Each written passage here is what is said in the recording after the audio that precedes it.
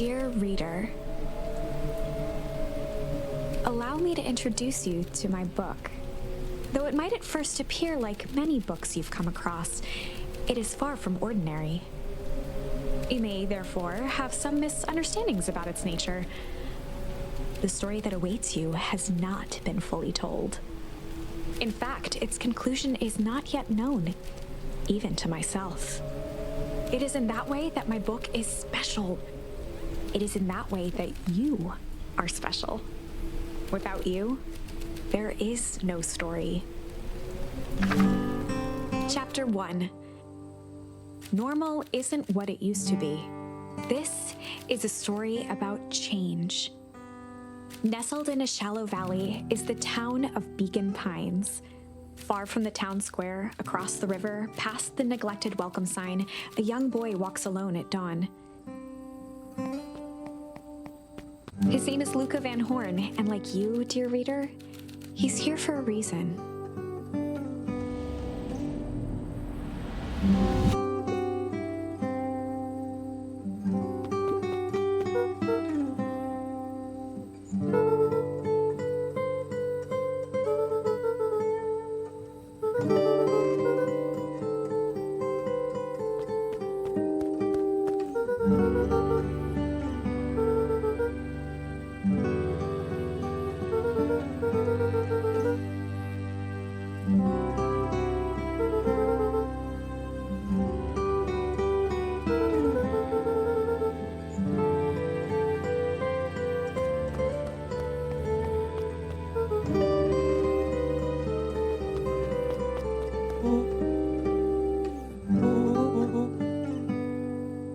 Rollo was Luca's closest friend.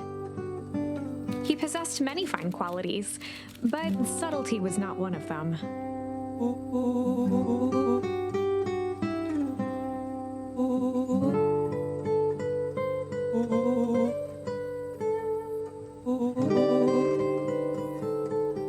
Rollo finally noticed the tears welling in his friend's eyes and the flowers on the grave.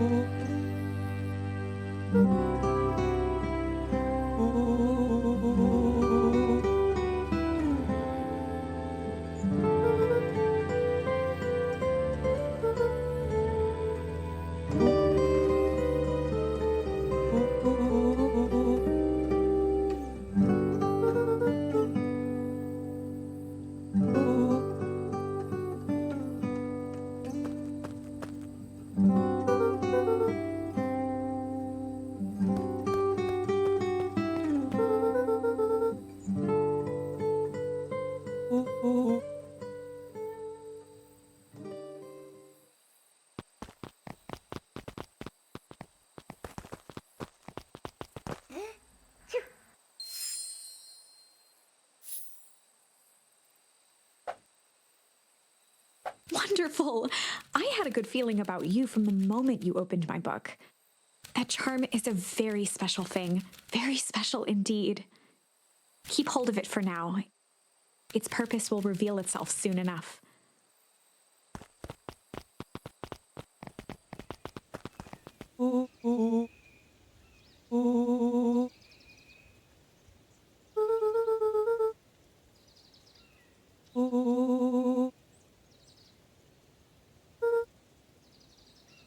Rollo looked to the side suspiciously.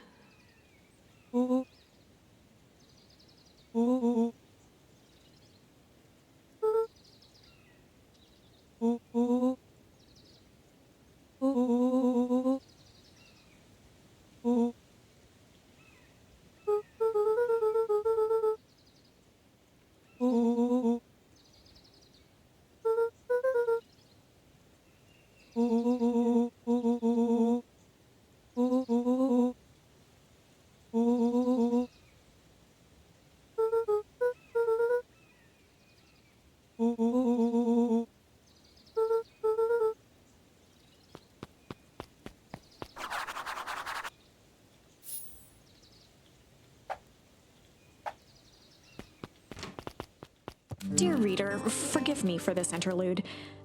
Remember that charm you found in the dandelion patch? There are more of those special charms to discover throughout Beacon Pines. They've been known to reveal themselves to those who are willing. Some of them can be found in this very house.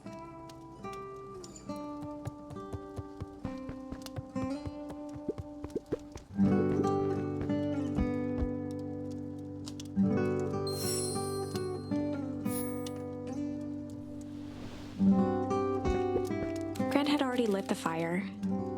She kept a warm house, as if by grandmotherly obligation.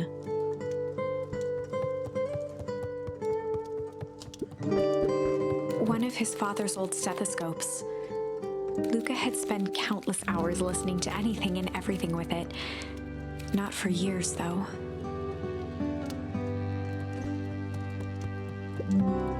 Since Gran had moved in, the house was more peaceful, more orderly, and more covered in flowery fabric.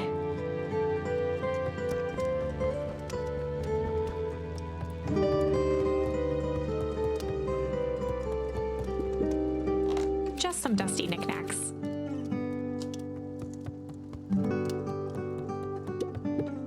Luca paused at his parents' bedroom door. He just wasn't ready to go in yet. Gran had commandeered the upstairs closet when she moved in. "Some things need shelter from a young boy's mischief," she said.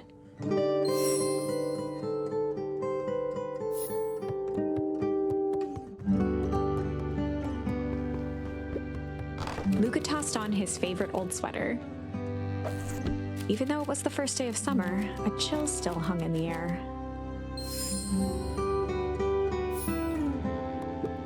Gran's moving in meant that most of Luca's things had been crammed in the corner. Luca was somewhat annoyed by the situation.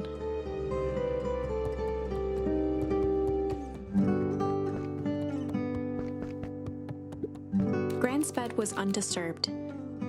Luca didn't mind that she had a habit of falling asleep in front of the fireplace. It meant that he could read late into the night.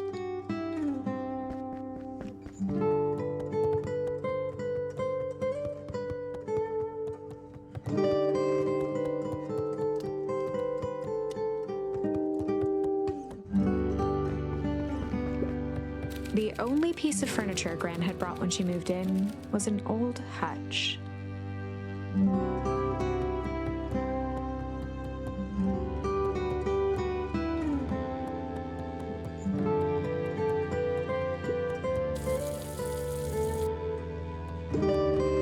A pair of dull scissors, a broken can opener, a mostly empty bottle of glue, and some loose string.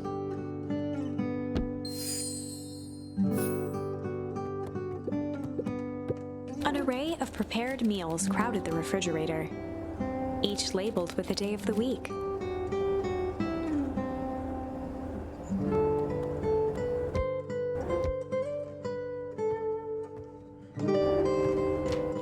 Oh my, this is quite exciting.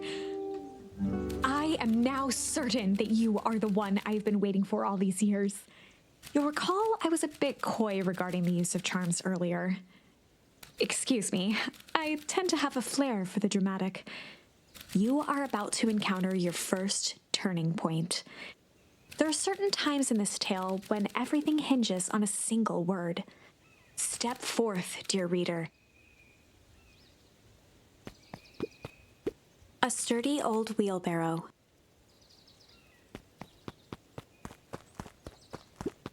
A beginner's guide to gardening laid open on the bench.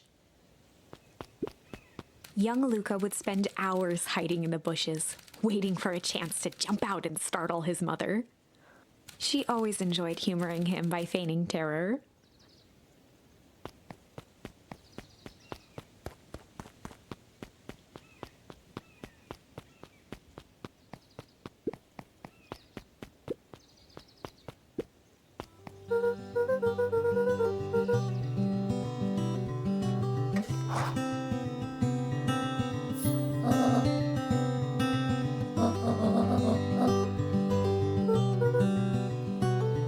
The less Gran knew, the better for everyone involved.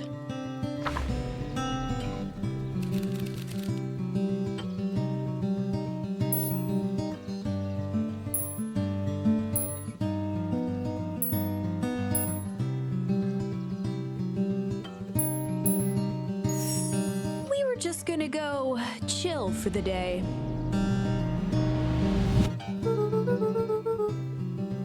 The best lies are built on truth.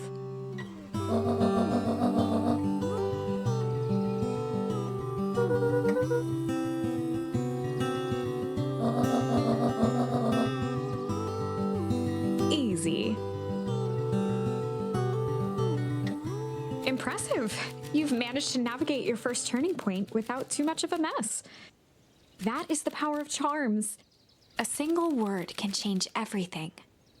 I think it's time to introduce you to the Chronicle.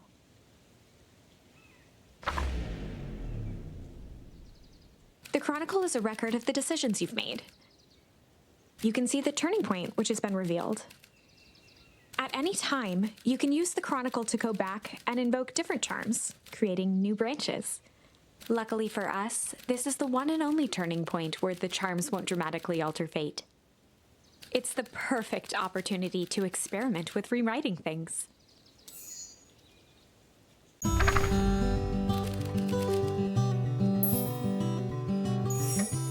We were just gonna go ponder for the day.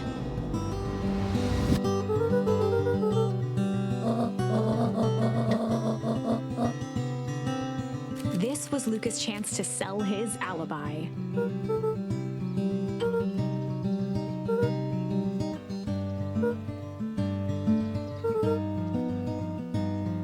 Nailed it.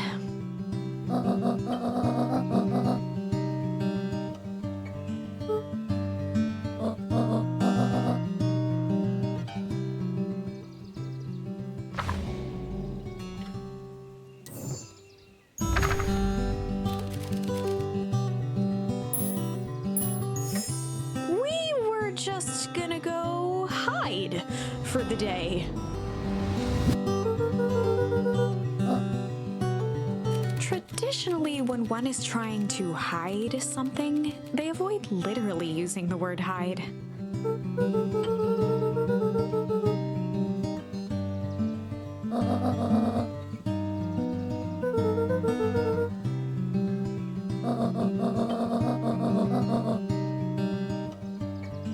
All's well that ends well.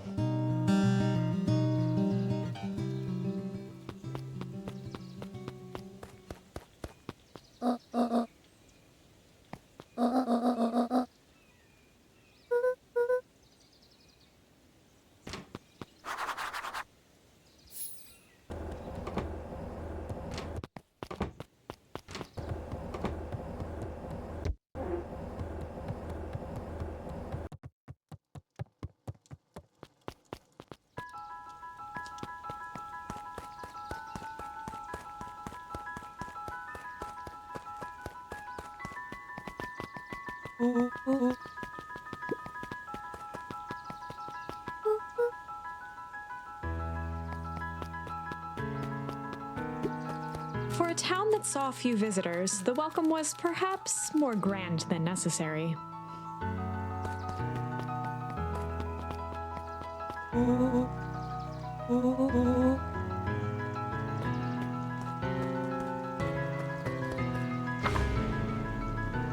Chapter 2. Welcome to Beacon Pines. For many years, this valley had been a small mining outpost. It wasn't until Sharper Valentine built his fertilizer company that Beacon Pines was established.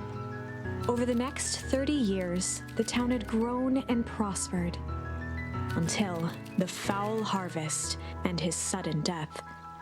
In the 6 years since, everyone was simply trying to get by.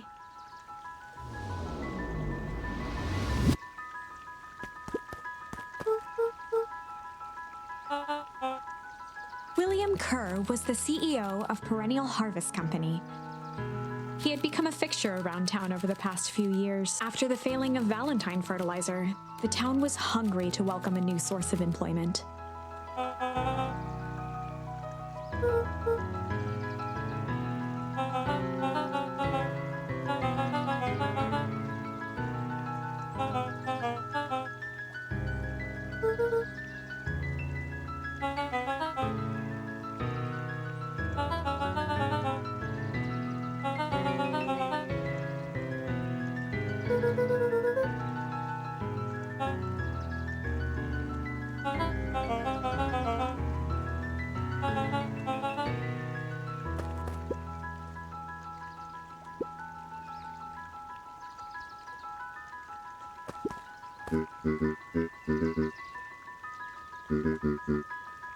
Mayor Augustus Valentine was not busy.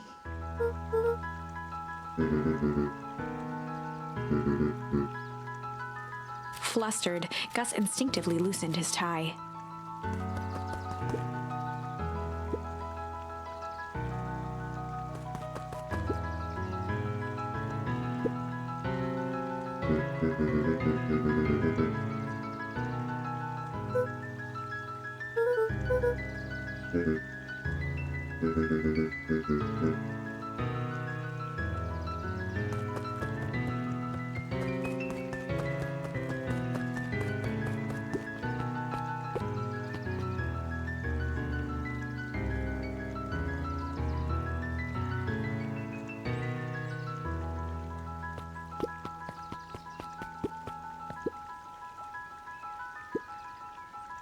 Mr. Sinclair continued snoring and lifted one eyelid just enough to see who it was, a tactic he often used to avoid undesirable conversation.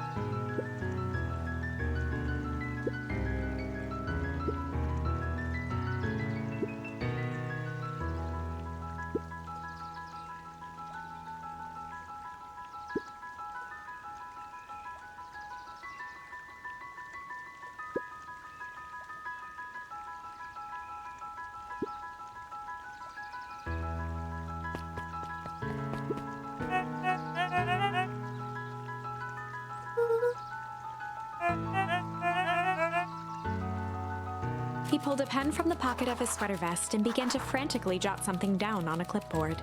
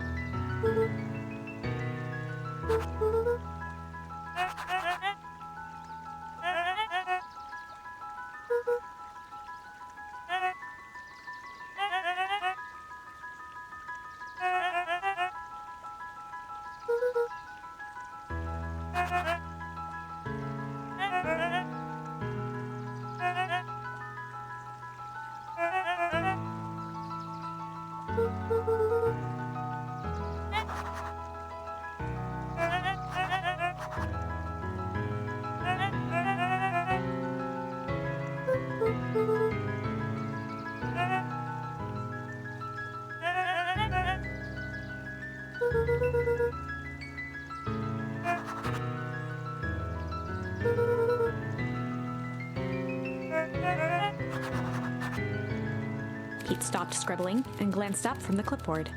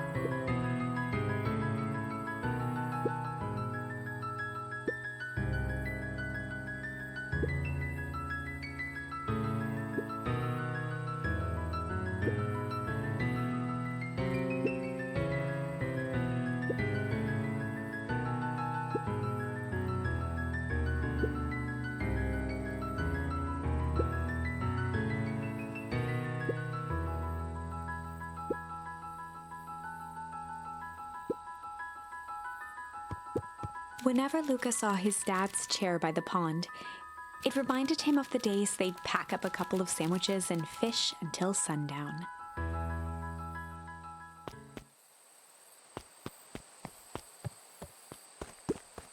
Luca opened the tackle box and picked the perfect bait.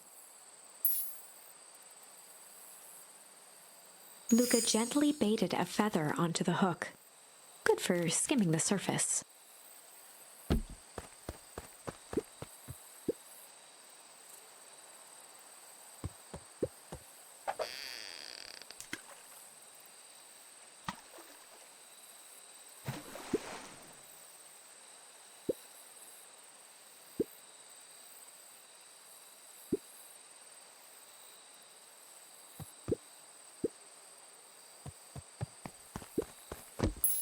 Luca gently baited a feather on, good for skimming the surface.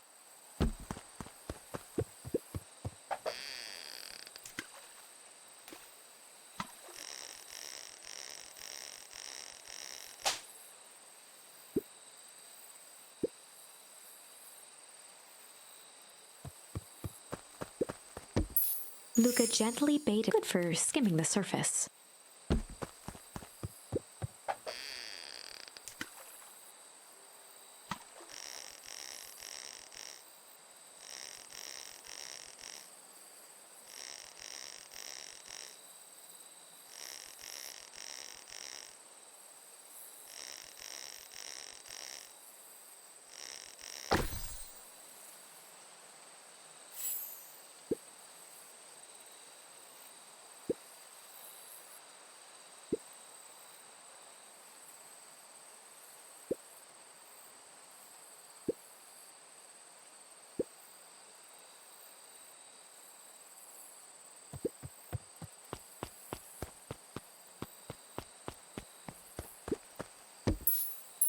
Luca tied a shoestring. What fish could resist a nice shoestring?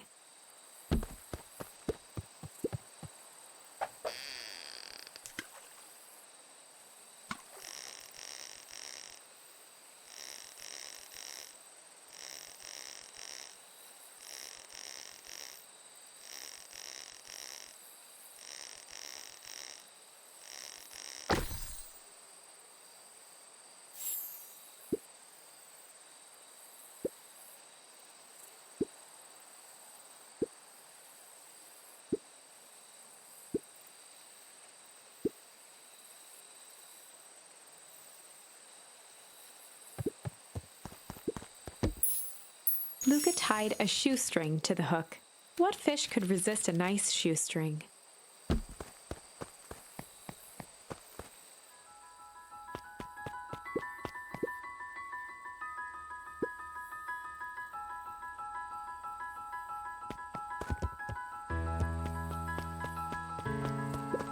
The boys had a good thing going, as long as they kept old Jeff happy. They had an endless source of precious materials to add to the treehouse.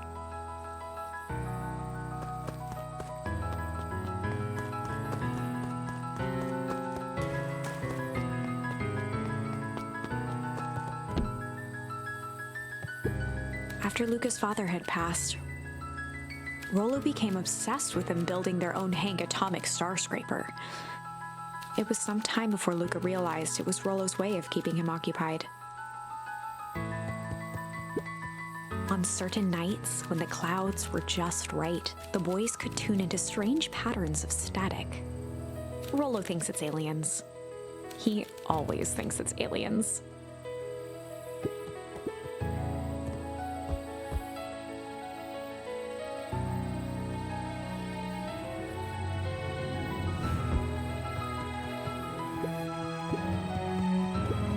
Luca's winter coat decommissioned for the summer. With the cold holding out longer than usual, he reconsidered its usefulness.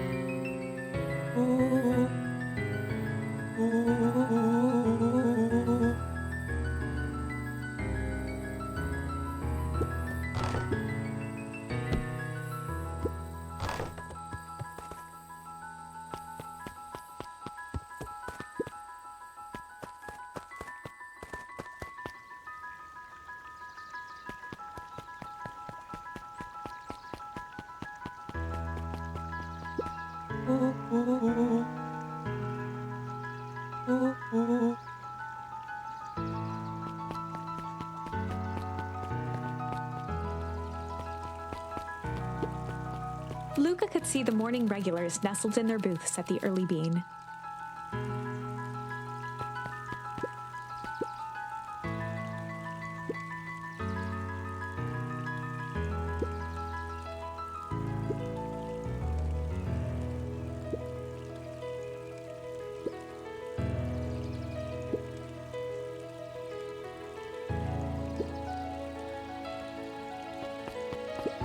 Miss Hatch could often be found near the fountain, too absorbed in a book to be distracted.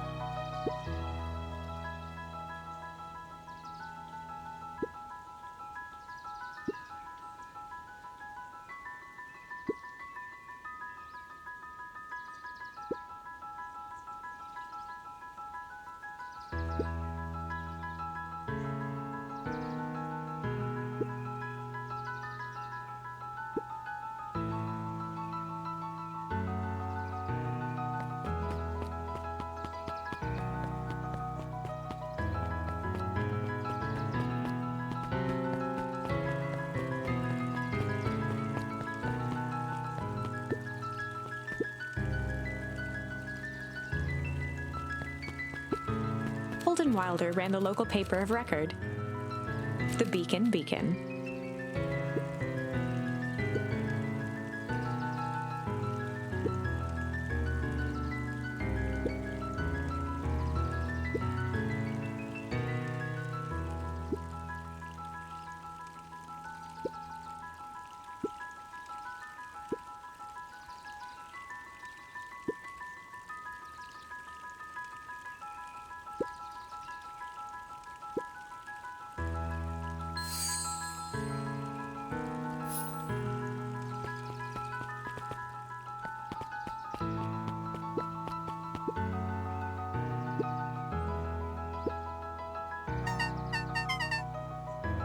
Dawn had dreams of becoming a big-time reporter.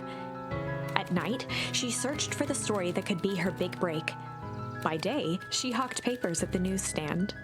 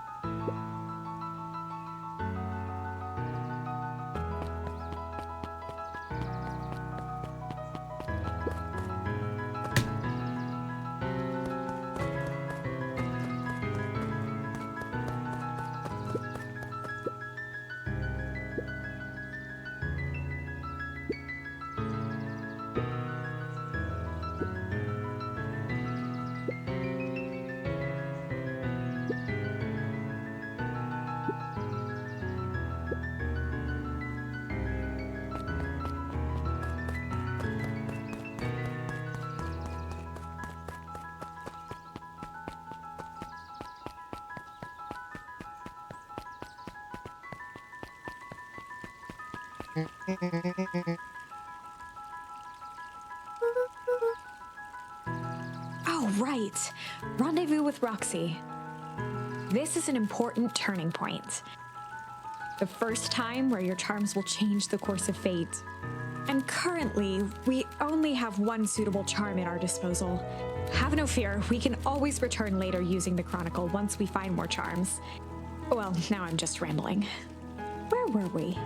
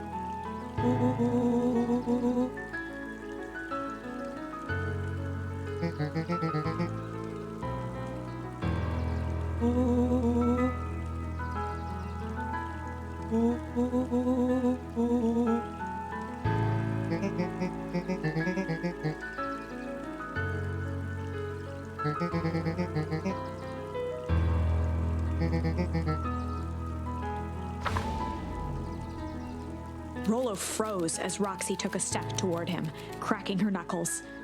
Luca knew he had one chance to save his friend from being dragged home.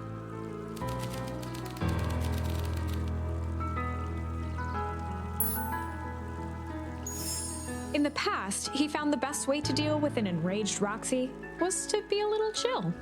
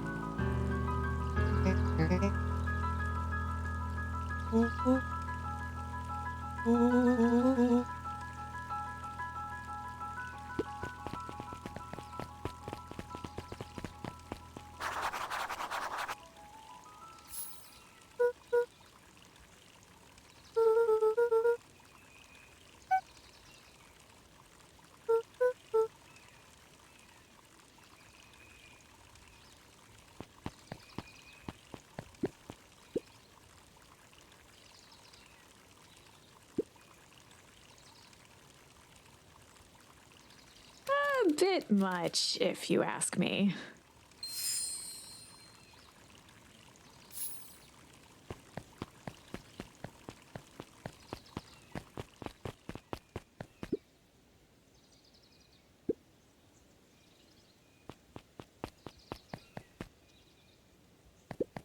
Jeff's hardware closed down about a year ago. The effects of the foul harvest stretched wide. When there are no crops in the field, tractors don't need fixing.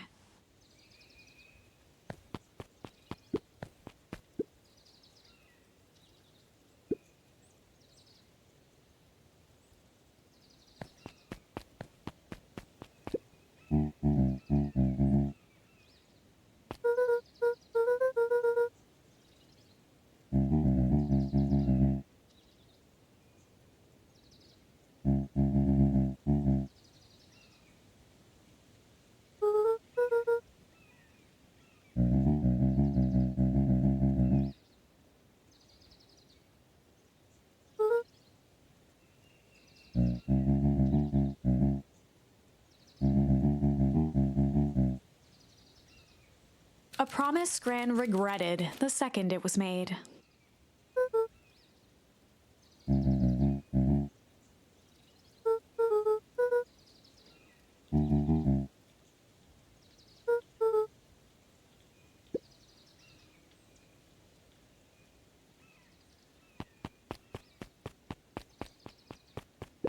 The phone booth was brand new, part of Perennial Harvest's Beacon Pines Reborn initiative. It didn't see much use.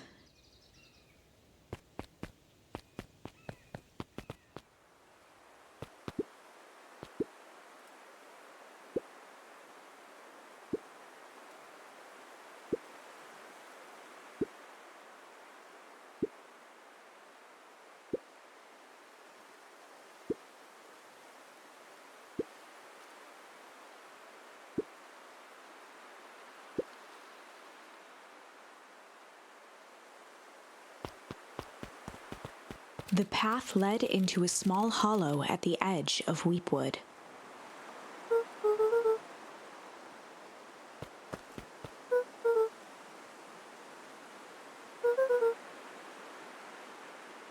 The fence thrummed with a gentle electric buzz. Luca often asked himself what Rollo would do, so that he could rule out that option.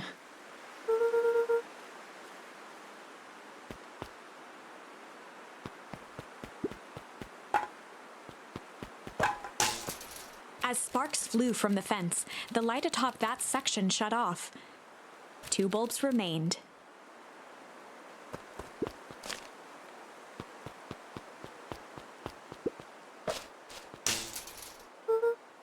One more to go.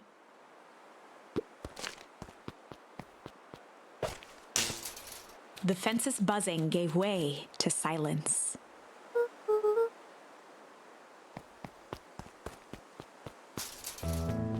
Every kid in town knew the old Valentine fertilizer building.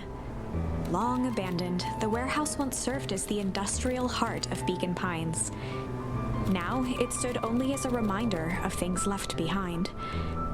The dormant building showed strange signs of life.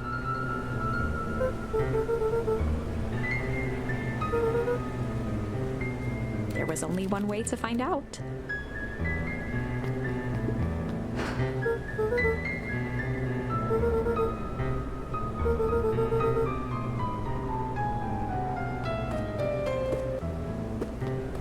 The hose emitted a subtle sound. It was actively draining some kind of liquid. The water looked almost diseased. It flowed slowly into the woods.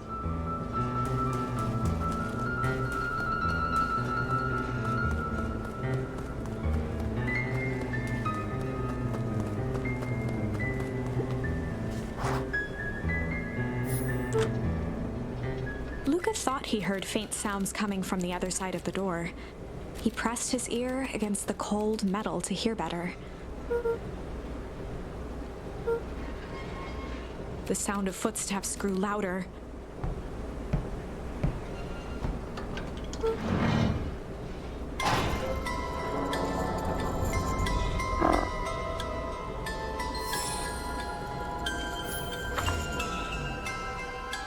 The heavy steel door knocked Luca to the ground. Disoriented, he looked up to see an imposing figure silhouetted in a green glow. It lunged toward him. He tried to scramble away, but felt a gloved hand latch onto his ankle. Luca watched his fingernails leave trails in the dirt as the hand slowly dragged him back through the door, into the lab, into the green light. This is a story about change. It was far from the sort of change Luca imagined for himself. But change is, after all, a dangerous animal. The end? I probably should have warned you about this. There are many paths that our story can take. Most will end in tragedy, but don't let that discourage you. We will find the ending that this story deserves. I just know it. From here on out, a charm will have a check mark when it's been used to its full potential at a given turning point. Now, let's try something different.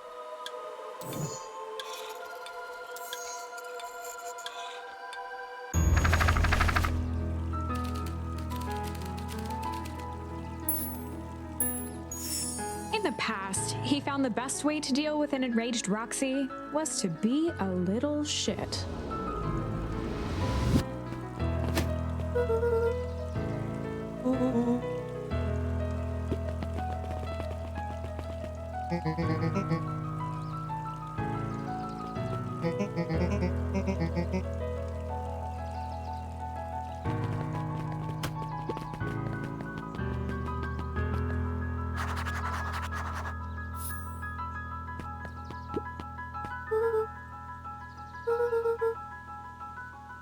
Solomon Valentine, current ward of and future successor to the Valentine fortune, huffed as he brushed off his pants.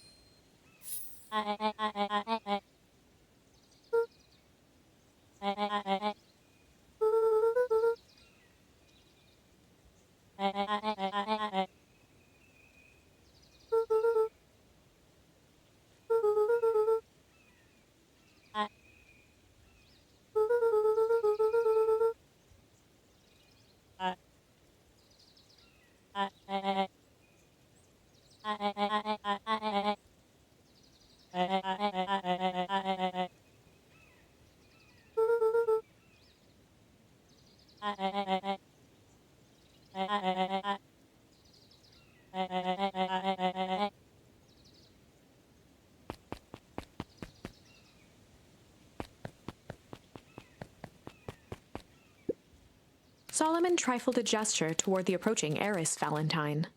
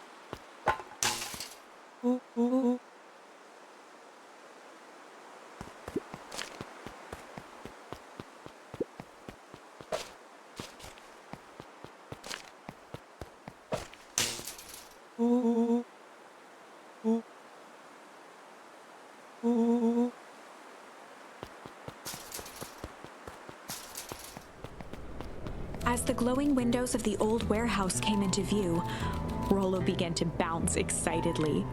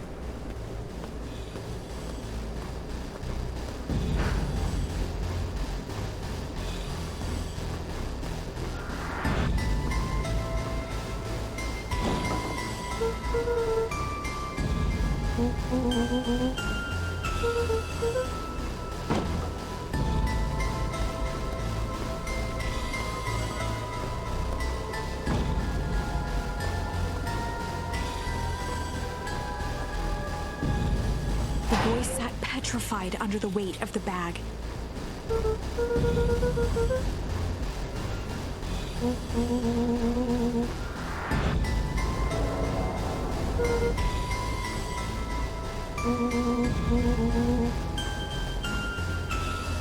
Rollo felt around at the large sack which burdened them. He snapped off a tag from just within a small zipper opening in the bag.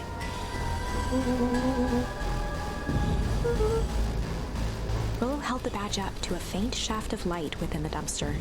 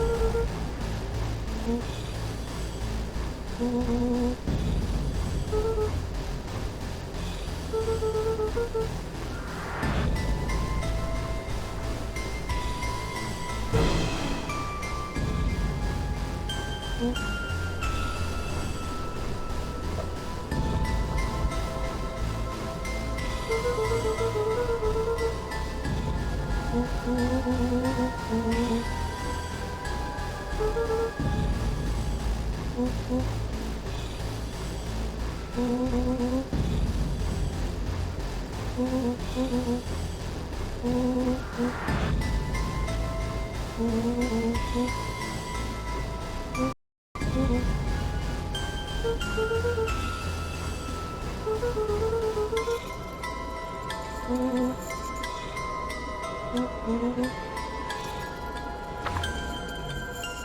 sat in the dark, tracking the sound of Rollo's footsteps as he ran.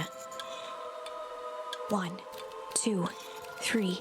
He pressed his ear to the dumpster wall, straining to hear Rollo's footsteps as they faded away. 15, 16, 17. He tried not to think about the contents of the dumpster as he counted. 35, 36, 37. The thick stench made it hard to breathe. Screw it, that's long enough. Luca carefully lifted the lid and peered out.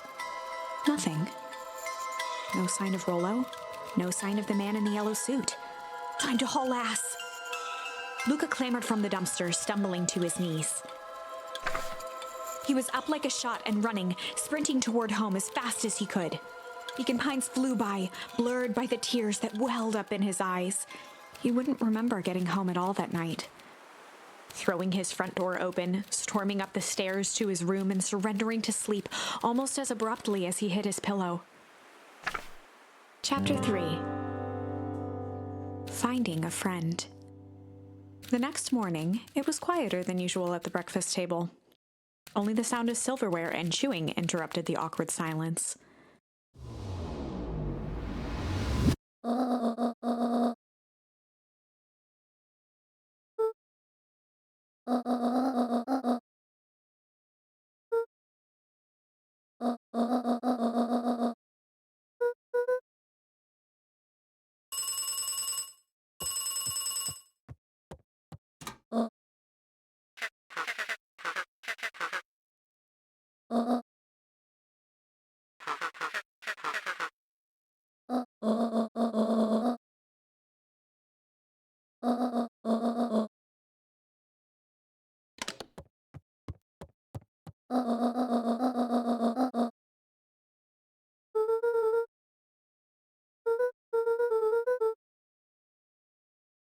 Gran's brow furrowed.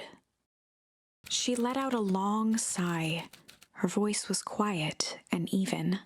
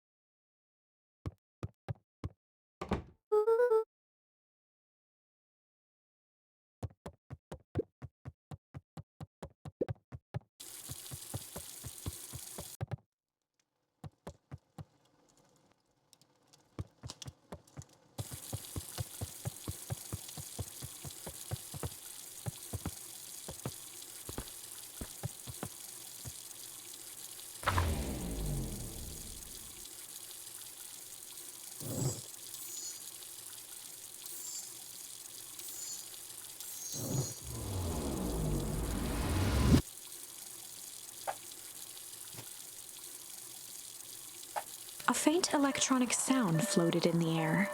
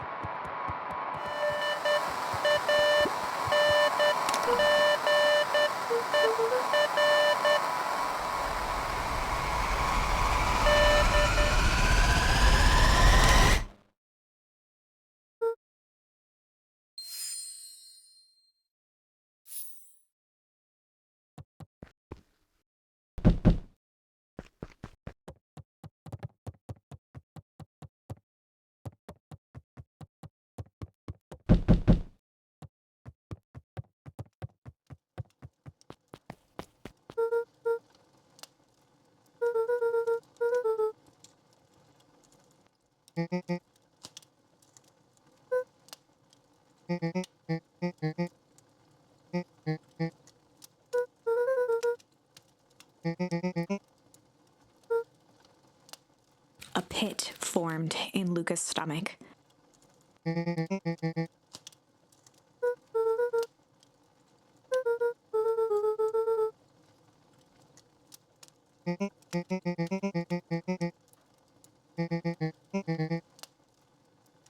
Luca's mouth felt dry.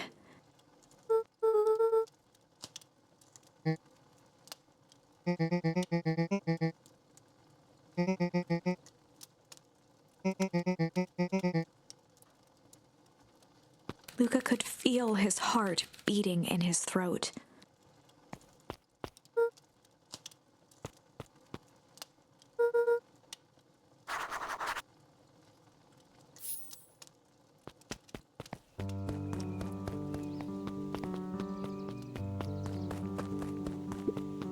The road leading to Beacon Pines was long and uninspiring. A sort of natural barrier for the impatient.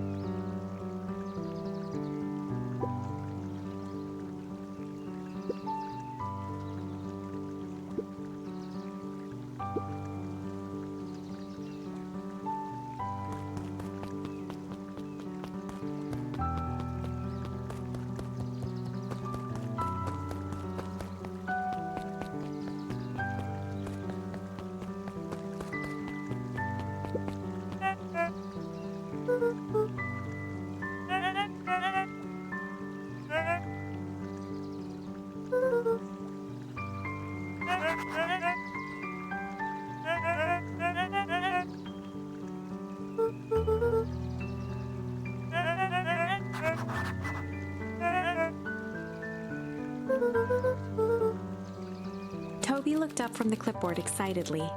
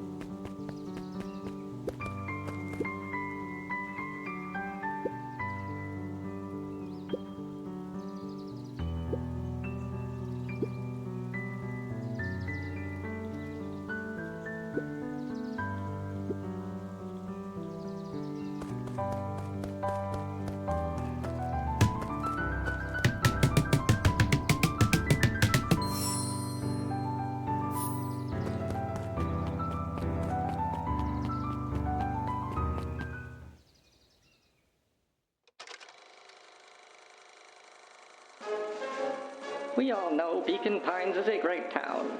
What you may not know is great towns grow from mighty roots. And that is why you cannot tell the story of Beacon Pines without telling the story of one Sharper Valentine. Young Sharper's keen intellect and strong moral fiber led to a grand vision. A vision of a community dedicated to a better tomorrow. In his own words, a better tomorrow is within our grasp, but it requires a singular mind to harness it. Lucky for us, he decided to grow that vision here, in Beacon Pine. And how does one grow a better tomorrow? With fertilizer, of course. Valentine's Fertilizer Company became the lifeblood of a town yearning for purpose. But then tragedy struck, a scientific experiment gone wrong. An accident which took Sharper away from us far too soon. To this day, we struggle to pick up the pieces. But one foul harvest isn't enough to stop the people of Beacon Pines. The spirit of Sharper Valentine lives on. It lives in the hearts of everyone with a dream for a better tomorrow. Together, we will follow his example and grow a bountiful future. Paid for by the Valentine family and the Valentine Fertilizer Company Reverence Fund.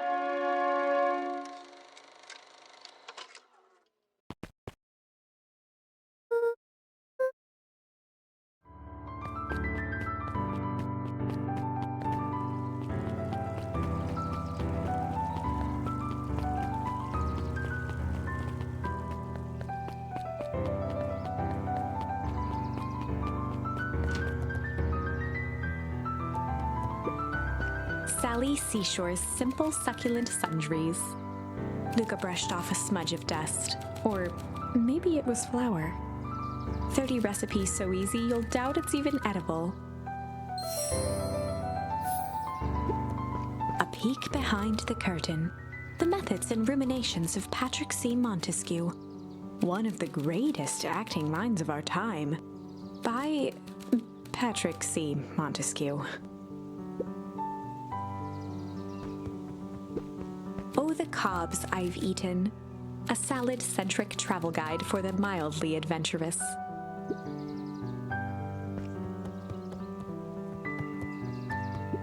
There were rarely any actual new additions. Simply a variety of existing content rotated into the front display each week.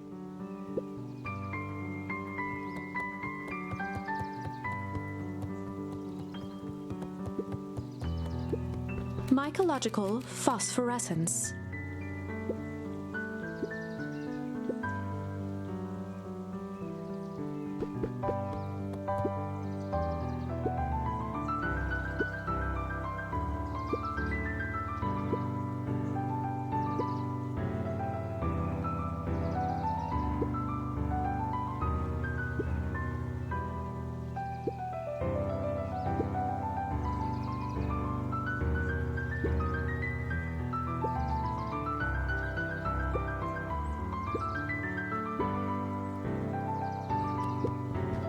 corner shelf was a dusty array of thick science books. Only one binding was clean enough to read: Cellular Biology and the Chemistry of Mitosis.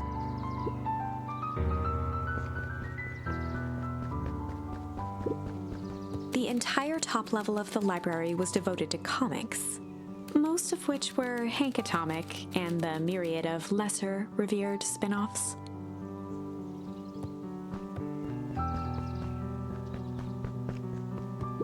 Kato volunteered at the library during the summers. He wasn't very social, so he'd dedicate each summer to becoming an expert in a single subject, making him a reliable source of very particular knowledge. If you were to ask Kato something he didn't know, he'd escape into the dusty old bookshelves and return with just the right thing. Kato was lost in his reading.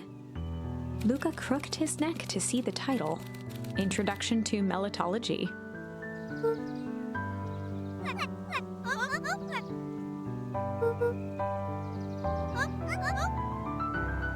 He gestured to the shelves.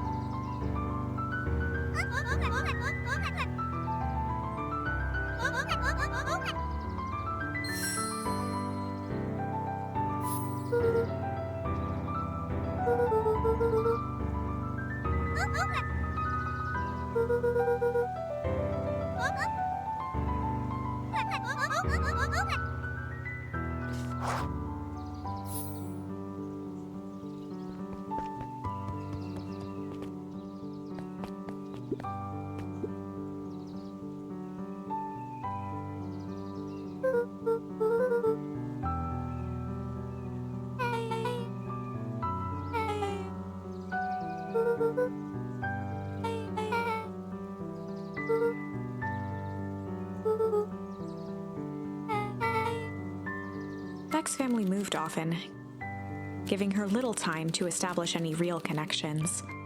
She would tell you she prefers it that way.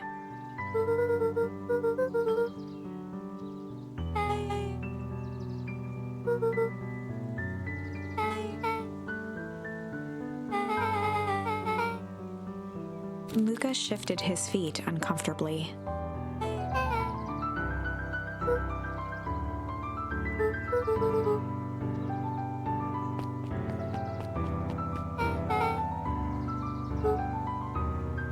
Beck pulled a coin from her pocket.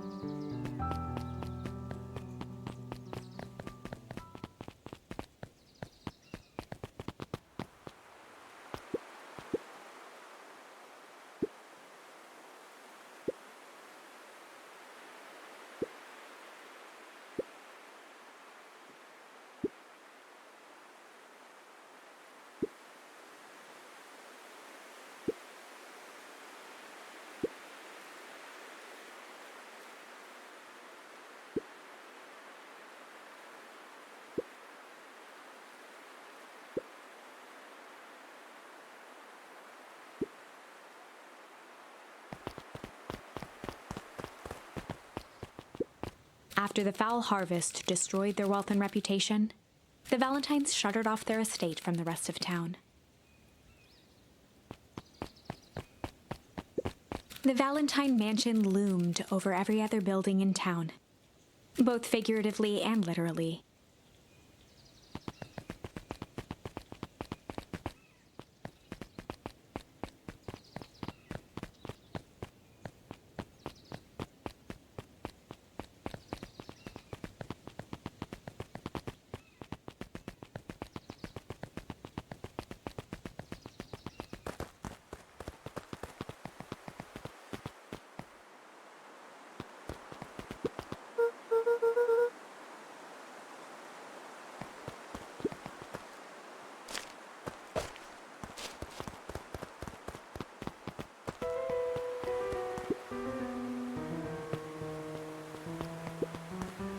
Luca felt a chill as he approached Beck. Her eyes were locked on the strange green liquid. The nearby grass was coated in a fine layer of frost.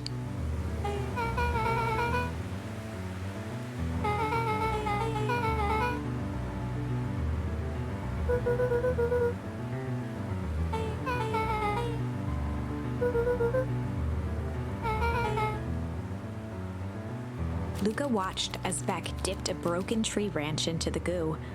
Beck's eyes widened as flowers grew from the dead wood. First small buds, which quickly bloomed into vibrant petals.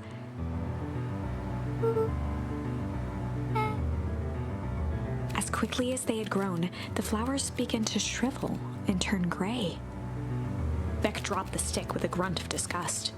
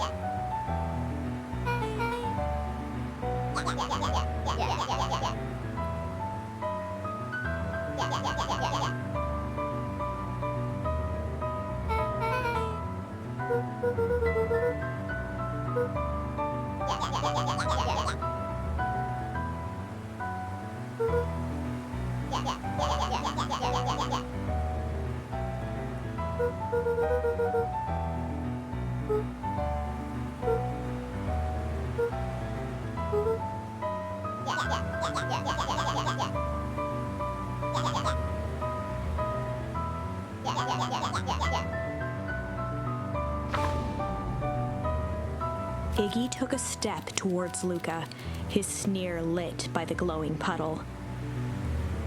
Beck could see tears welling in Luca's eyes, his fists clenched. Some things about Beacon Pines were very different from the city, but a bully from a hayseed town is really no different from a city bully.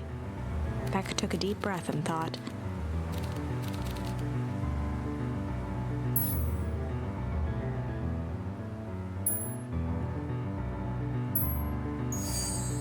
Well, time to bust out the tickles.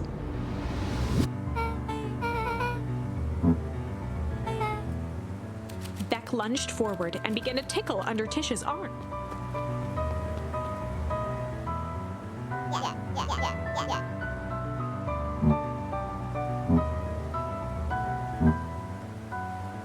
Tears began to form in Tish's eyes as she gasped for breath between gales of laughter. Beck redoubled her efforts until Tish finally had had enough.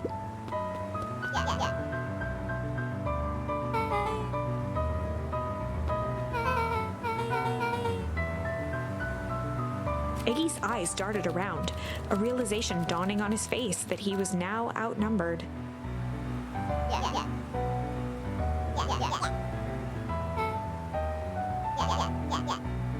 Iggy kicked at the puddle before making his escape.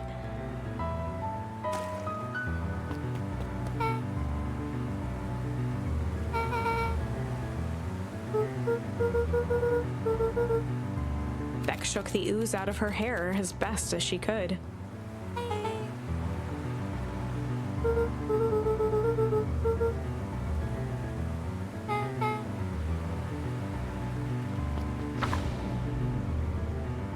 Chapter 4. The Best Policy. Luca paused for a moment, catching his breath.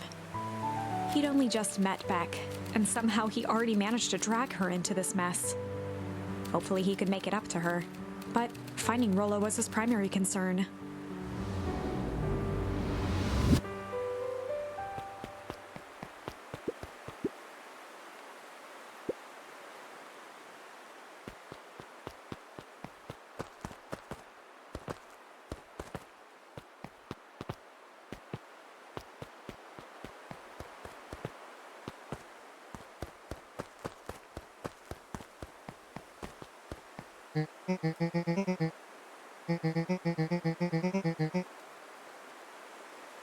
Roxy and Fitz looked drained.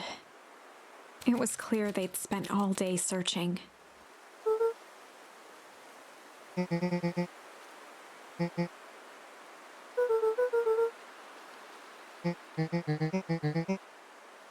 Roxy's temper could often be dismissed as the impatience of an older sibling. But this was the most intense Luca had ever seen her. Her eyes were wild and unfocused, looking straight through Luca. In a torrent of rambled words and tears, Luca broke down.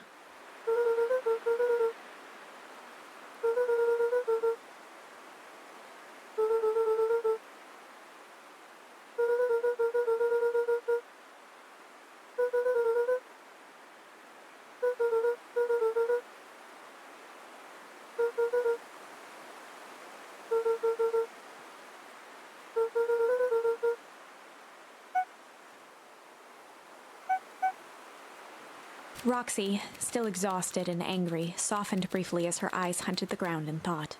With a determined sigh, she looked up at Luca. Roxy drew herself up.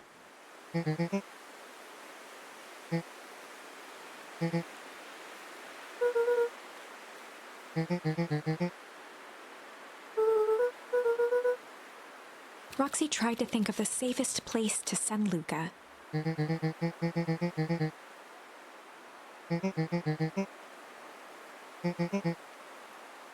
Luca wiped his cheeks and gave a quick nod.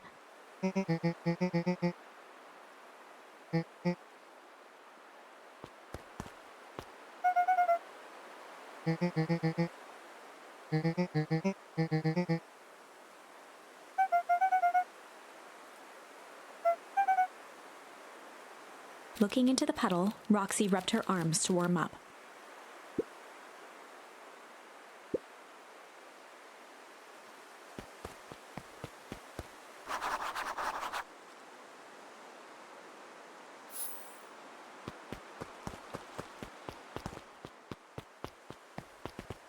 Mr. Nuncreed jumped with a start.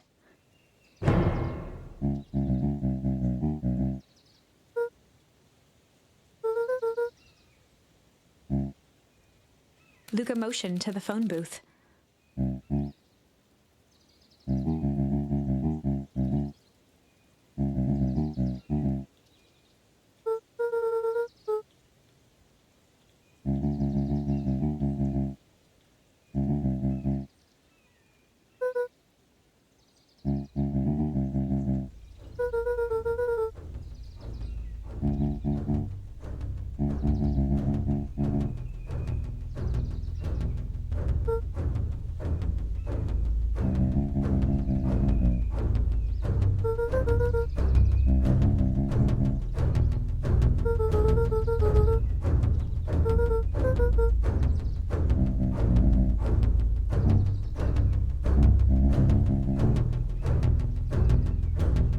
Mr. Nuncreed gently placed one of his substantial hands on Luca's shoulder.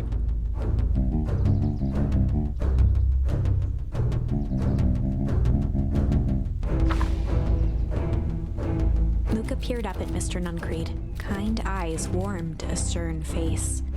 There was a deeper emotion hiding beneath it all. It was subtle, but Luca could sense something eating away at him.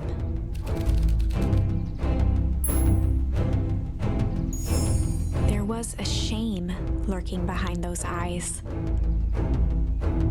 A deep sadness. If Mr. Nuncreed was that worried about Rollo, maybe he could help.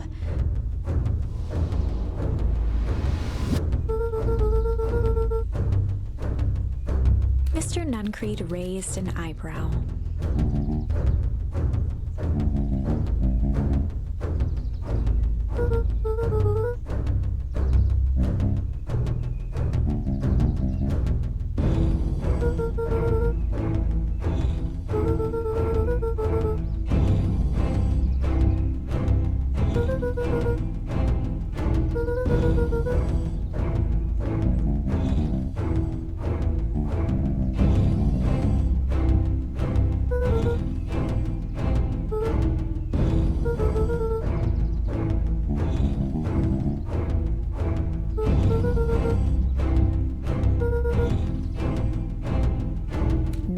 Nuncreed's shoulders slumped.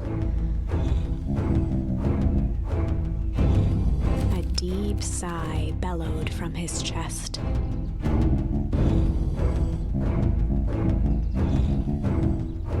Luca attempted to take a step back, but Nuncreed's hand clamped down on his shoulder.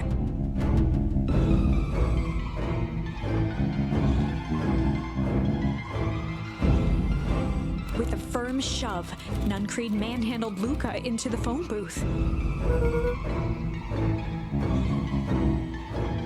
The door latched shut with a mechanical hiss.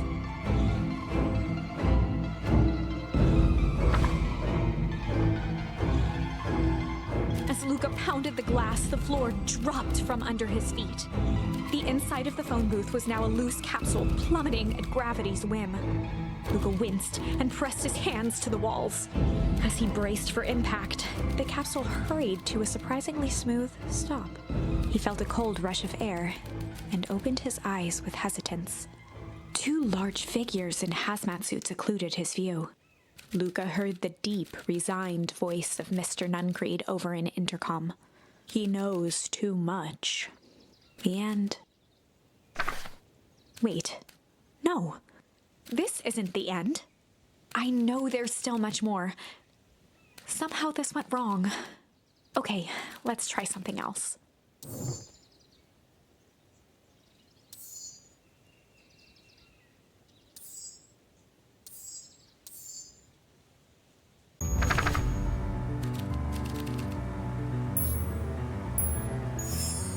Well, time to bust out the strange.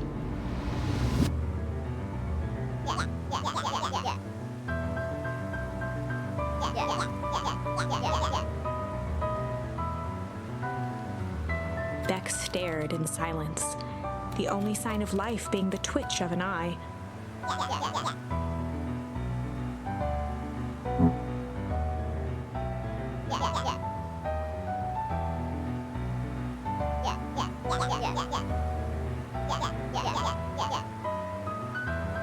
At the sight of Iggy taunting Beck, something in Luca snapped. Iggy's smirk shifted to a look of shock as Luca launched himself into his stomach.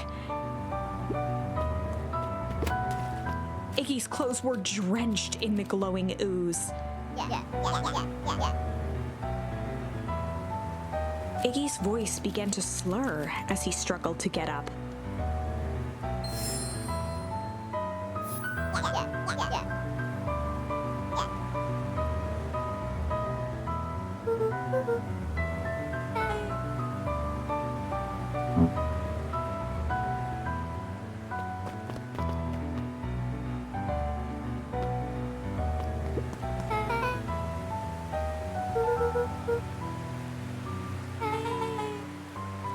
The person at the warehouse, this strange ooze and what it did to Iggy. Was Rollo caught up in all of this?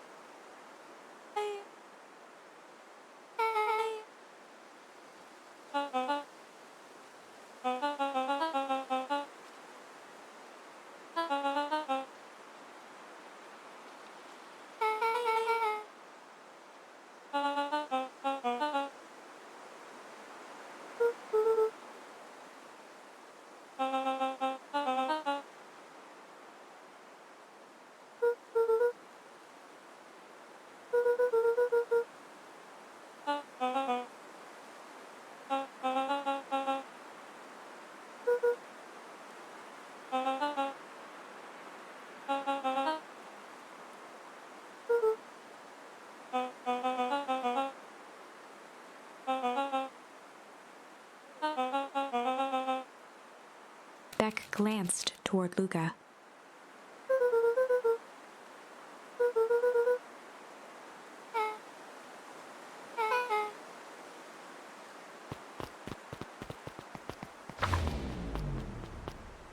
Rollo was safe. A wave of relief washed over Luca, which was quickly replaced by a sense of dread. Gran is going to kill me. If he hurried, he might just make it home before sundown. Chapter 4. Our harvest awaits. Luca took a deep breath and gingerly opened the door, steeling himself for Gran's wrath.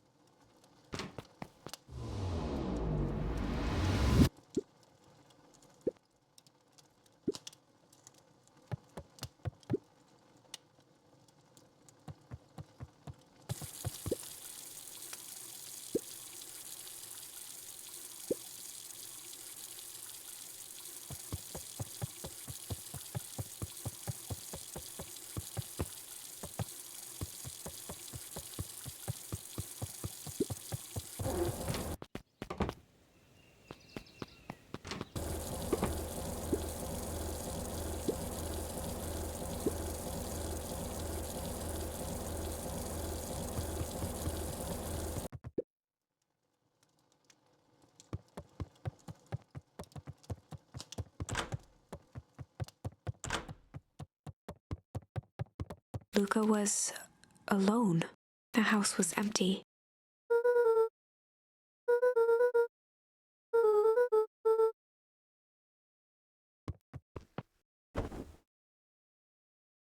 Luca was sitting by the pond, listening to small waves lap against a rock. His father sat in a folding chair in front of him. Without turning, he spoke. "Why don't you grab me some nice bait?" "Sure thing, Dad." Luca hopped over to the tackle box and popped open the lid. Inside was a rolling, buzzing mass. "We're fishing with bees?" Luca's father gave a warm chuckle. "Well, you catch more fish with bees than honey. Pick us out a good one." Luca closed his eyes and plucked out a bee. He could feel its wings struggle between his finger and thumb. Holding it at arm's length, he hurried over. His father deftly baited the hook and examined his work. "Interesting choice." With a practiced flick of the wrist, the line buzzed in a graceful arc. The water accepted it without a splash or ripple. The wrong choice, but I respect it. The pond began to freeze over. Sometimes we gotta make the wrong choice before we can make it right. Pallid ice propagated across the still surface with an alarming speed. Luca scrambled back as the ground beneath him turned cold. "Dad, I don't understand." "Sorry, kiddo. Understanding isn't always part of the deal." The relentless ice shot through the fishing line toward his father. "Dad, look out!" His father casually wound the reel. "None of it's your fault, you know. Never was." "Dad, we have to go!" Luca grabbed his father's shoulders, trying to pull him away. "Please, you have to run!" The ice crackled as it spread across his father's hands. "That's the thing about fishing, Luca." His chest began to crystallize.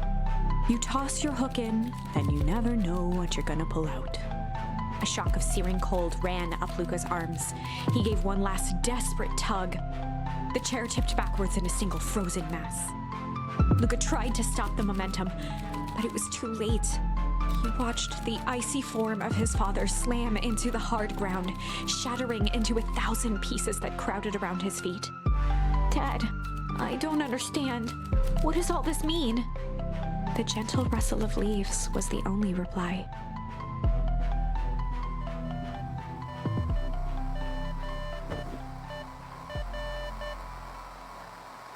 Luca's eyes struggled to focus on the walkie-talkie.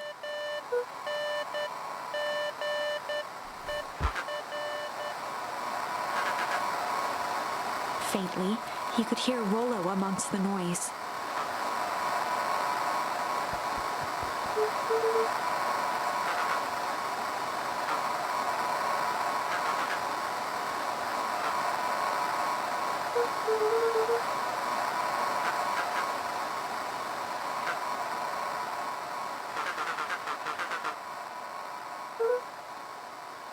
Rollo's voice was coming through more clearly now, but some words were still just static.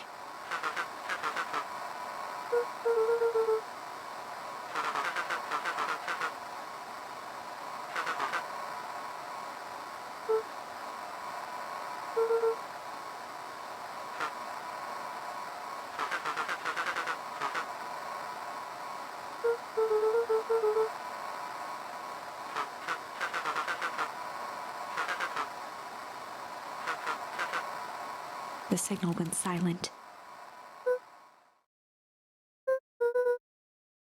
Luca held still, waiting for a response, his pounding heartbeat marking the passage of time.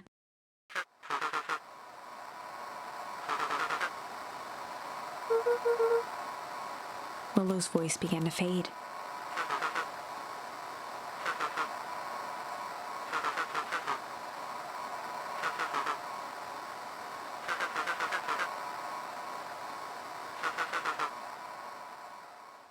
With that, the signal died for good.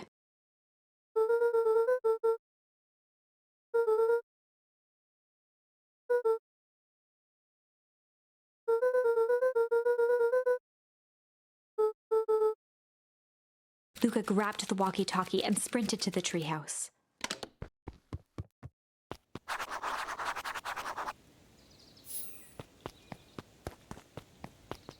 Luca heard a group of footsteps approaching. He dashed behind the bushes to avoid being spotted.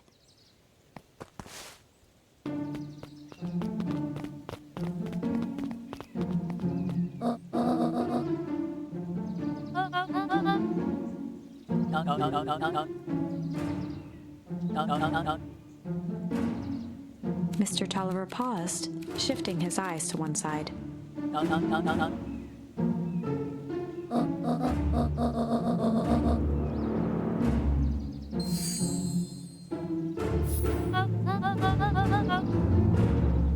Mr. Tolliver took one long, quiet breath.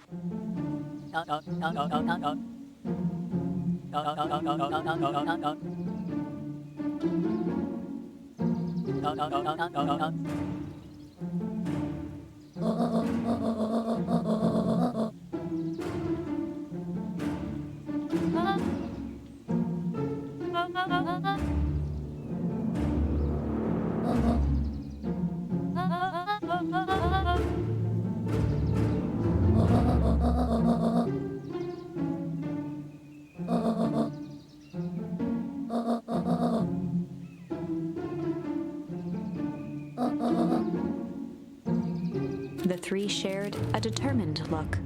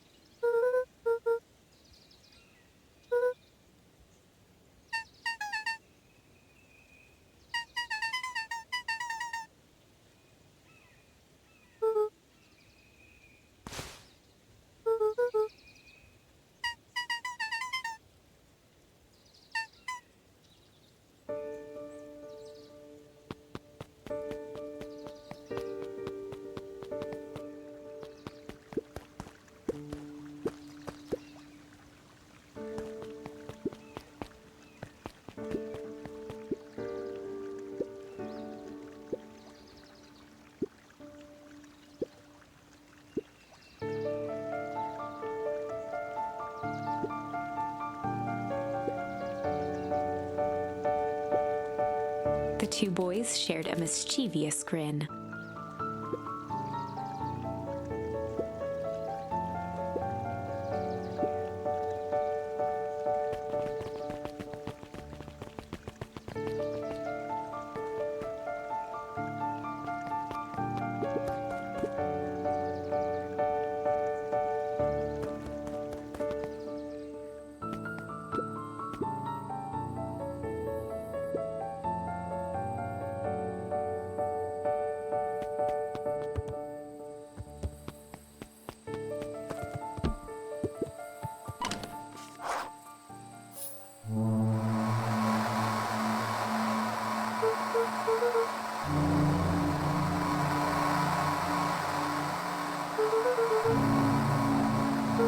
Luca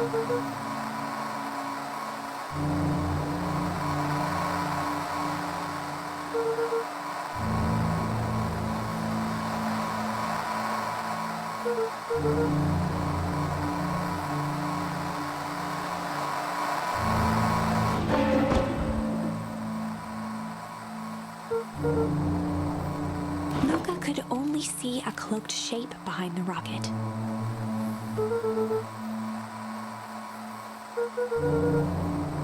He strained to hear as a muffled voice began.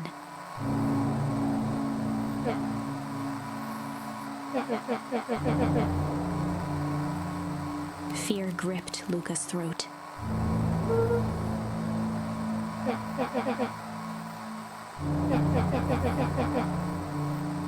Luca stared at the ground for a moment, trying to place the dampened voice. The figure shifted slowly from behind the rocket, revealing itself to Luca.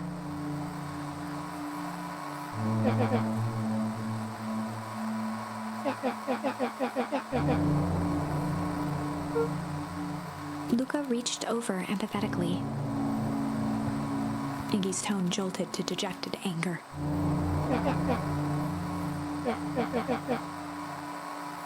Luca slumped to the ground, overwhelmed by guilt.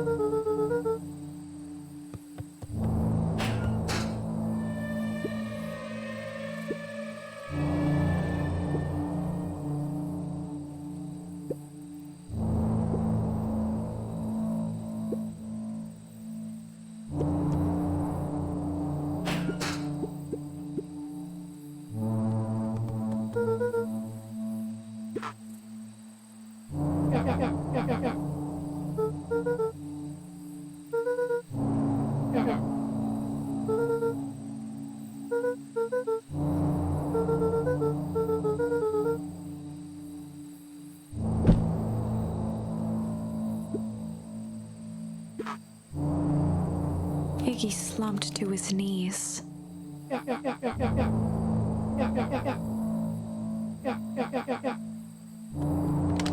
Luca grabbed the walkie-talkie and headed for the window.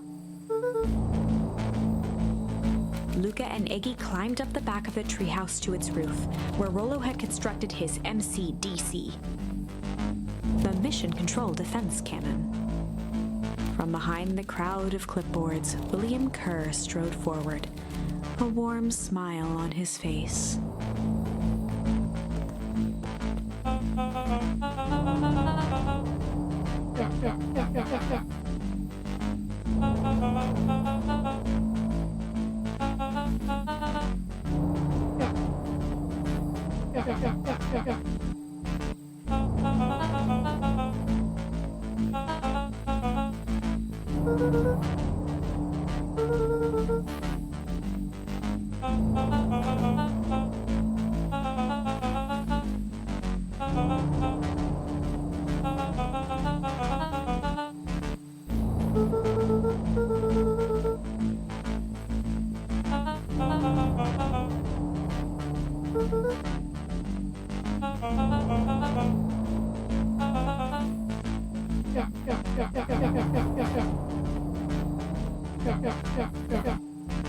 Kerr's smile faltered.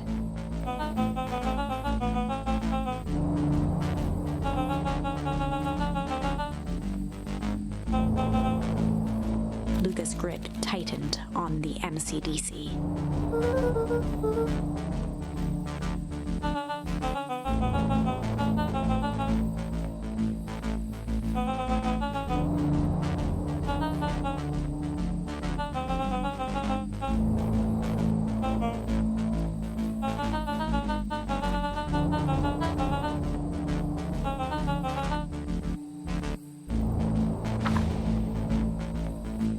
Luca's mind raced. He was caught in a trap. What do you do when there's no hope? He wiped his cheeks with a sleeve. What are you gonna do, Luca?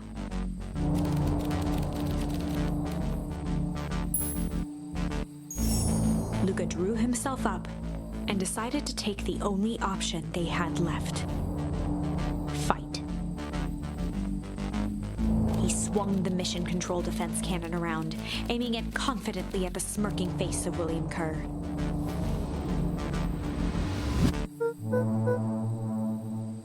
Luca summoned his most insolent demeanor.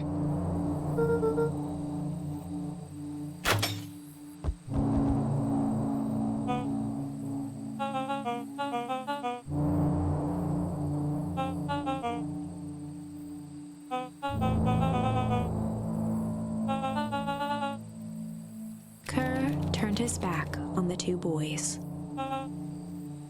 With a nonchalant wave of the hand, he made his exit. As the clipboards began to slowly advance on the treehouse, Luca looked to Iggy with resignation in his eyes. The end. That escalated quickly. Maybe discretion was the better part of valor here. Let's put a pin in this for now.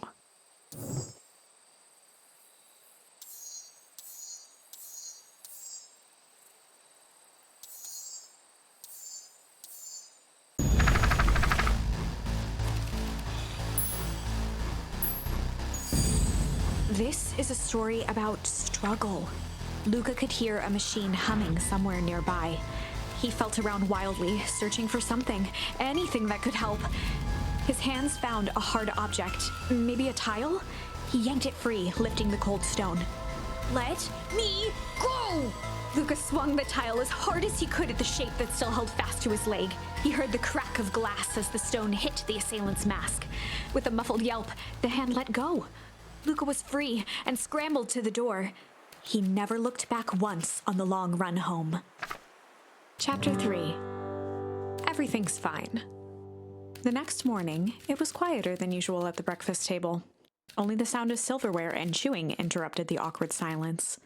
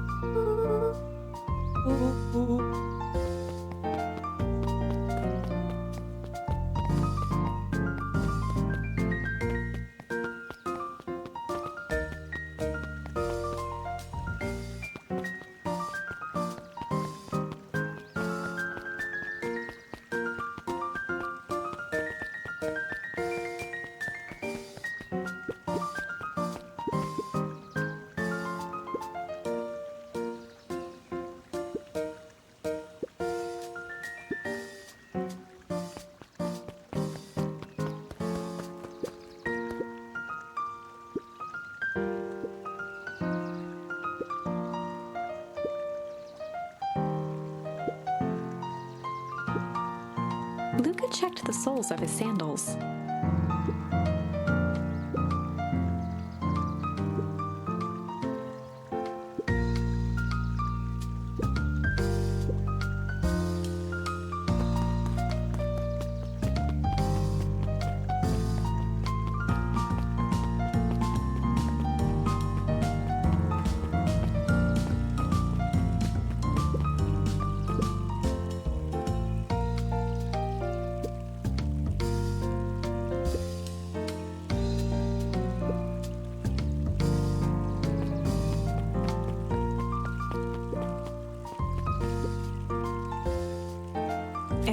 Valentine, oldest of Sharper Valentine's children, and heir to the Valentine fortune, had a way of making questions seem like demands. Mr. Wilder had learned to assume that if he was hearing from Eris, it was because she had taken issue with something he had put in the paper.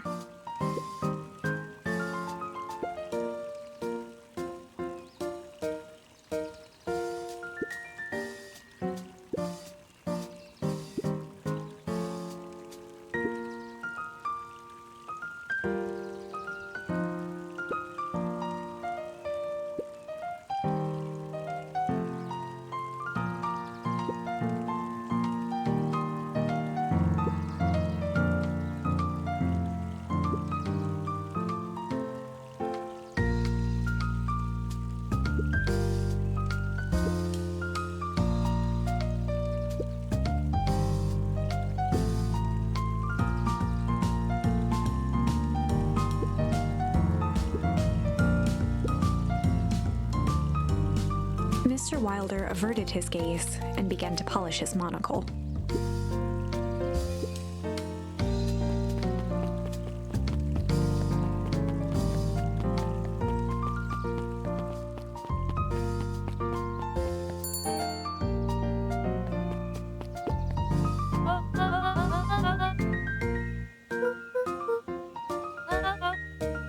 She leaned forward and pinched Luca's cheek.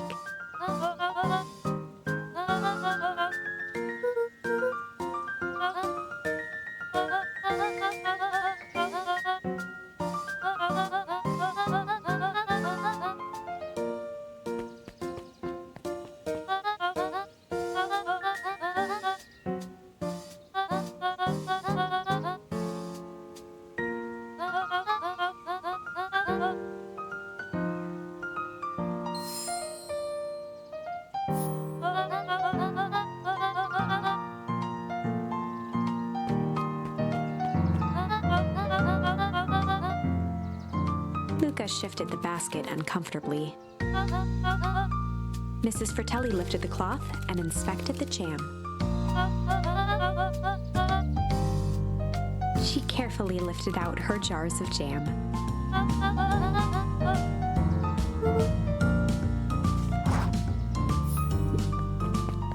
Luca squinted at the faded photo of him and his mom at the diner. Memories of that day came flooding back.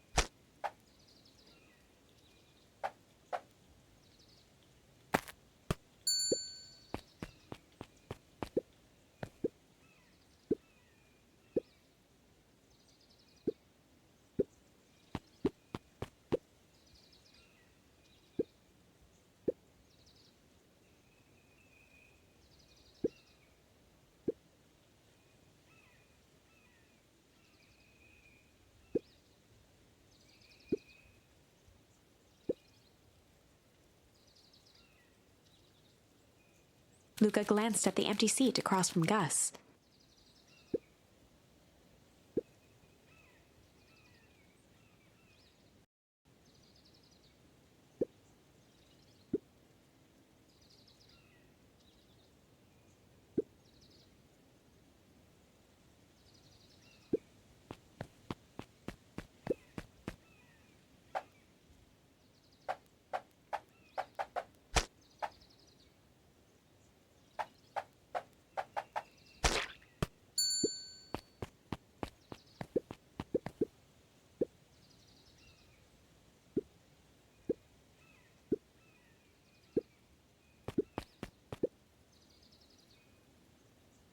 Jeff slapped the table and gave Luca a toothy grin.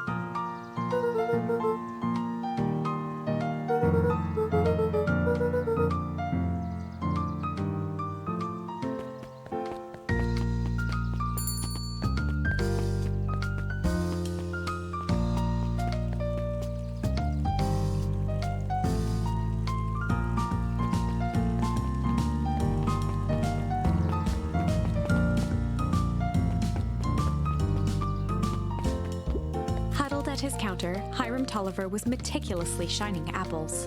More accurately, Hiram Tolliver was meticulously shining one apple. With a yelp, Mr. Tolliver fumbled the apple, flailing at the air as it fell. He leaned forward and lowered his voice.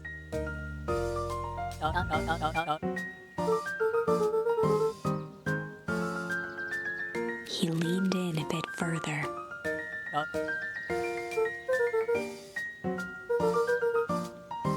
Mr. Tolliver leaned back, speaking loud enough for anyone to hear.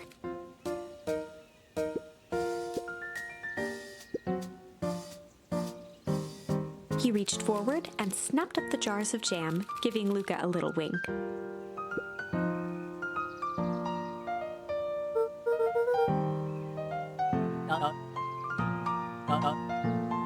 He leaned in for a final whisper.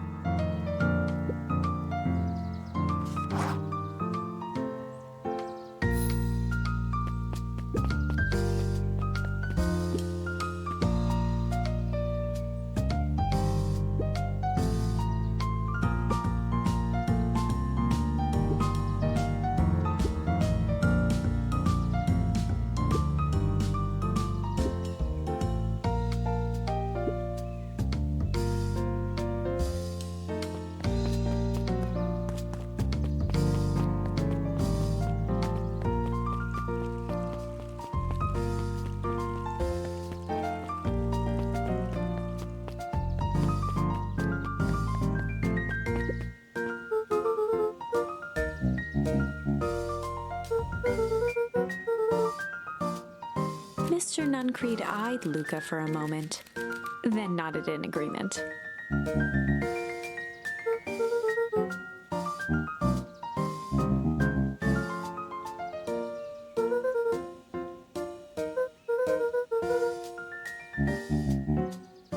Nuncreed snatched the basket from Luca.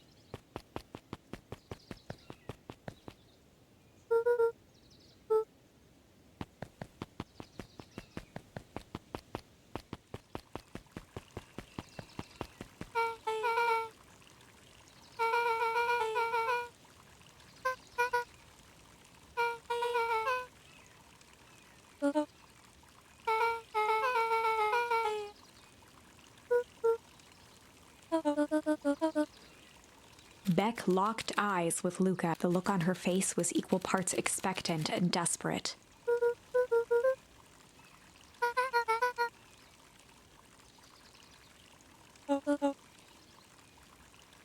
Beck gave Luca a quick nudge.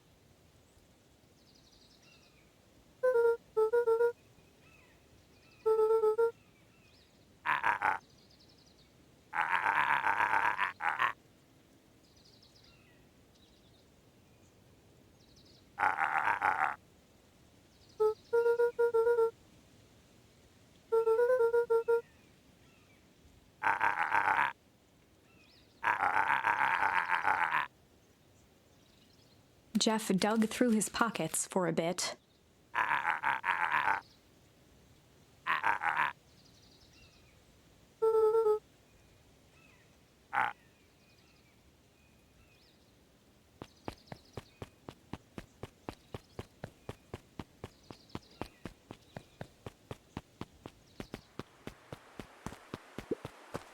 Luca peeked up at the beehive. It appeared to be deserted.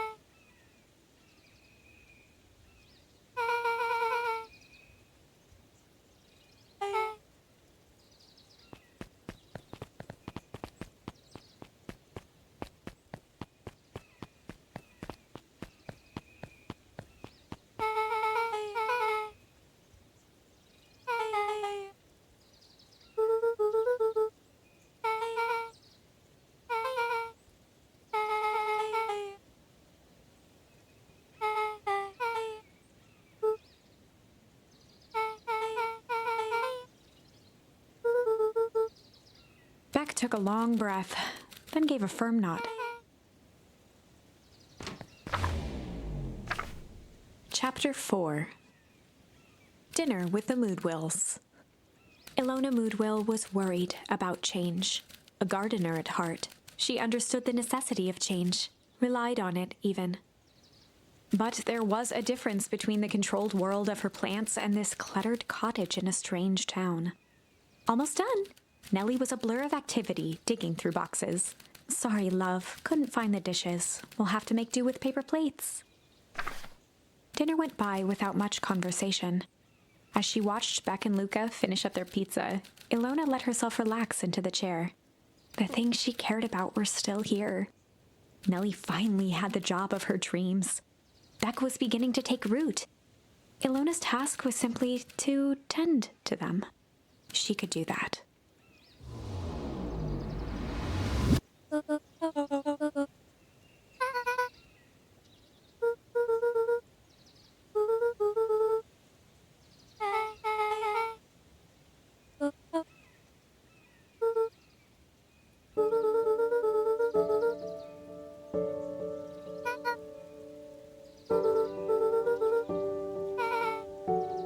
Luca's eyes were fixed to his plate, pushing a chunk of pineapple around with his finger. Nellie was the one who eventually broke the silence.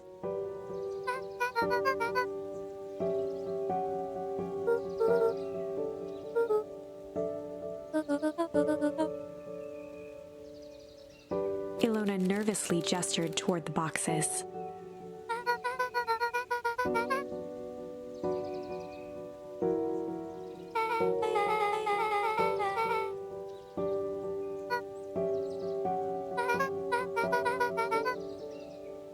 Luca wiped his face with his sleeve. Beck gave Luca a swift kick under the table.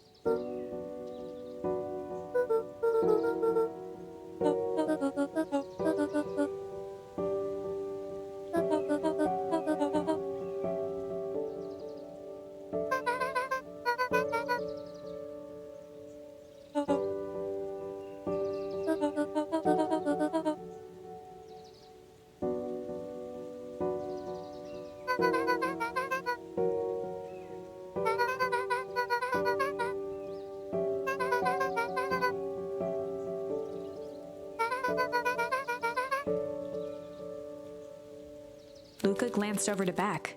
She seemed to be holding her breath.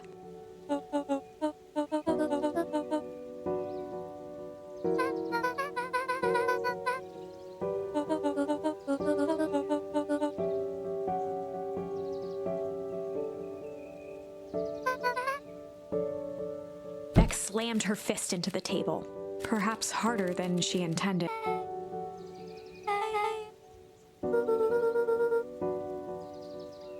Luca glanced outside to gauge the time. The sky was darker than he expected, filled with ominous clouds.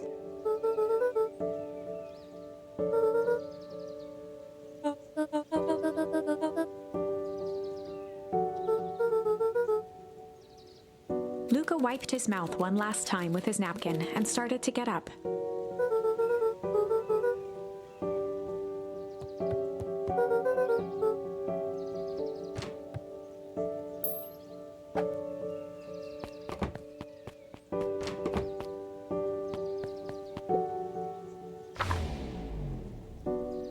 Surprised, Luca turned around.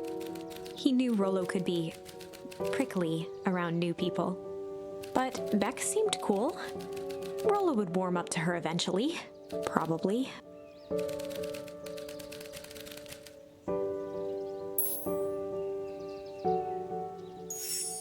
Luca began to respond, but the sky answered for him as the clouds above began to rumble with ominous thunder.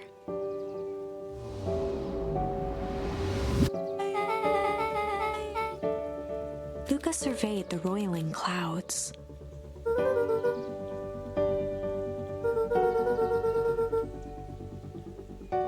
At that moment, the heavens opened up, unleashing torrential rain.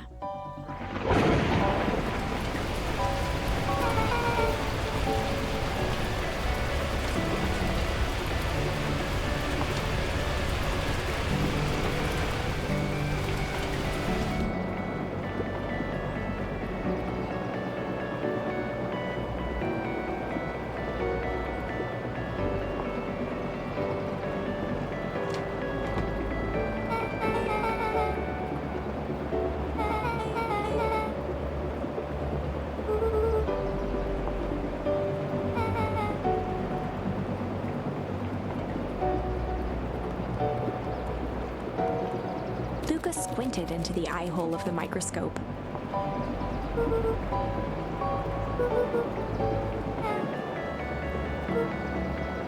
Luca adjusted the slide with his fingers to get a better look.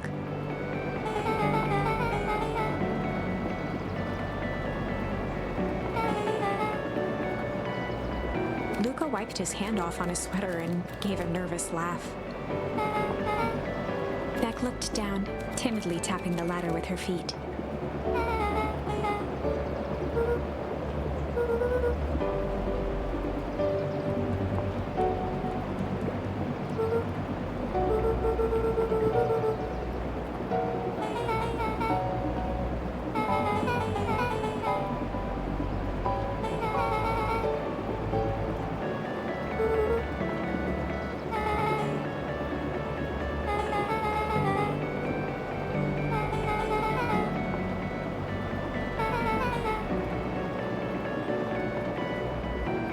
Luca flicked at one of the toggles.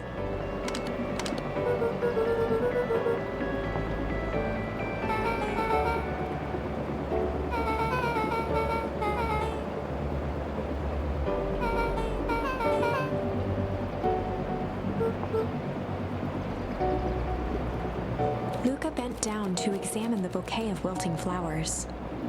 Judging by the odor, they were well past their prime. He flipped open the attached card.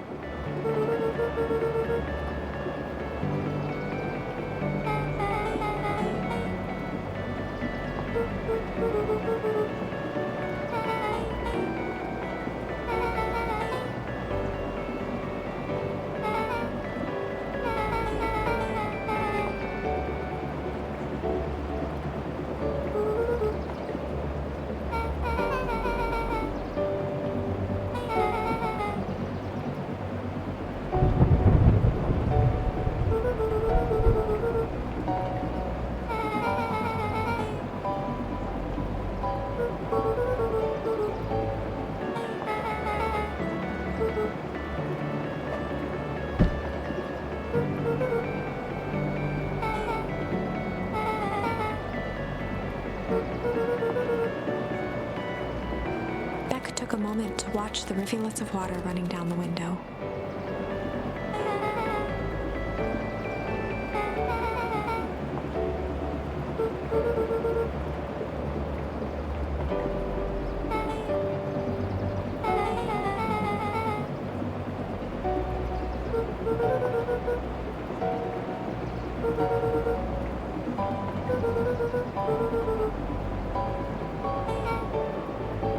Luca took a deep breath, exhaling.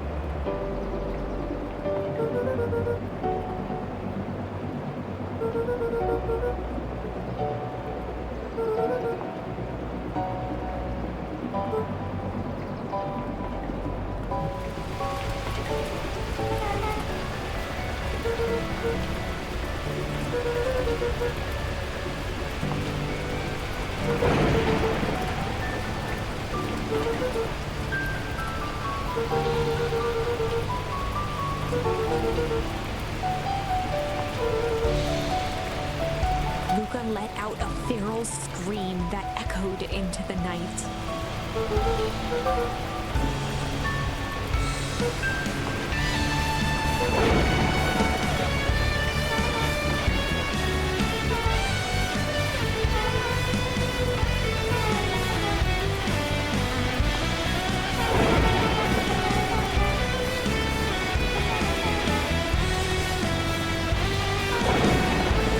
Her voice dropped to a trembling whisper.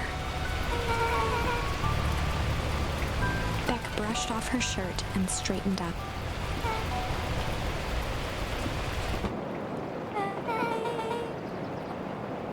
As abruptly as it began, the storm abated.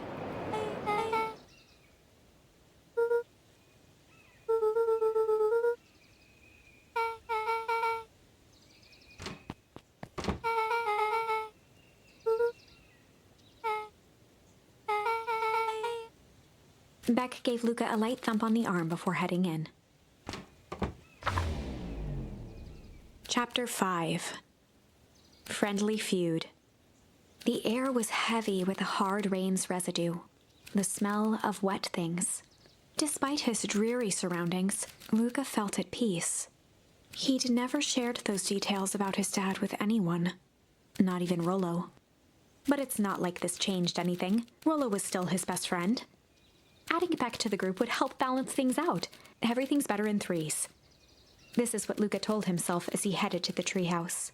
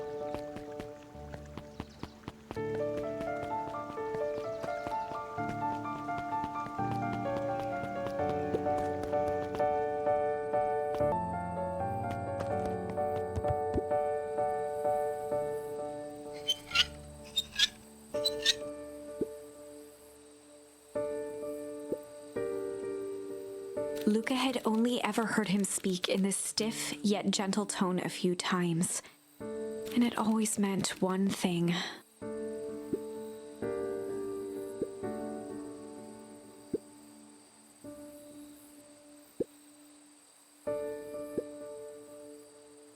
Rollo scoffed.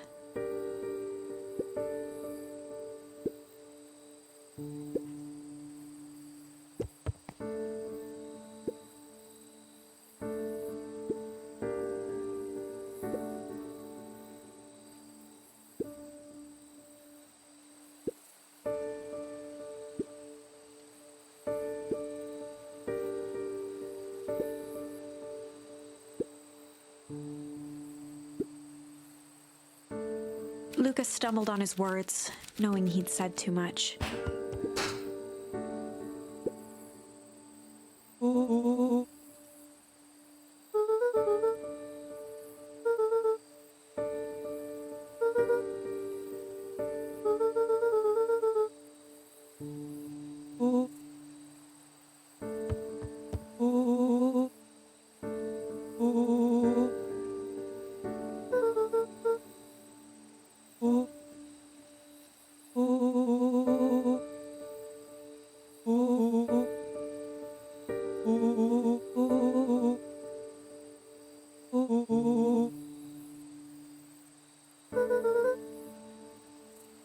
Luca became instinctively angry in response.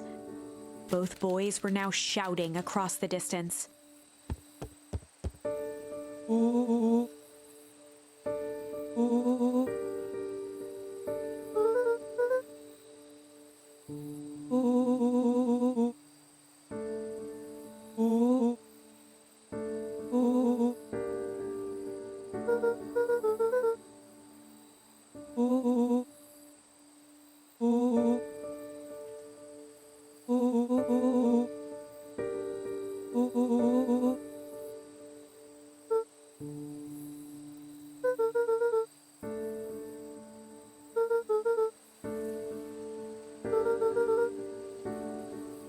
Rollo's tone changed to a calm, yet more intense anger.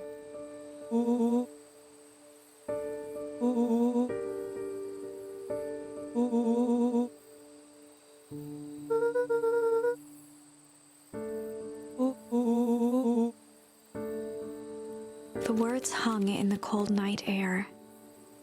Rollo's stomach dropped, knowing he'd crossed a line. But it was too late.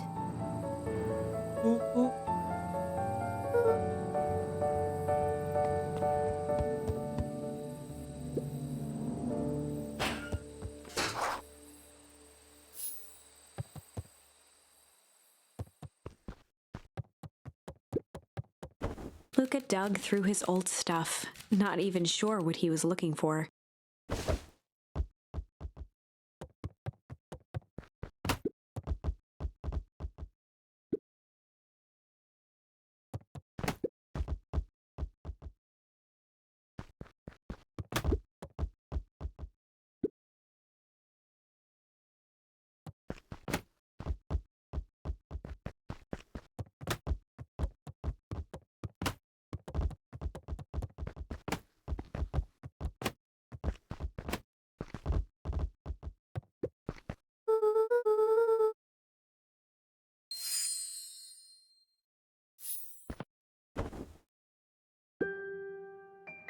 Gran cooed gently from the hallway.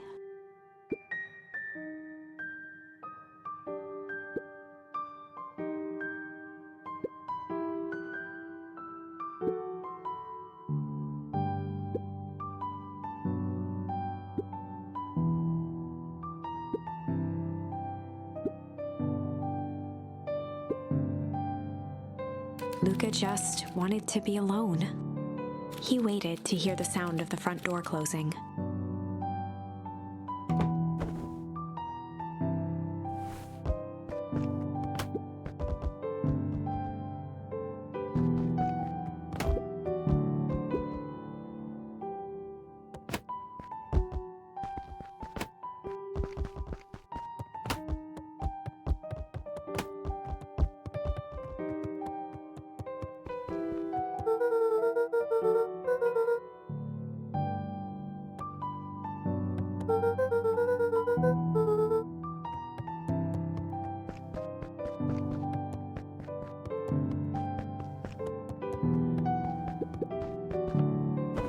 Luca dozed off again.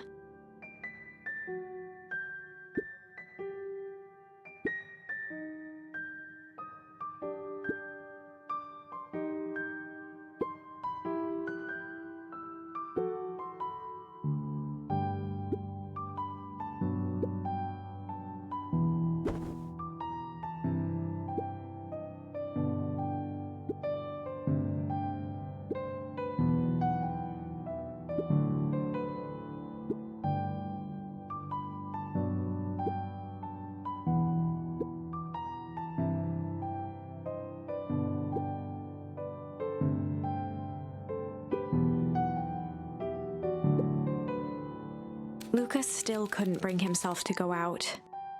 Besides, if he ran into Rollo, he'd have to actually confront the situation.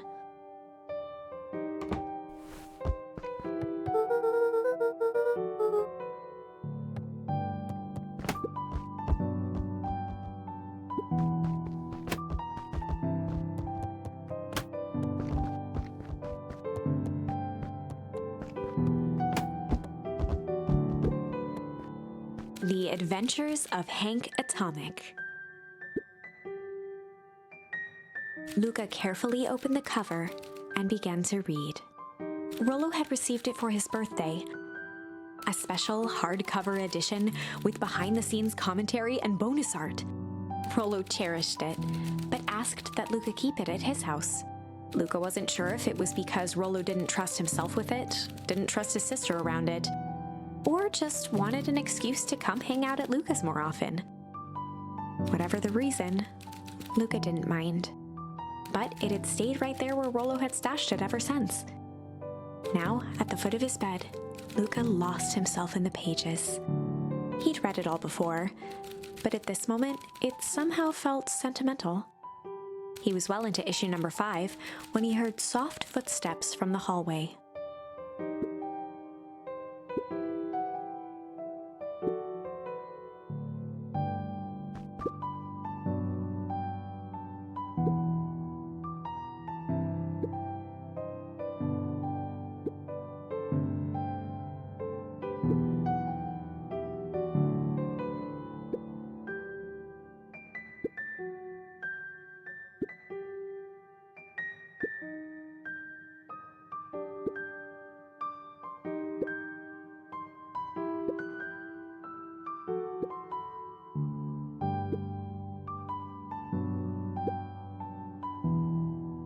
Without realizing it, Luca had pouted away the entire afternoon. He once again felt the weight of it all and allowed his weary eyes to close. Luca stood in a vast black expanse. He looked up at his father standing beside him. Walt was working a straw at the bottom of a fountain glass, trying to collect the last bits of milkshake. "Dad, where are we?" Taking a final loud gurgling sip, his father peered up from the glass. He jangled the straw playfully with a warm smile, then lifted the empty glass as if to point into the darkness. "The source." Luca's eyes followed his father's gesture. In an instant, he was sitting in front of a blazing campfire. Across from him sat a large figure in a yellow hazmat suit. The figure's voice was a scratchy echo. "Well, if it isn't the man of the hour. Make yourself comfortable." Luca held his shivering hands over the flame to warm himself. "It doesn't work that way here." Their yellow-gloved hand pointed to the base of the flame. "It's a cold flame, see?" Luca peered at the base of the fire. It wasn't wood that was burning. It was Beacon Pines itself. Tiny buildings, freezing and crumbling as they were consumed by flame. Luca could see small shadows moving in the burning city. People. Luca leapt to his feet. "We've got to help them!" The figure gave a dismissive wave of their hand. "Why waste energy helping people who can't even help themselves?" The figure bent down to examine the panicked crowd as they desperately tried to stop the flames. "They only care about what's right in front of them. Not like us." Luca's voice was a trembling whisper. "Us?" The figure slowly stood up, grabbing its helmet with both hands. With a jolt and a twist, the suit emitted a gasp. A cloud of torpid mist escaped, slowly revealing the face within. Luca's own face looked back at him. Older, worn, distant. The sensation was oddly familiar, as if he'd caught his own reflection by surprise in the mirror. The doppelganger smiled. I tried to help once, He gestured towards his face. and all it got me was this. Luca staggered back. You aren't me. Luca felt a hand catch his shoulder. His father was there again, beside him. Every choice sets us on a path.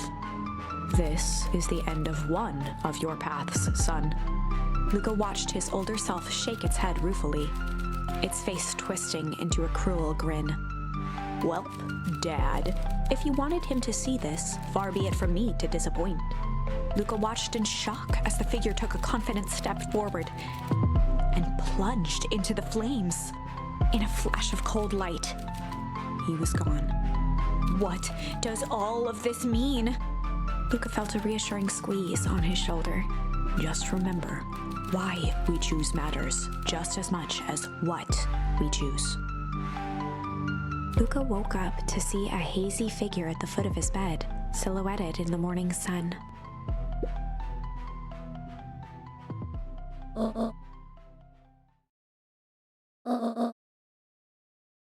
Luca rubbed his eyes. The kind, concerned face of his gran came into focus.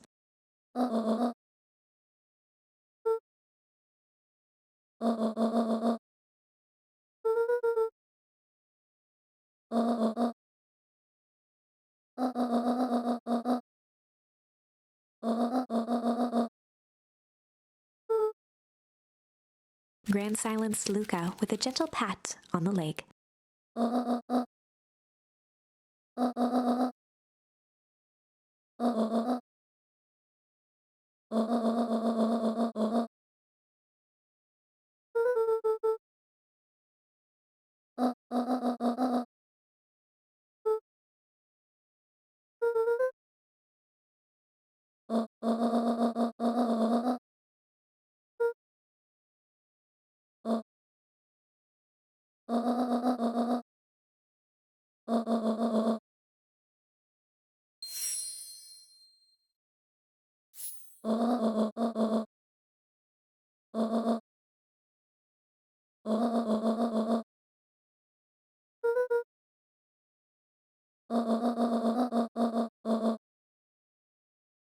Luca gave a reluctant nod.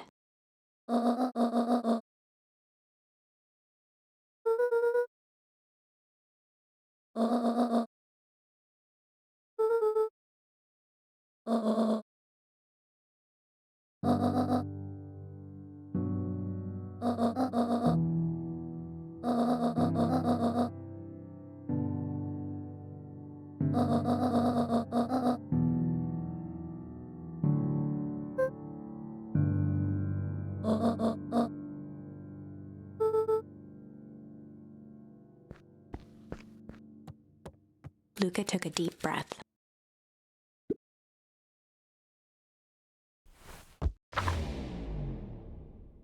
Chapter 6. Through thick and thin. Despite Luca's bitterness, Gran was right. He needed to hash things out with Rollo. A big fight changes the nature of a friendship. Whether, in the end, it is for the better or for the worse, all comes down to understanding. If one is not careful, the same familiarity that builds the strongest of bonds can become the wrecking ball that shatters them. Luca emerged from seclusion, taking in the crisp festival air. But the events of the day weren't on his mind. He had to find Rollo.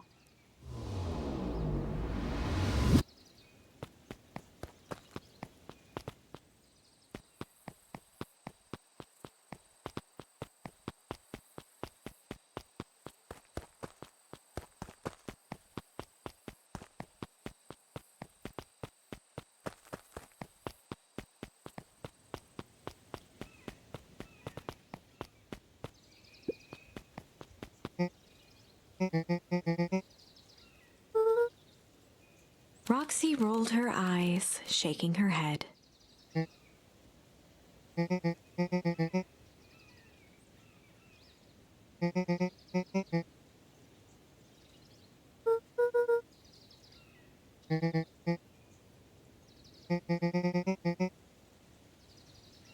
Luca looked down and kicked at the dirt.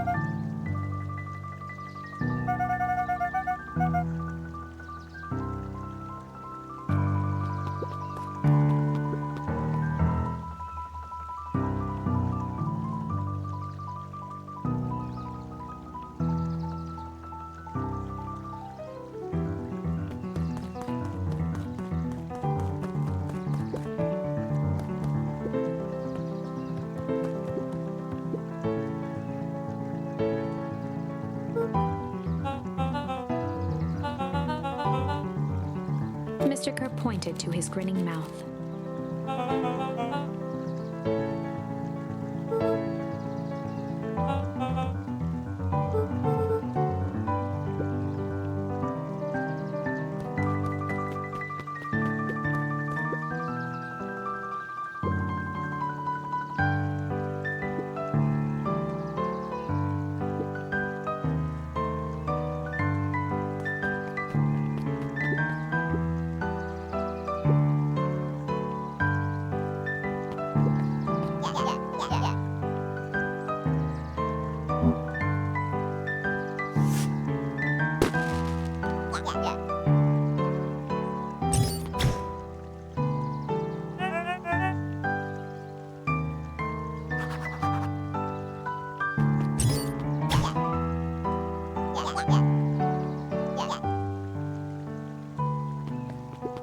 Jeff was staring into the distance with a wistful look.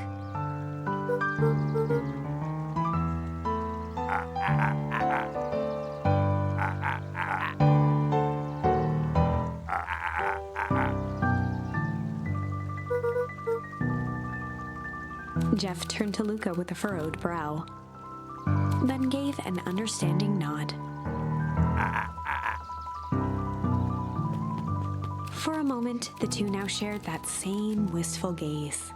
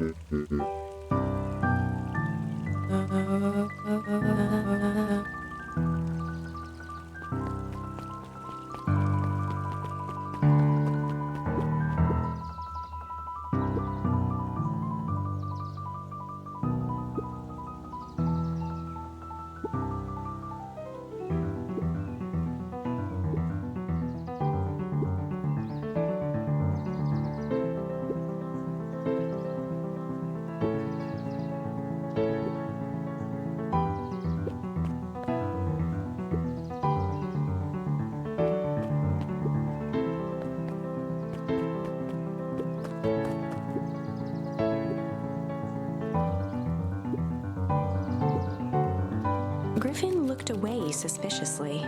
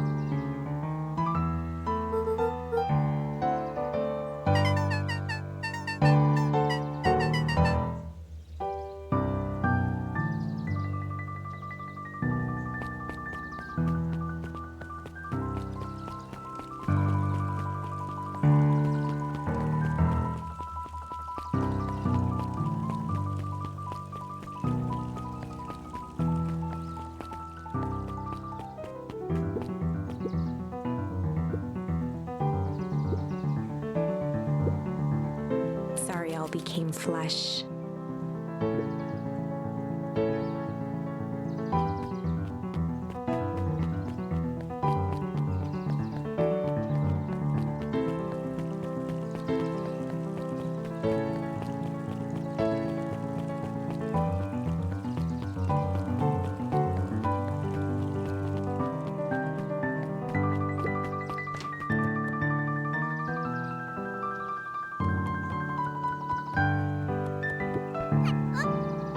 Kato's eyes lit with excitement.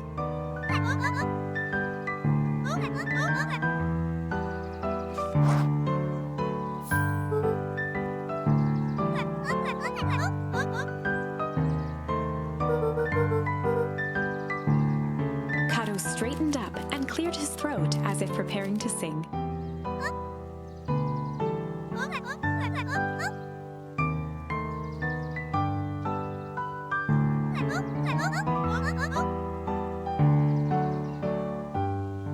Kato stared at Luca eagerly.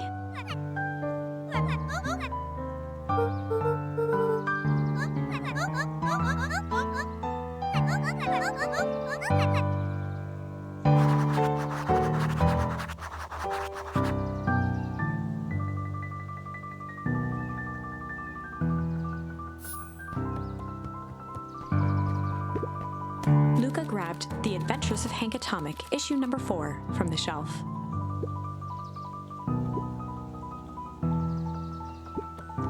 Luca grabbed The Adventures of Hank Atomic, issue number 5, from the shelf.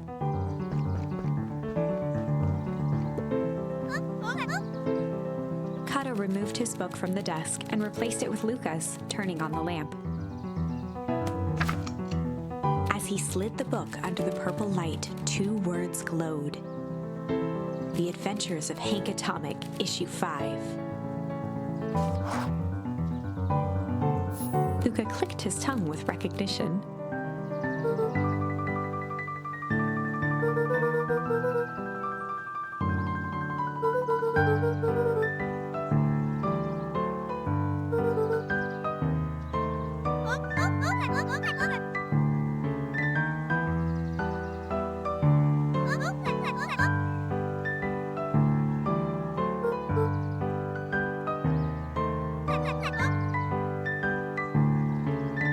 Kato began flipping through the pages, stopping when he hit a glowing word.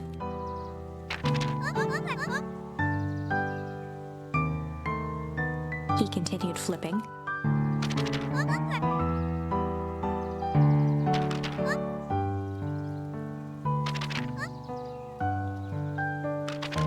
Reaching the end of the book, Kato looked up.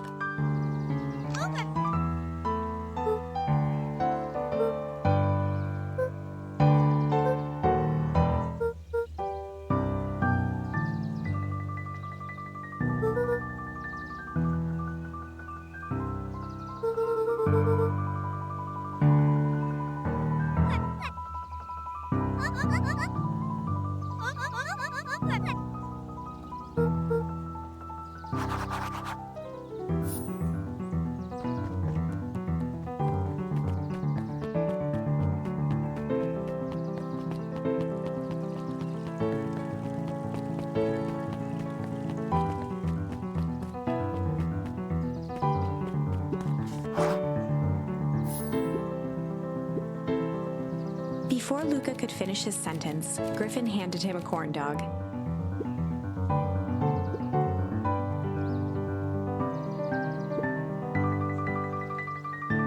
Luca shrugged, taking a sizable bite out of the corn dog.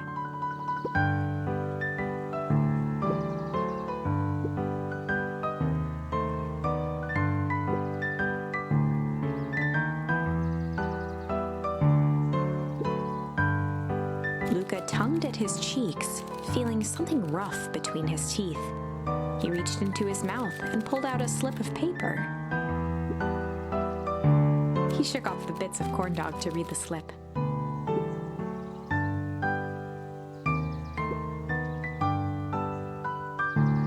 Luca finished off the remainder of the corn dog.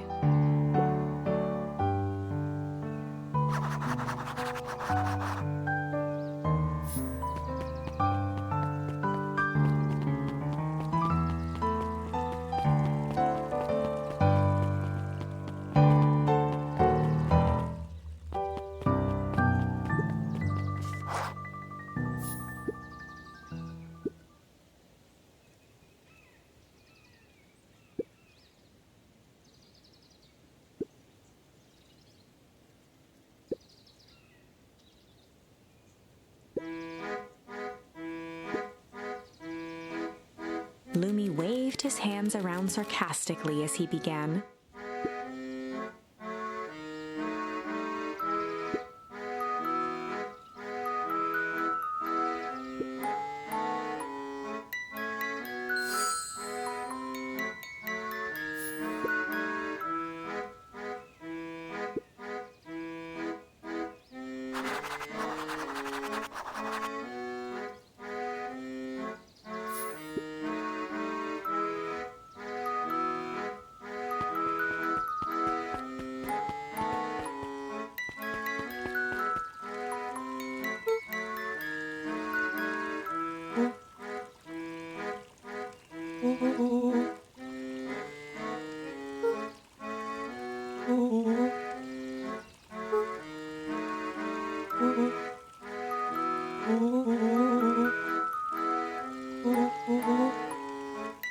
Rollo sheepishly handed Luca the balloons.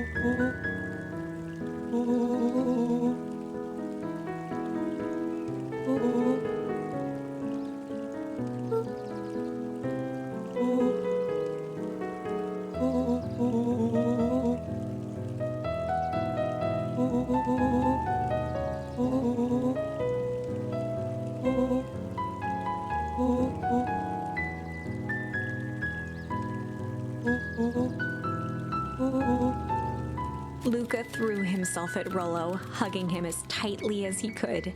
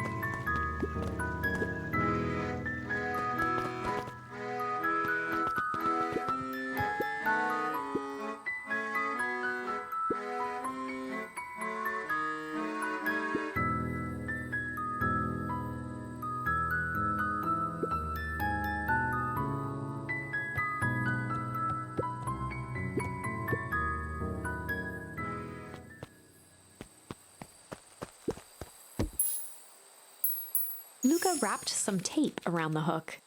Hey, you never know.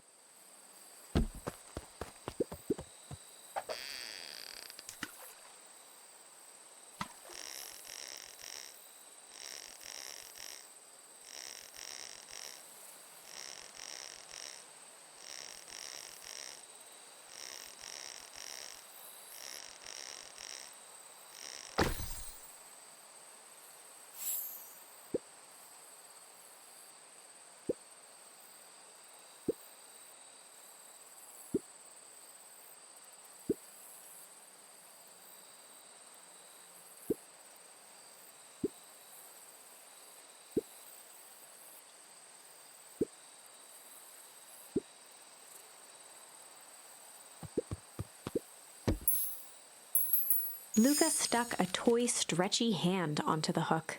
Those things always get dirty anyway.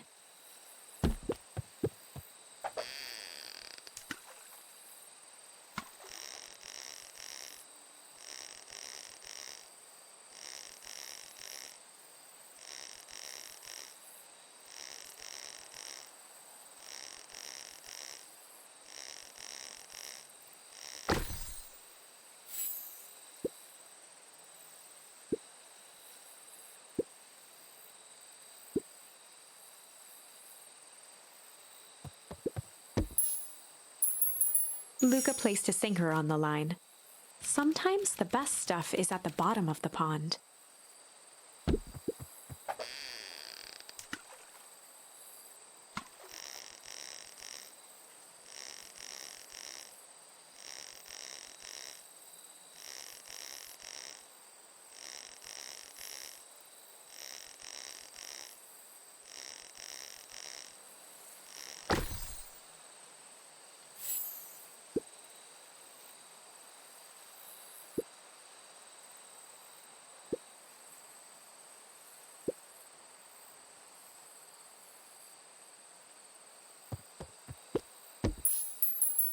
Luca wrapped a twig of thyme around the hook. Some fish have refined taste.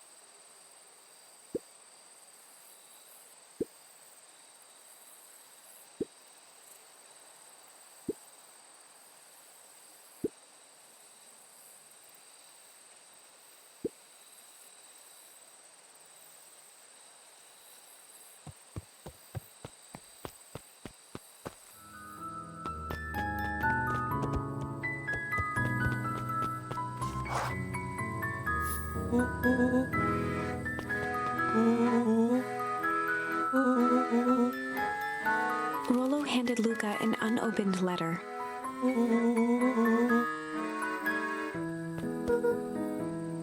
Luca, some things are going to happen that might be difficult for you to understand.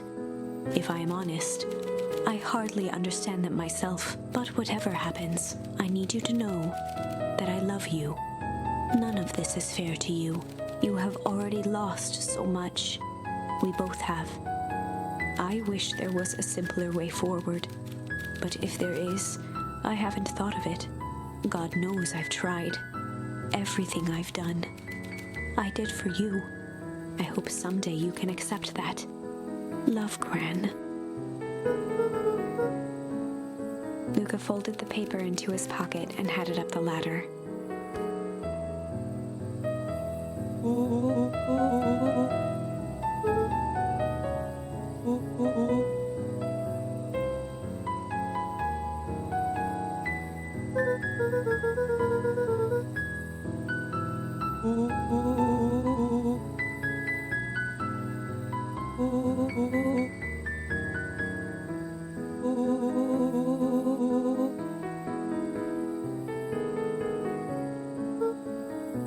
Luca was at a loss for words. But that was fine. Words aren't always necessary.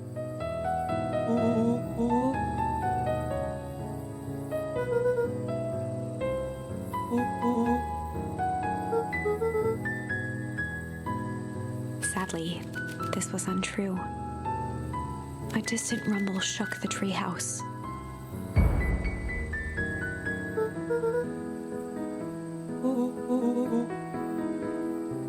It was not fireworks. It was something the boys couldn't possibly comprehend. Something as old and cruel as time itself.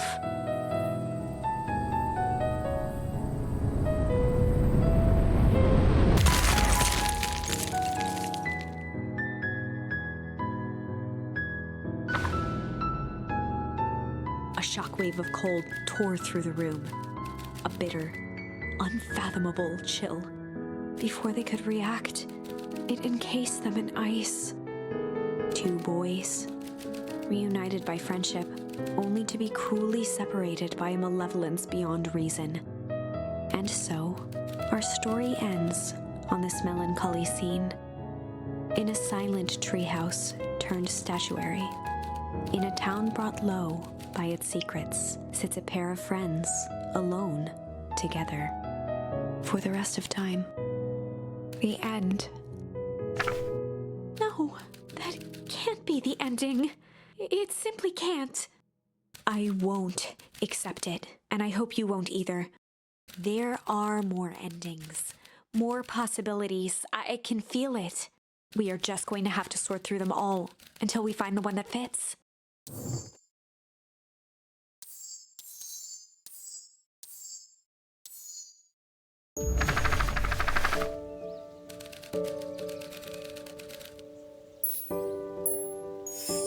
Luca began to respond, but the sky answered for him as the clouds above began to break, revealing patches of star-filled summer night. Moonlight filtered down, shimmering in the treetops.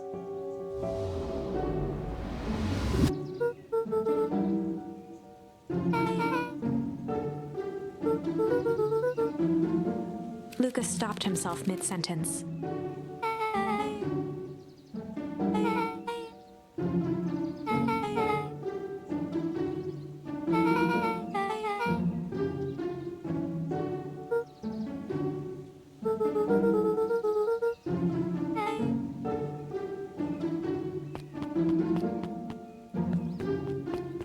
Luca saw Beck skulking by the gate.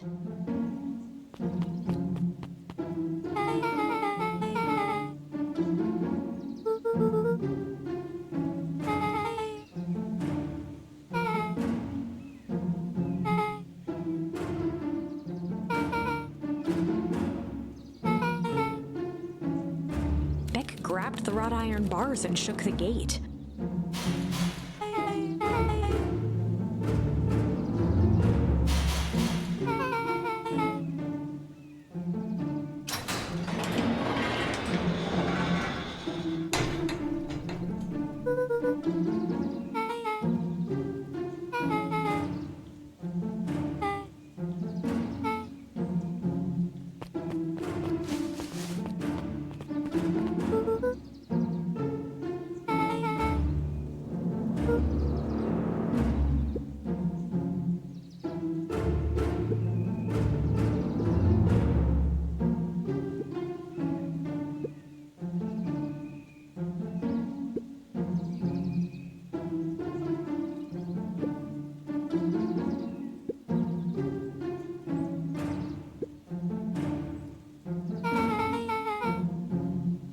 Beck's voice was an excited whisper.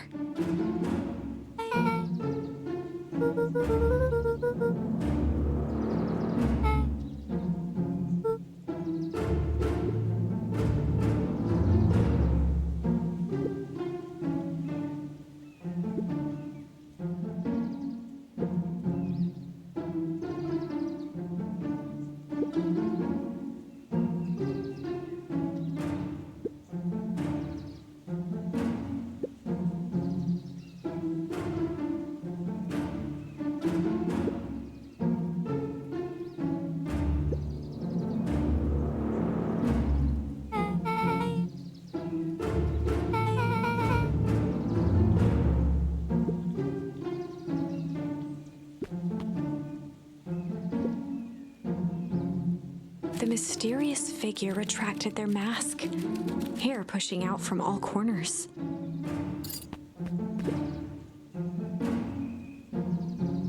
A chill ran down Luca's spine. His vision blurred. Vex stifled a sharp wince, and Luca looked down to see himself wrenching her hand.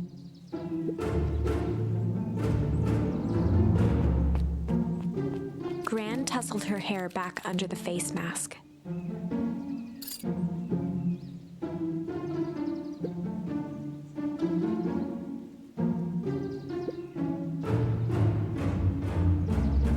Gran gave Eris a curt nod and disappeared into the night.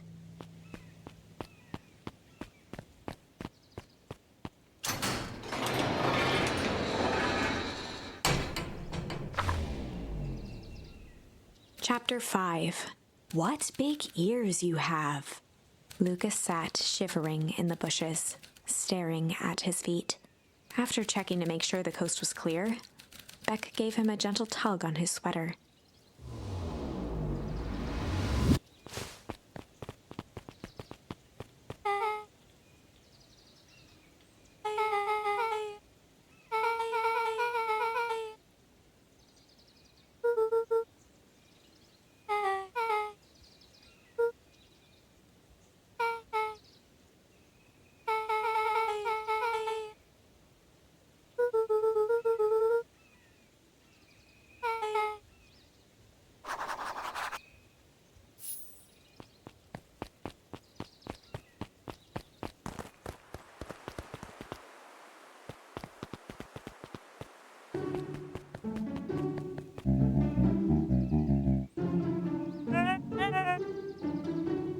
The clipboard finished writing with a scratchy flourish and looked up.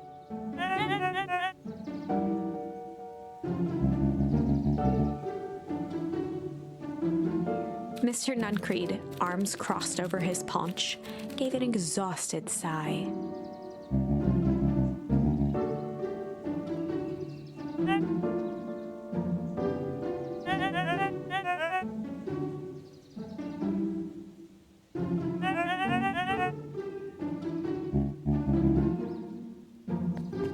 He snatched the pad and scribbled his name so hard the pen nearly snapped.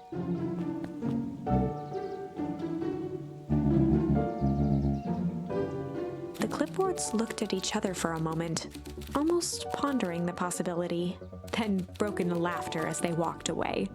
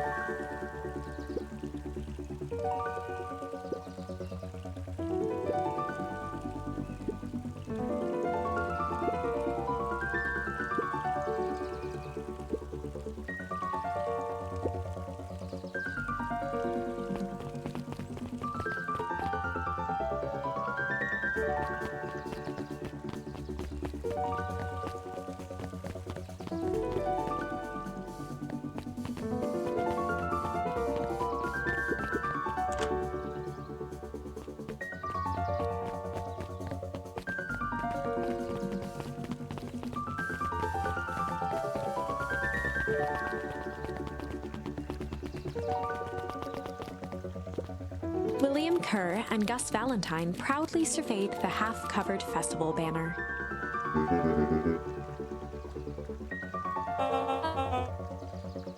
The mayor gave a half-hearted shrug.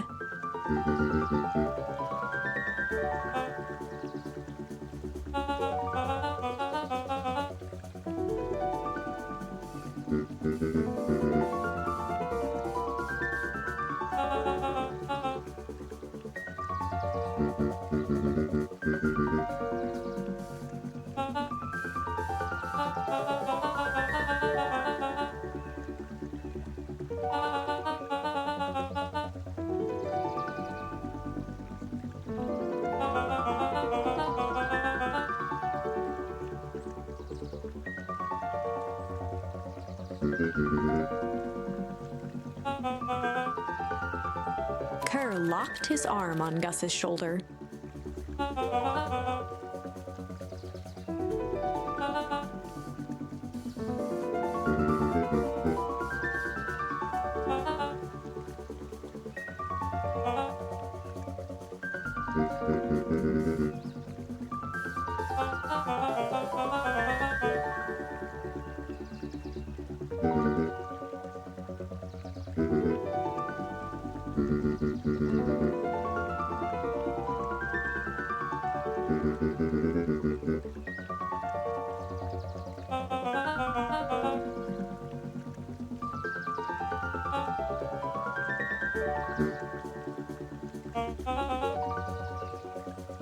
With a glimmer in his eye, Kerr gestured grandly toward the horizon.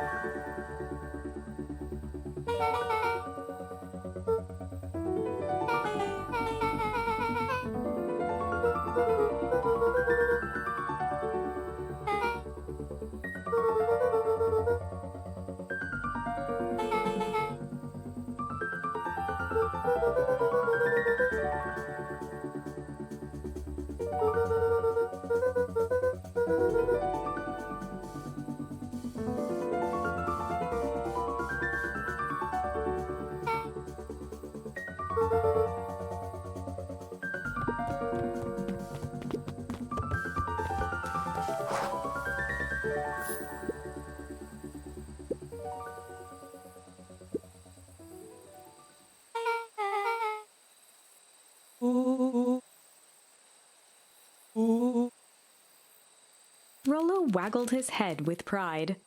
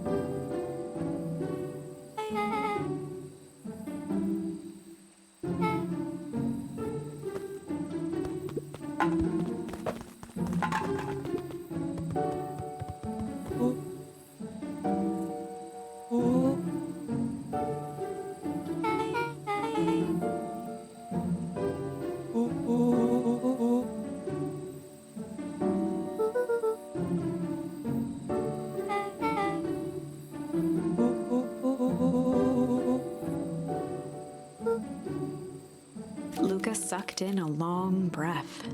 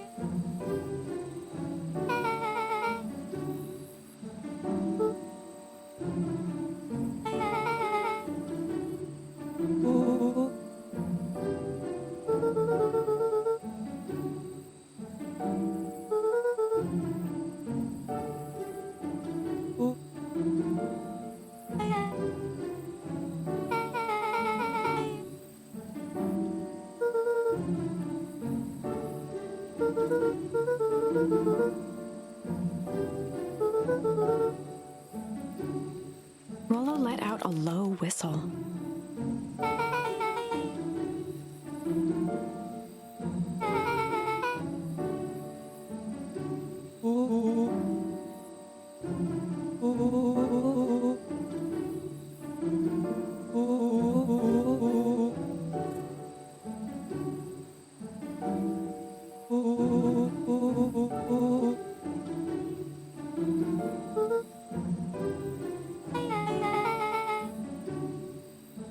Rollo and Luca shot back a look.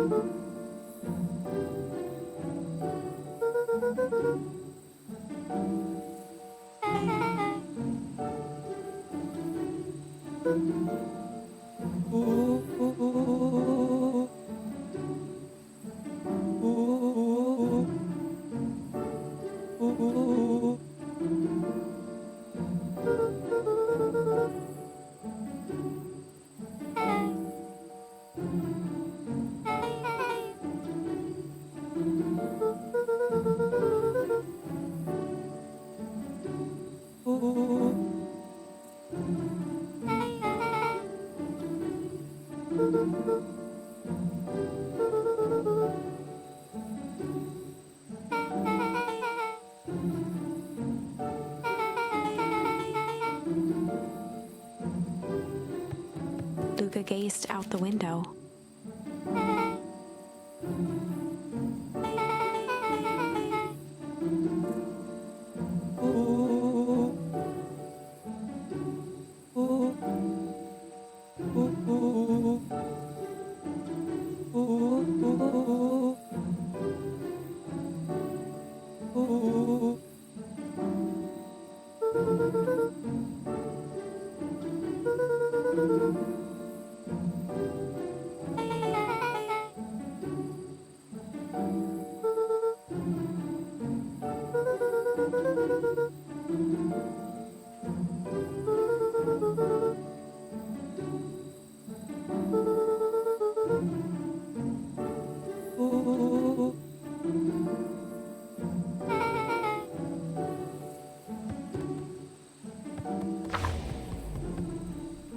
Chapter 6.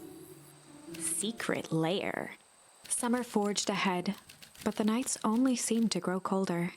Luca walked home slowly under the pale starlight, cautious to avoid any more surprises lurking in the shadows. Reaching home, he slipped quietly into bed, half dreading what they might discover the next day.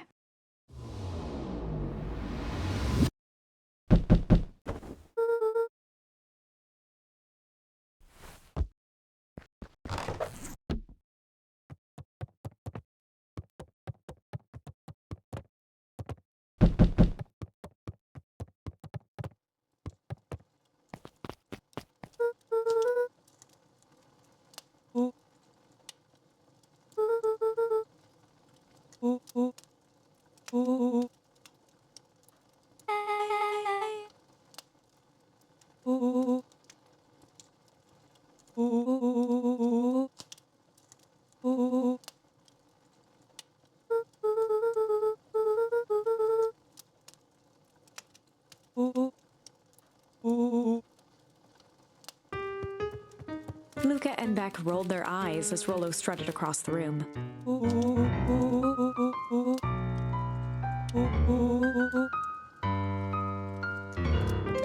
Rollo flung open the cabinet with confidence. He coughed as a veil of dust hit his face.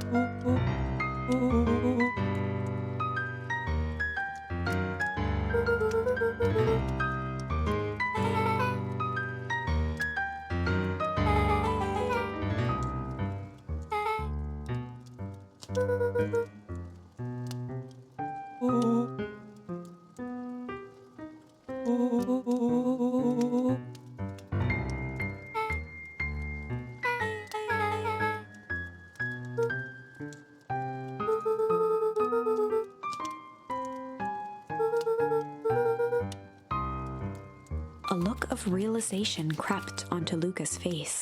All three kids snapped to glance at each other, then sprinted in turn toward the kitchen.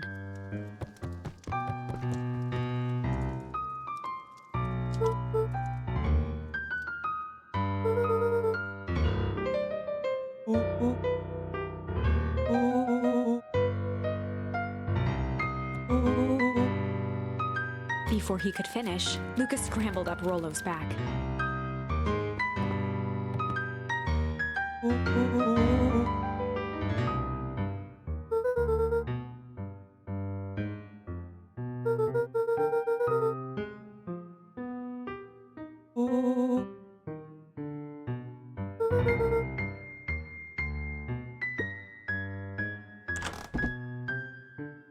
three crowded around the hutch to peer in. With the glass doors opened, a perfect porcelain display gleamed in front of them. Their eyes searched for anything amiss. But the only distinct feature was its impeccability.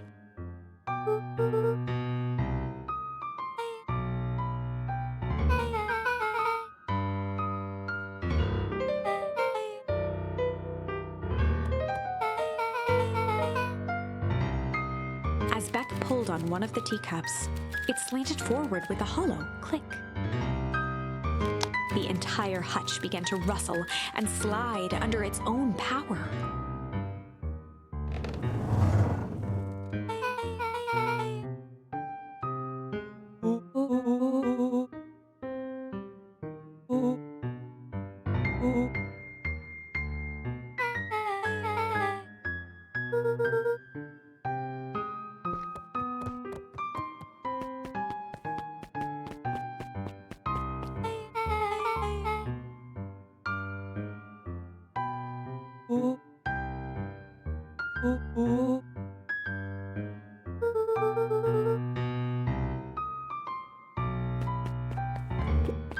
Luca jostled each cabinet drawer in turn.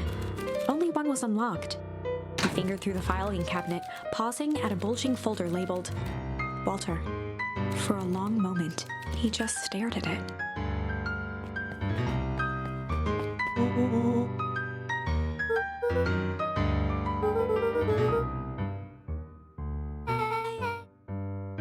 Luca nodded and caressed the label with his thumb.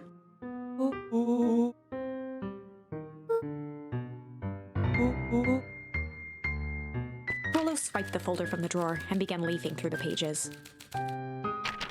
He whistled to himself, barely looking at the text.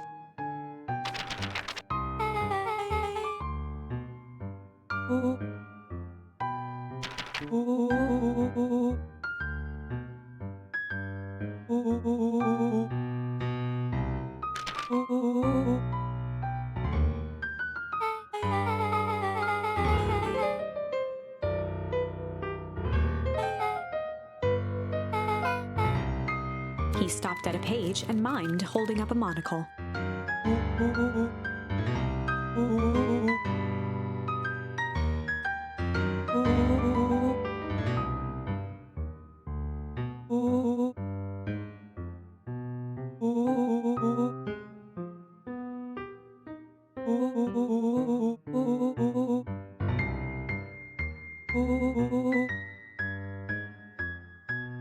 Rollo looked up with heightened surprise.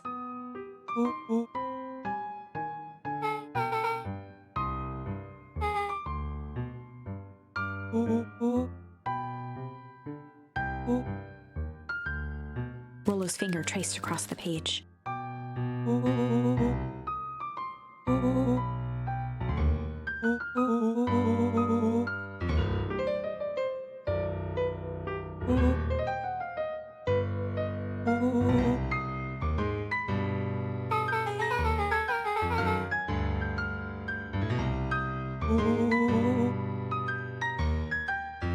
Rollo scanned through several more pages.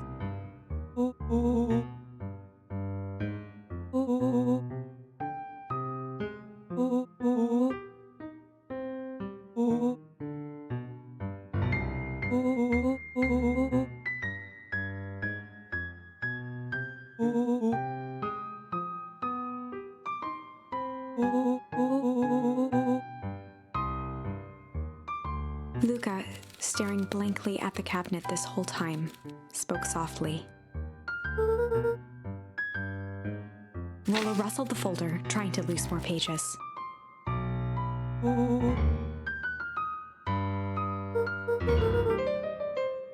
Luca frantically shoved the remaining cabinet folders, trying to find another labeled Walter.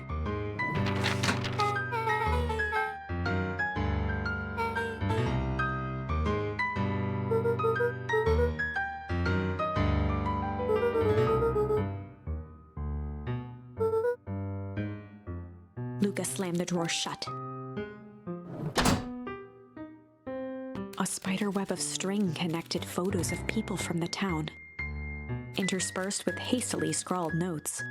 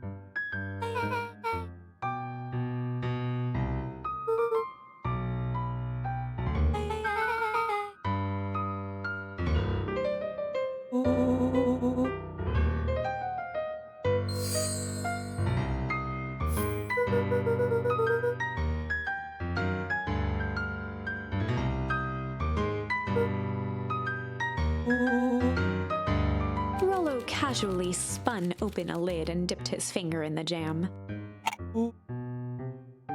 He smacked his lips.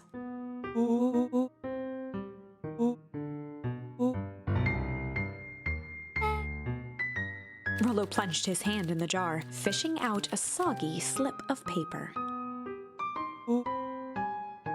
Rollo offered the slimy note to Luca and licked his fingers clean.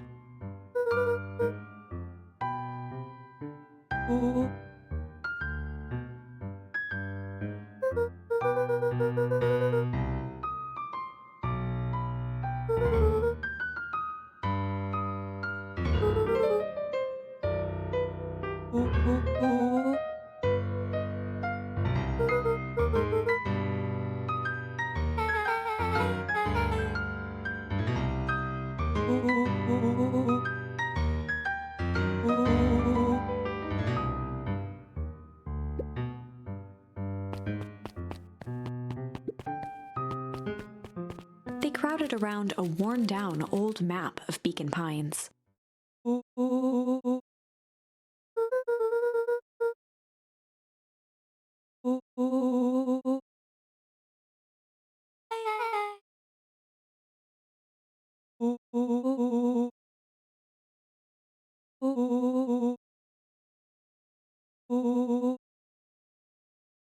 Rollo carefully traced the path with his finger. He jabbed down at the end point.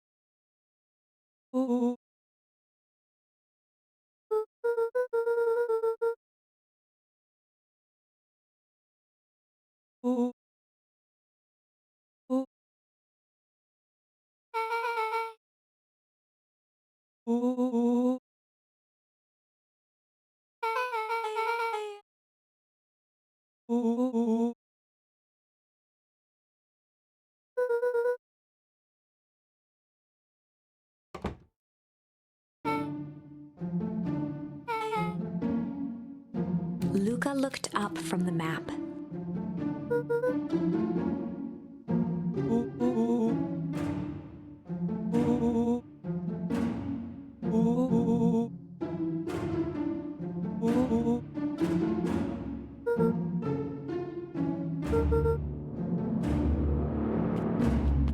Beck flicked off the light, and they became statues in the dark. Overhead, creaking floorboards bent under slow, deliberate steps. The kids looked up, the tilt of their necks following each footfall.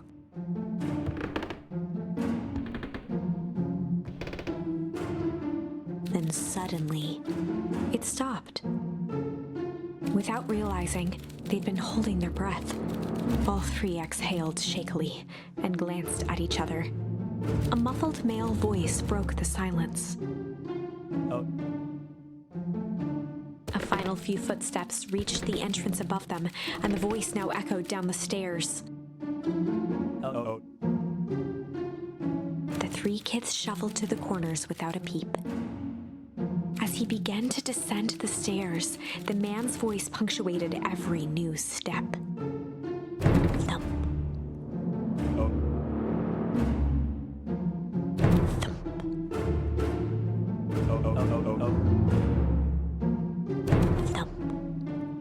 Oh. Thump. Oh. Thump. At the bottom step, the man paused, squinting to search the room for signs of life. Oh. Rollo shifted suddenly. Luca gave him an intense, chastising look and whispered through clenched teeth. It was too late. Rollo was already inching toward the stairway. He screeched as he charged toward the shadowy figure. With all his weight, Rollo tackled the man to the ground.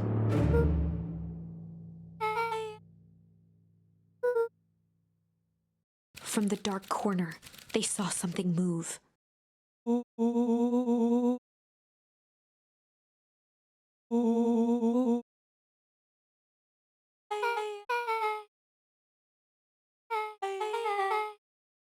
Luca scrambled to the hunched figure on the ground. Pressing his fingers to the man's neck, he sighed with relief.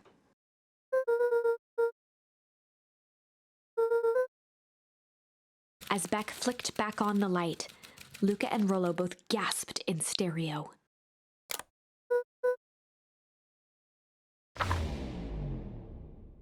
Chapter 7. The Interrogation of Hiram Tolliver. Still unconscious, Mr. Tolliver slumped heavily in a shoddy old chair. His hands were bound with rope, his feet tied with some loose string. The kids huddled in a circle, discussing their plan. One thing was certain, they couldn't just let Mr. Tolliver go. They needed to know what he was doing in Luca's house. After some deliberation, it was decided.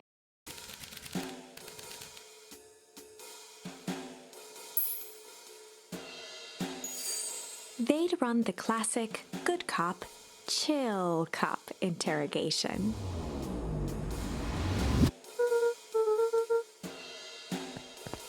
Luca walked calmly to the light switch, flicking it off and on a few times. Mr. Tolliver shook his head, gathering his wits. He looked over to find Luca, who returned a calming grin.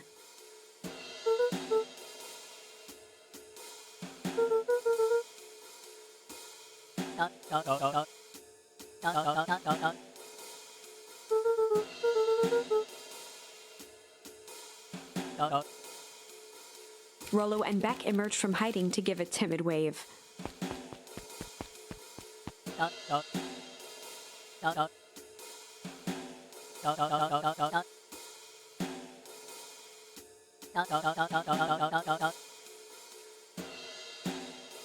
Luca glanced over to Rollo and Beck, who replied with skeptical looks.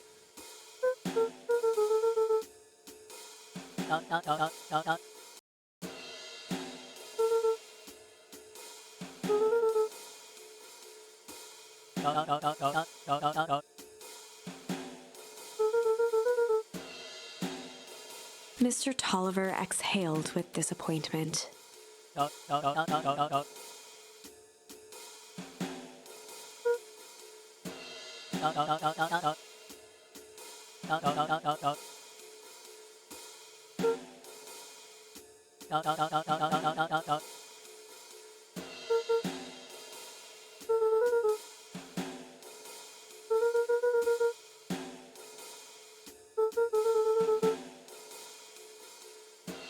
Luca gestured to the corner.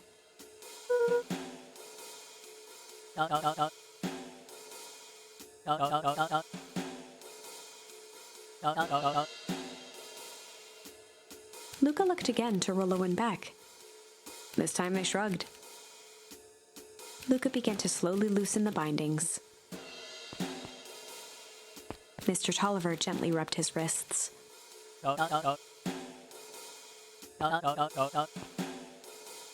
He edged imperceptibly toward the stairs as he spoke.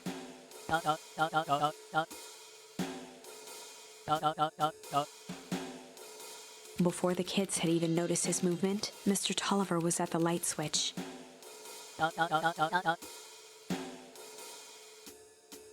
He punctuated his final words by flicking the switch and rushing up the stairs. Oh.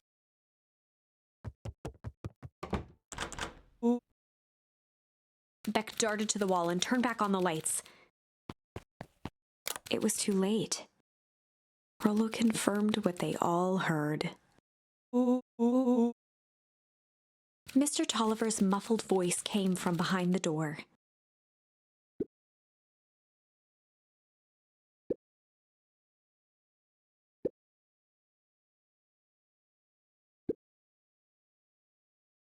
They looked bewildered at each other.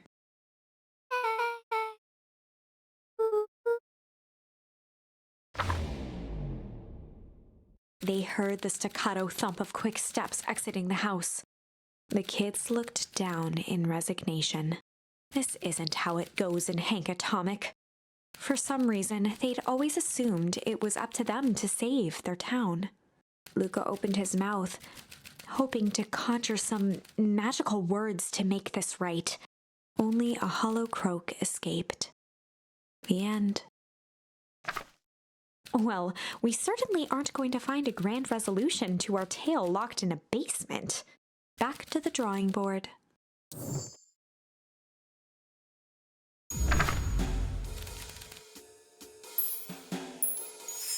They'd run the classic good cop, hard cop interrogation. Rollo brandished a steely gaze. I've got this. Read about it 100 times. Rollo swaggered past the chair which propped up the slumping Hiram Tolliver. Without even looking at his captive, he began with a long, blustery drawl. Mr. Tolliver remained motionless. Rollo spun around to face him. He'd clearly expected to rouse Mr. Tolliver with his booming voice. Beck and Luca gave each other an unsure glance. Rollo slammed his fist on the table.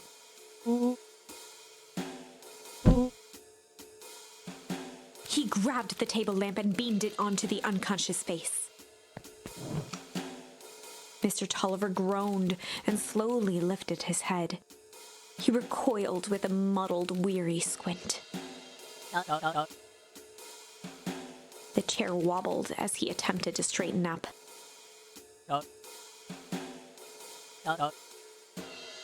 Mr. Tolliver could only make out rough shapes through the glaring light. With a gruff tone, Rollo hoped to both conceal his voice and intimidate.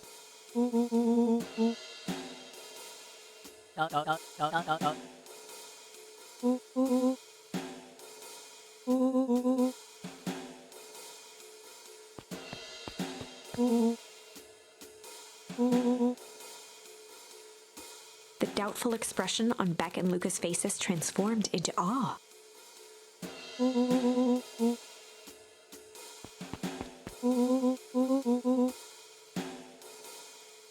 Rollo, hitting his stride, was now channeling every detective trope his memory could recall. He slammed the table again.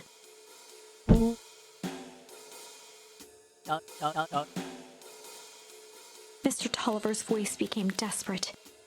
He was nearly in tears.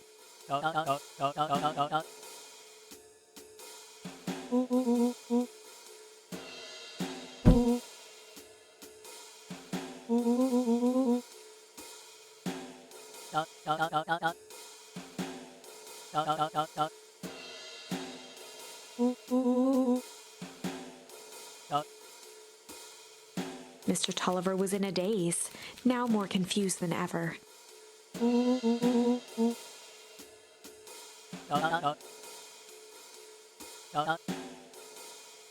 He shook his head, feeling more and more dizzy.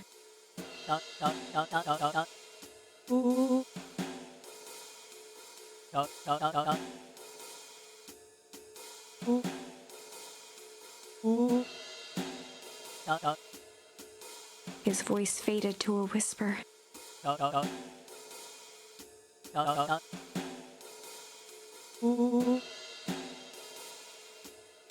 With that, Mr. Tolliver passed out cold. Rollo swung around with a repentant grimace.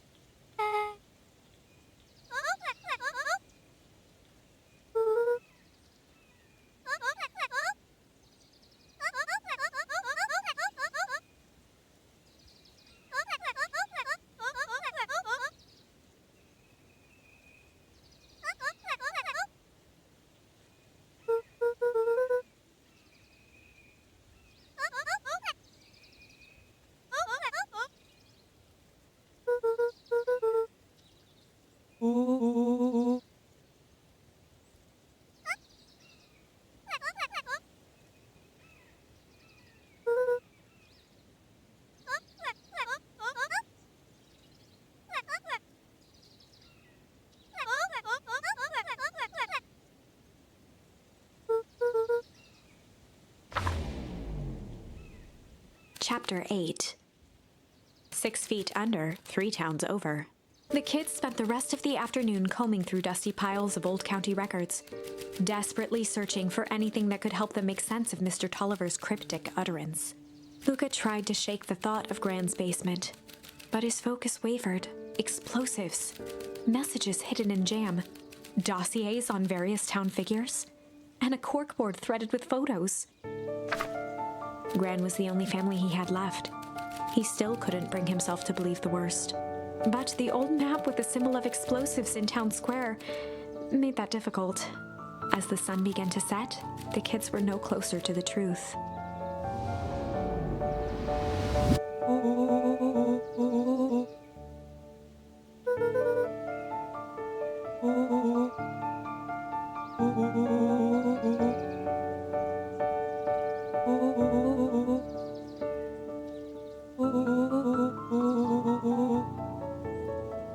Rollo shut his book with an assertive nod.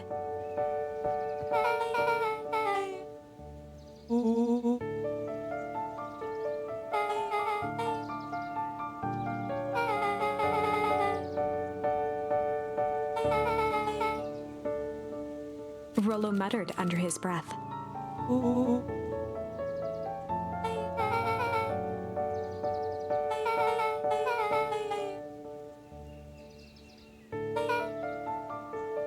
Beck slammed her finger down on the open page before glancing down to read.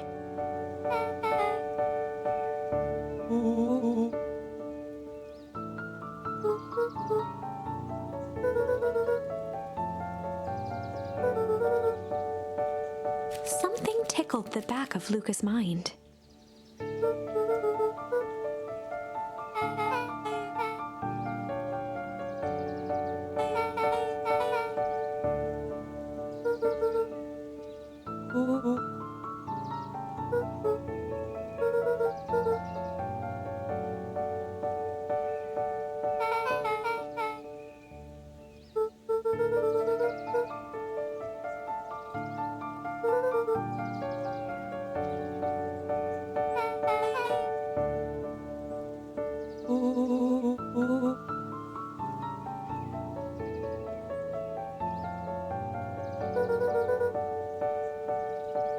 The question hung in the air.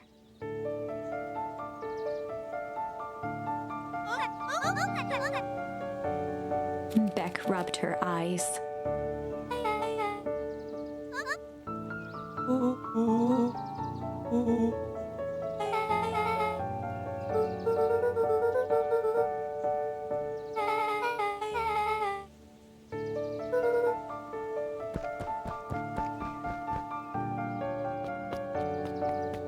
Luca's heart was pounding as he approached the house.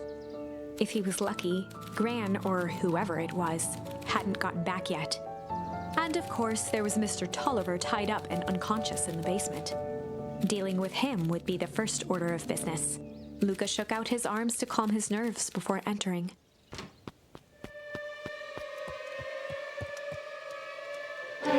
He held perfectly still, tempering his breath, and listened closely. She was asleep. His only hope was that she hadn't found Mr. Tolliver before dozing off.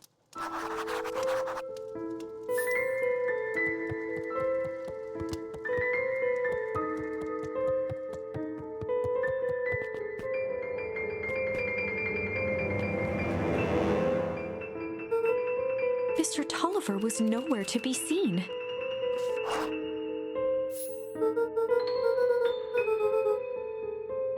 Or maybe Gran knew everything. Luca's hungry stomach groaned. Not realizing it, he'd gone the entire day without eating.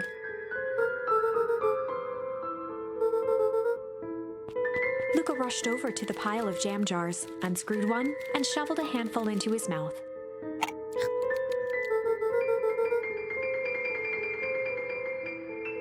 He flipped the lid to read the label.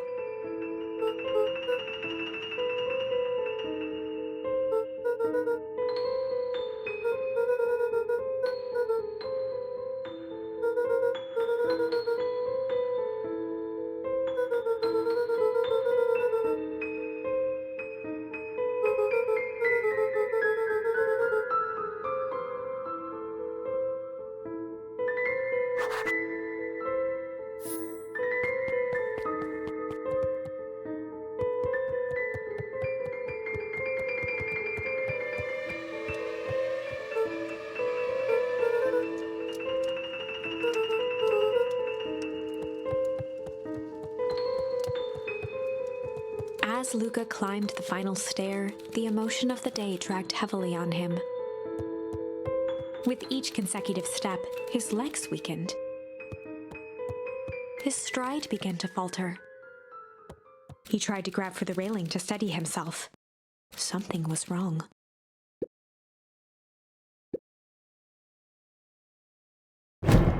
Luca groaned and tried to move.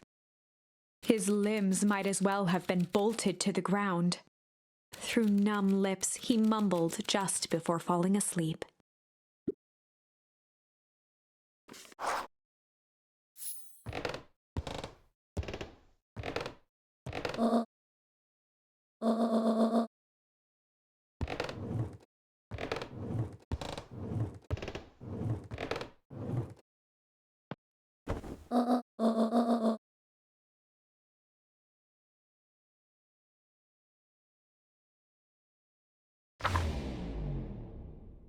Chapter 9. A speech to end all speeches. Luca awoke to find himself face down in bed. He moaned into his pillow. Why would Gran drug him? Or rather, Why was she trying to drug Mr. Nuncreed? Shaking the questions from his woozy head, Lucas snapped back to the matter at hand.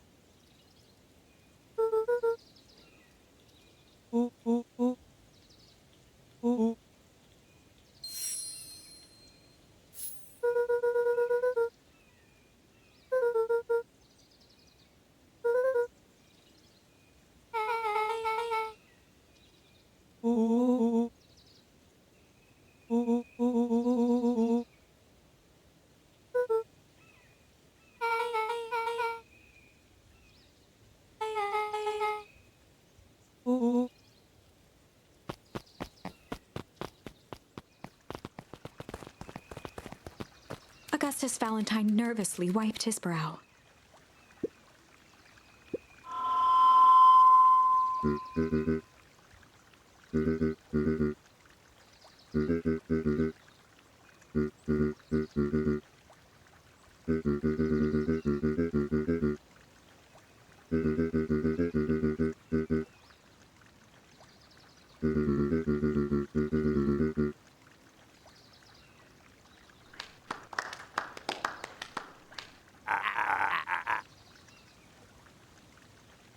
Gus cleared his throat and awkwardly loosened his tie. William Kerr bounded on the stage with the energy of a preacher at a big tent revival. He gave Gus a hearty slap on the back and motioned him off the stage.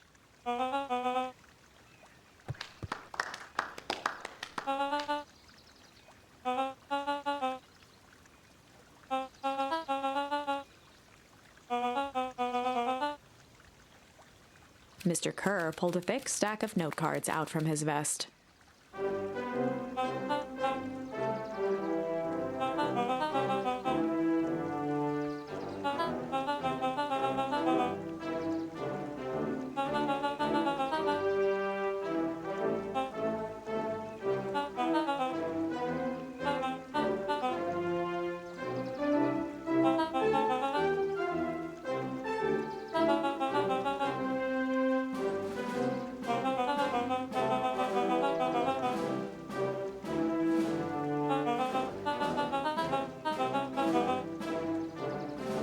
Mr. Kerr took a moment to survey the crowd. He wiped away a single tear.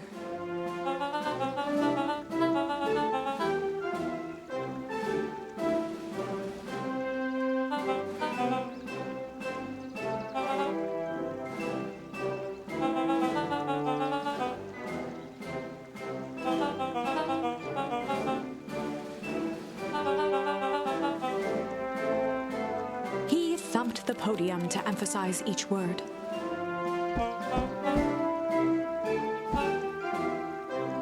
Mr. Kerr nodded confidently, biting his lip. The crowd was silent, in rapt attention.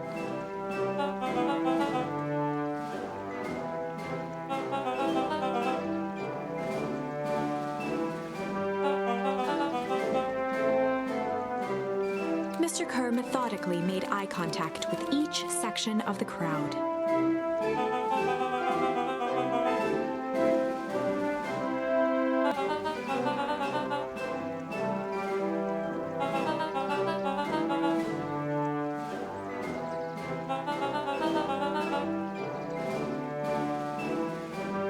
His voice began to build to a crescendo.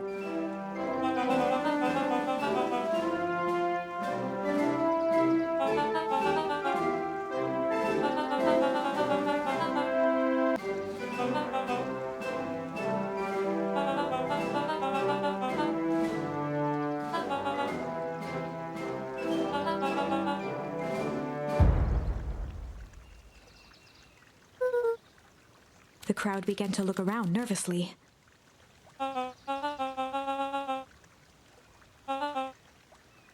Mr. Kerr quickly flicked through his note cards.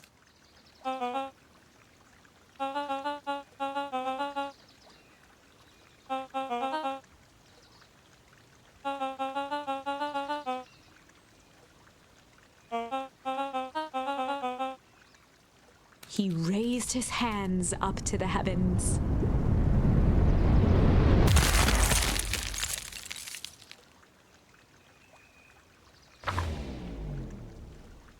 At that moment, a merciless wall of impossibly cold air ripped through the crowd, instantly freezing everyone and everything it touched.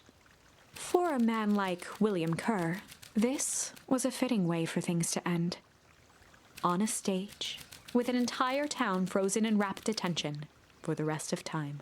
The end. There's that ice again! Whenever I think we're getting close, it comes along and ruins everything! Maybe we should just quit? Maybe you should just close the book, walk away, and never think of me again.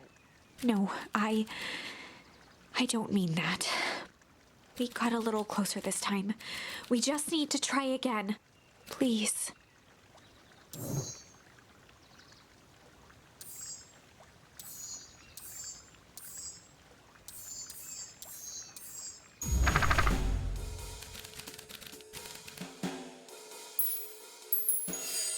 They'd run the classic good cop, sly cop interrogation.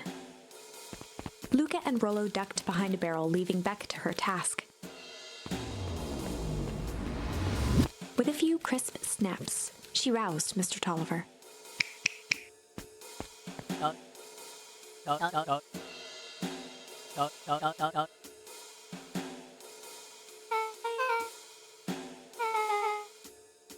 Mr. Tolliver looked down and shifted a bit, testing his restraints.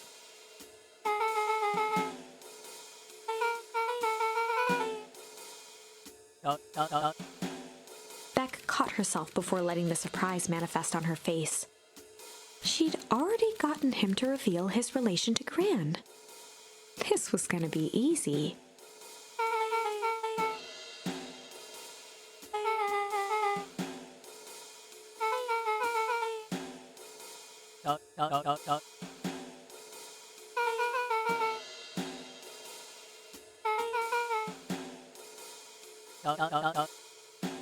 Mr. Tolliver wriggled a bit in his restraints. Beck quickly removed the ropes.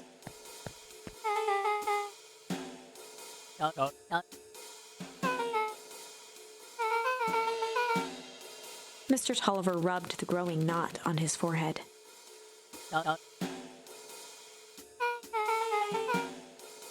Beck twirled her hand, as if to prompt Mr. Tolliver to finish it. Beck shook her head and clicked her tongue. Mr. Tolliver let out an amused huff in agreement.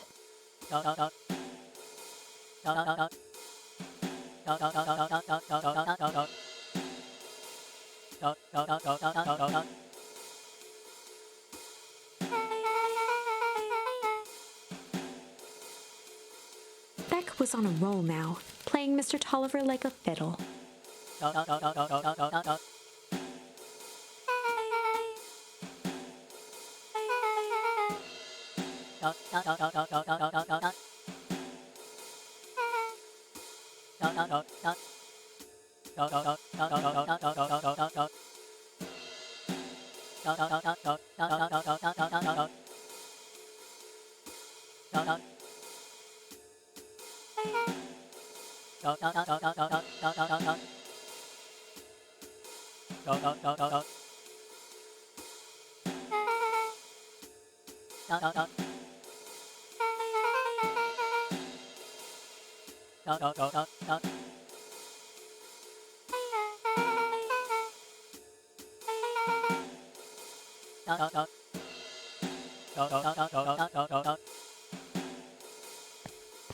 Heading for the stairs, Mr. Tolliver hesitated and turned to Beck with a puzzled look.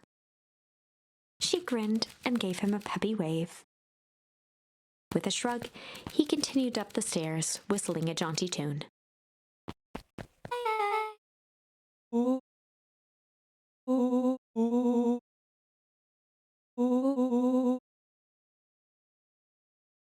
Beck blinked slowly in disappointment.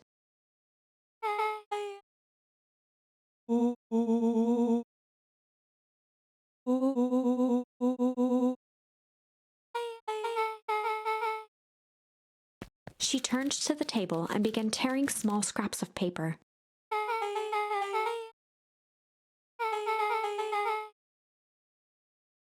Beck marked each scrap of paper and leaned back.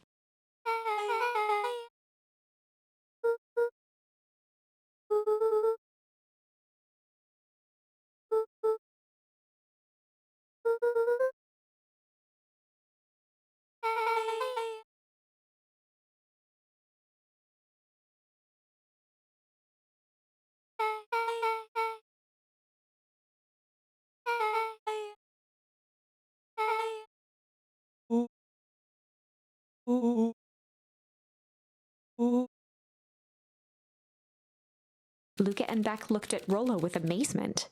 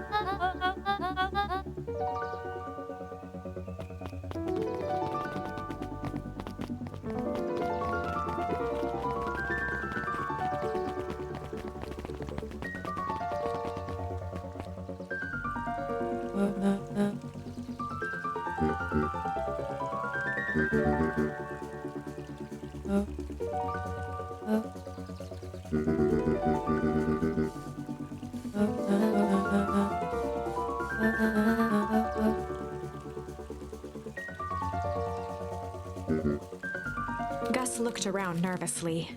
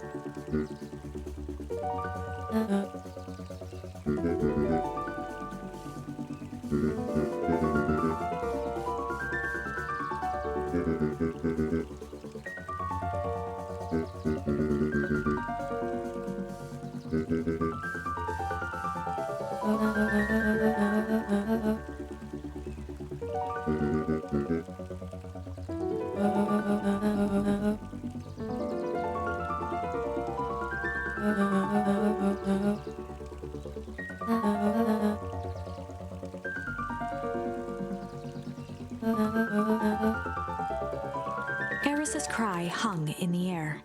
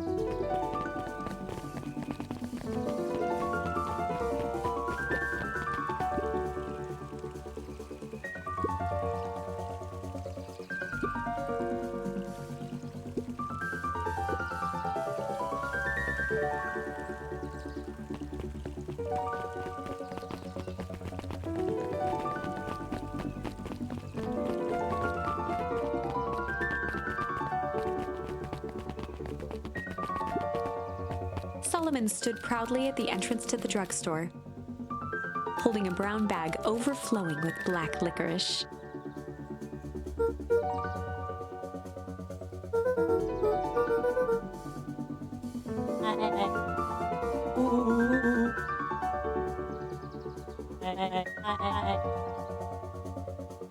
Solomon shoveled a surprising amount of licorice into his mouth.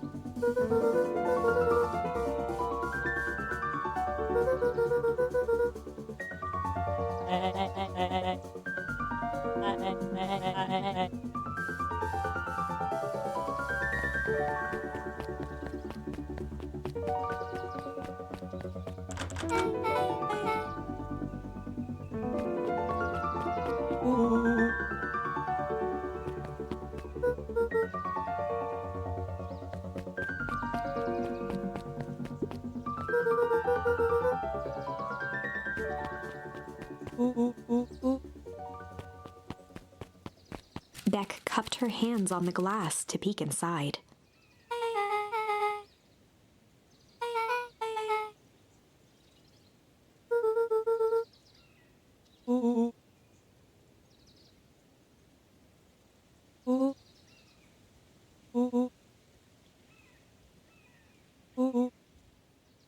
Beck flung open the door, and they all squeezed in.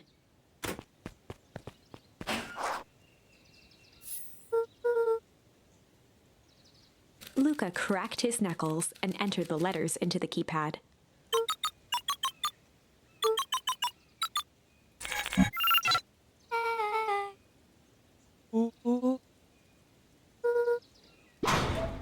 The inside of the phone booth dropped loose from its shell. Without even the space to panic, they closed their eyes, held their breath, and accepted their fate. Suddenly, the chaotic descent slowed to an effortless landing. It was unclear where they ended up, but at least it was solid ground. The air was stagnant and smelled vaguely of chlorine.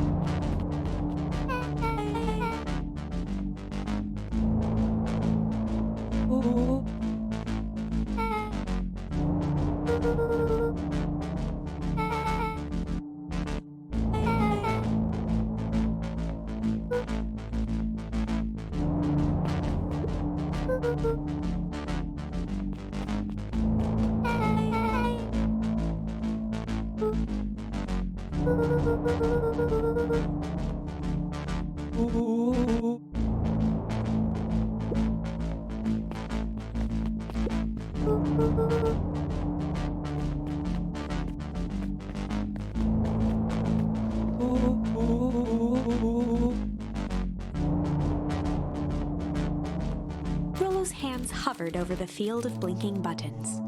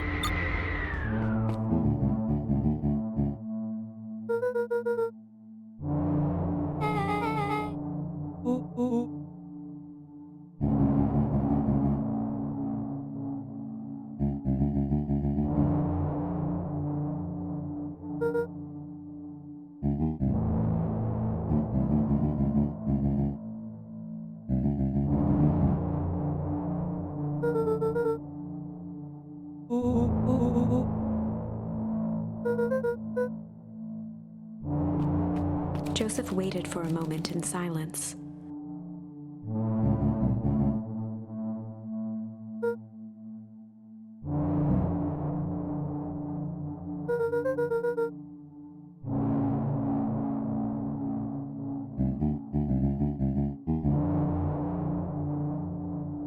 He gestured toward the strange tubes.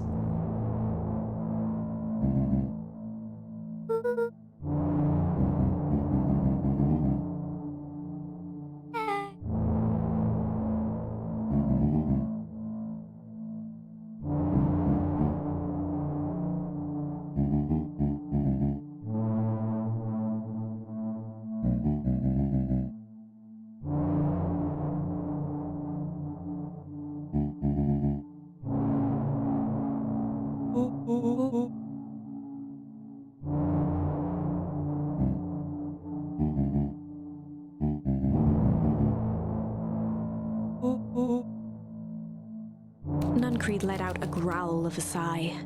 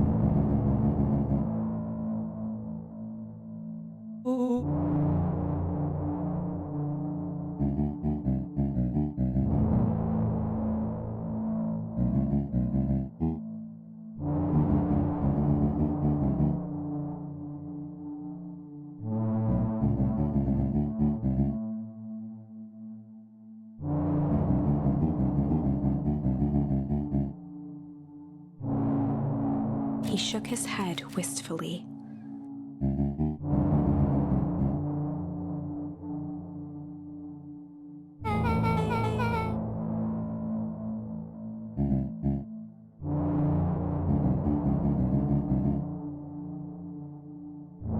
Nuncreed took a menacing step towards the children.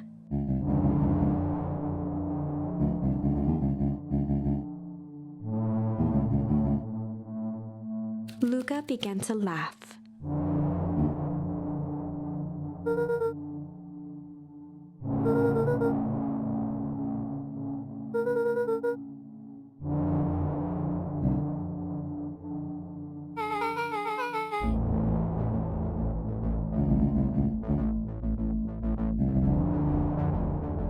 The color drained from Nuncreed's face.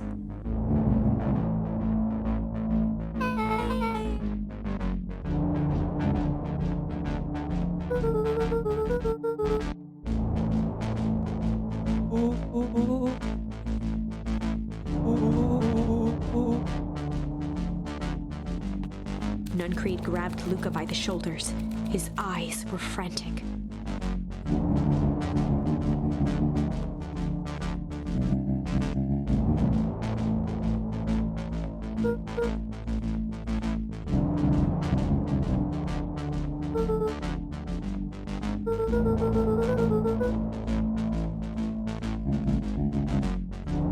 A jolt of realization struck Mr. Nuncreed.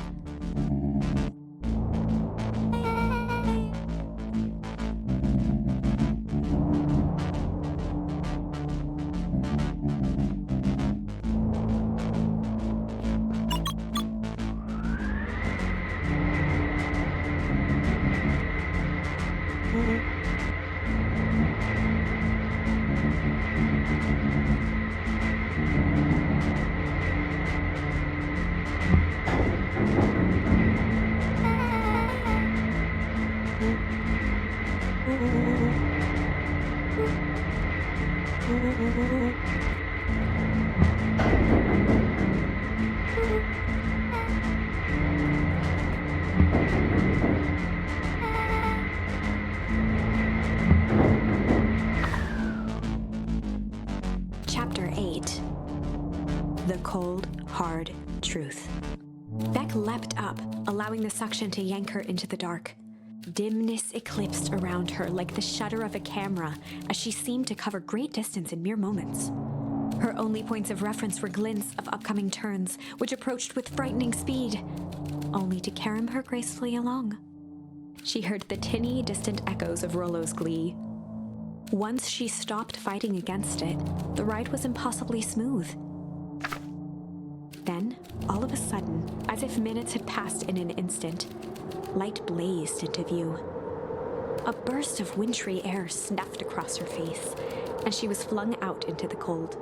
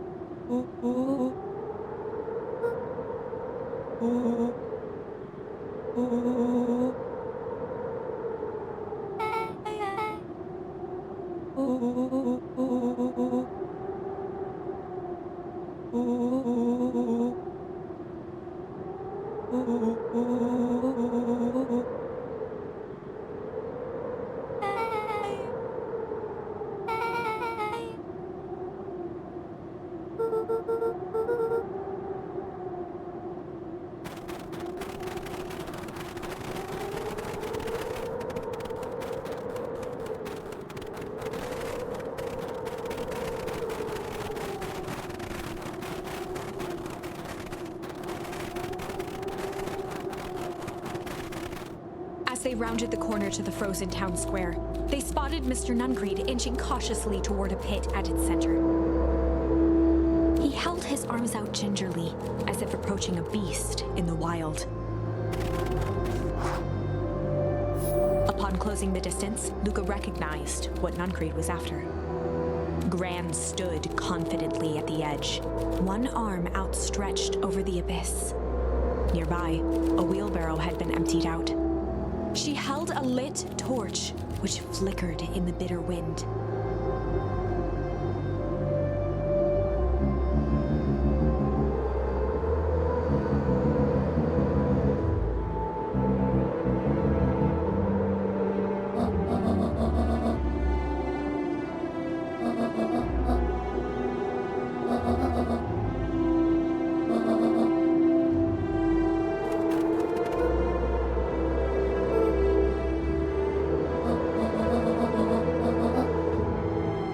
Nuncreed turned back toward the kids, desperation in his eyes.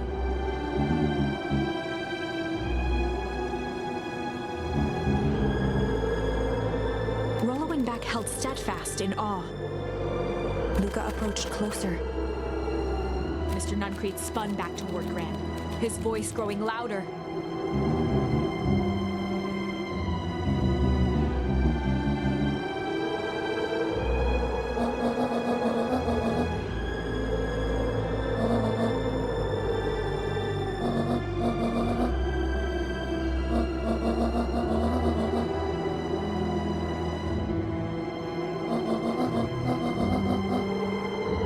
Mr. Nuncreed winced with anguish. His voice hardened. They both now yelled, not to each other, but at fate itself, making their peace with long-held burdens. The wind howled with encouragement.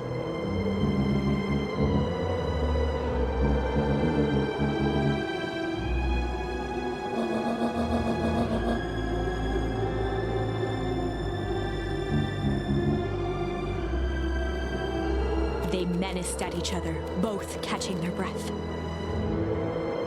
The moment balanced on a knife's edge. Amid a blur of emotions and memories, Luca's mind flooded with questions. The wind calmed, as if to give him the stage.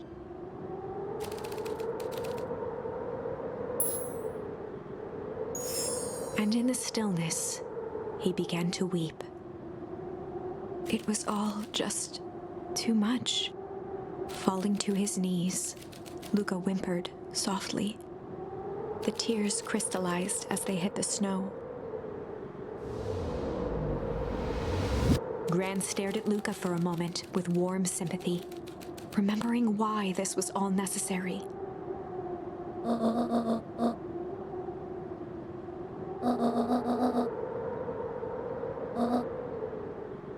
She stiffened up and brandished the torch at Mr. Nuncreed.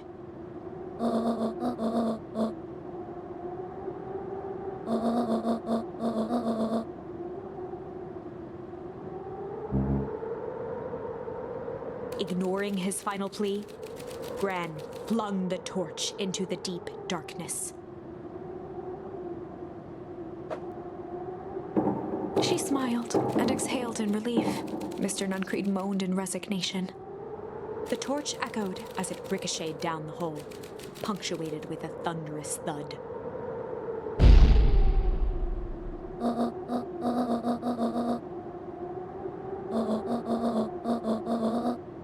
Before Gran could finish, the ground shook her to silence.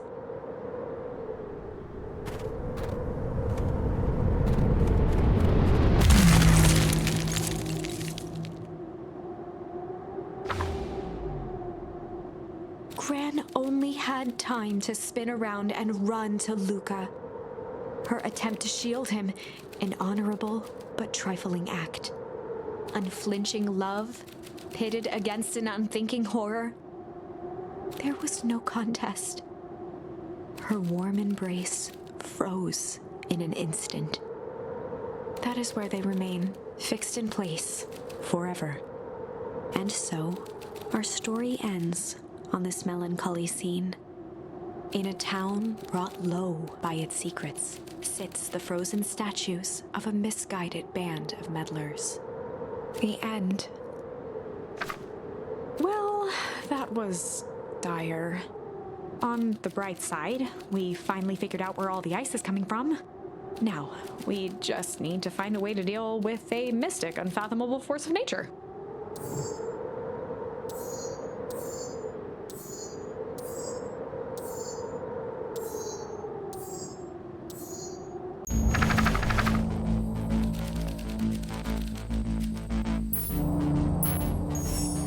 Luca drew himself up and decided to take the only option they had left: flight. He squinted down the barrel of the mission control defense cannon, aiming it through an opening in the dense tree branches.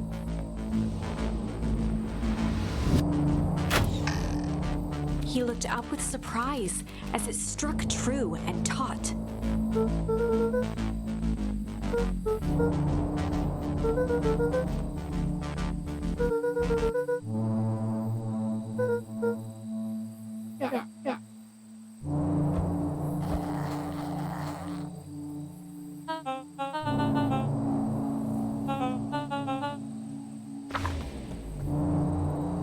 Luca and Iggy winced as they sprinted through the thicket.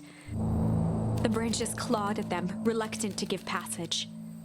After what felt like a marathon, Luca stopped in his tracks as they reached the clearing. What the? That was all he was able to say before Iggy slammed into his back. The boys tumbled down a steep decline and crashed with a wheezing thud on a surface as hard as ice. In fact, it was ice. Chapter 5. Signs. They stood silently, catching their breath. The sky was like sapphire. With each breath, a plume of steam escaped from Luca's lungs. Let's keep moving. Luca pulled Iggy to his feet as they gazed across a snowy terrain.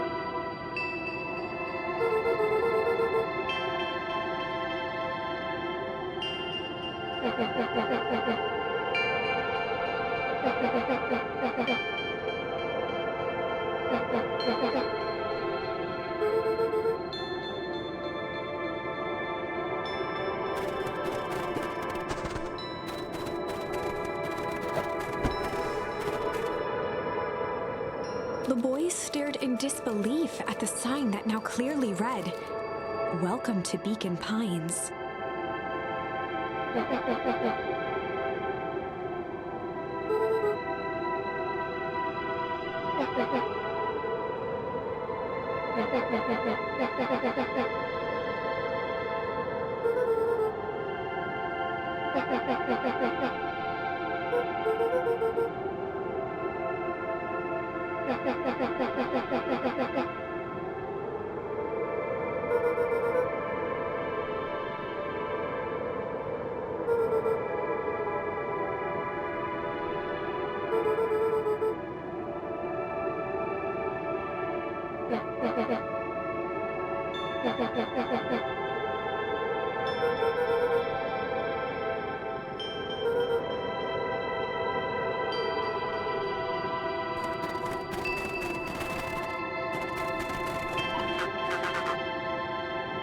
Luca had almost forgotten the walkie-talkie he was carrying.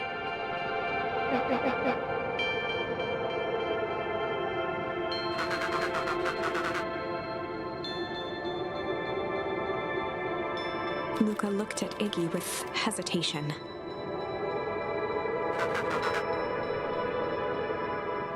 With a resigned sigh, Luca responded.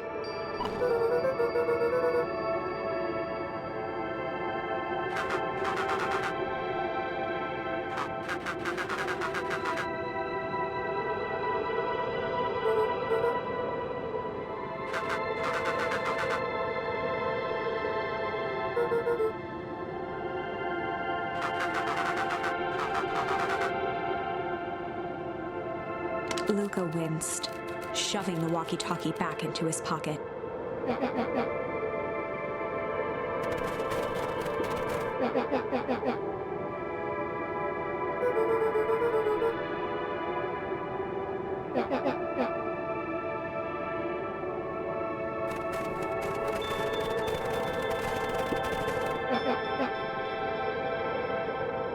Looking down at the frozen stream, Luca could faintly see a school of minnows encased in the ice.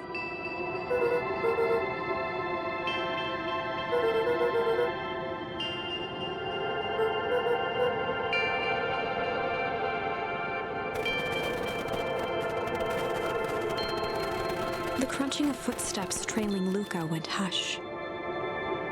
He looked back to see Iggy's face twisted with confusion.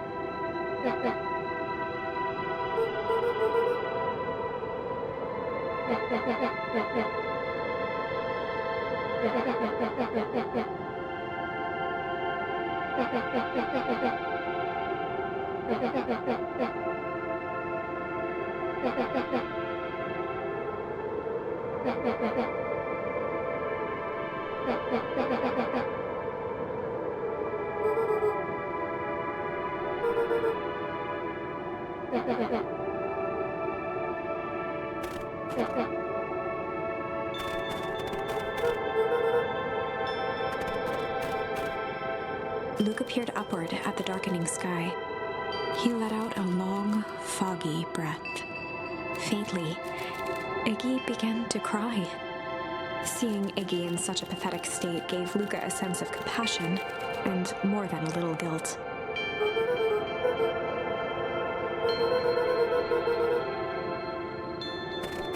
Luca allowed himself to collapse next to Iggy. The boys huddled together for warmth and comfort. If not for exhaustion, their minds would be racing, trying to make sense of the events of the day. As it was, all they had energy for was to sit in silence, numb.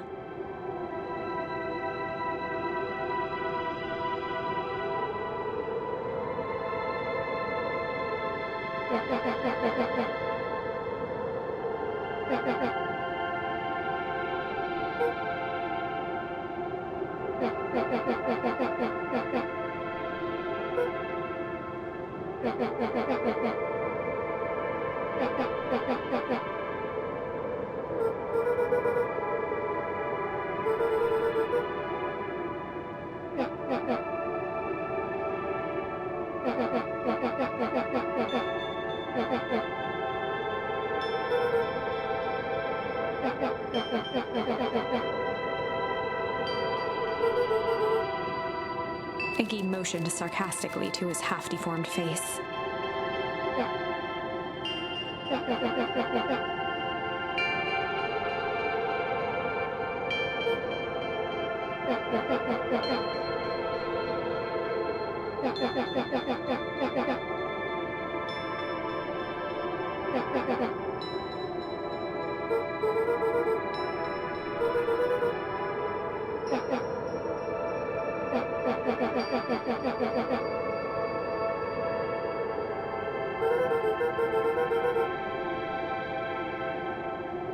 Iggy shrugged.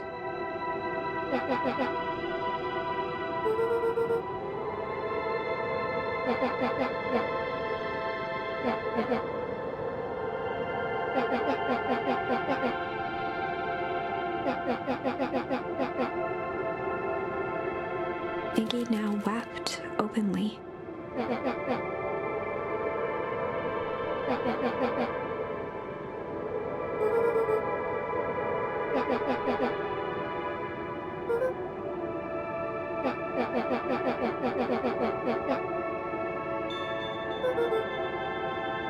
He wiped his nose with a sleeve.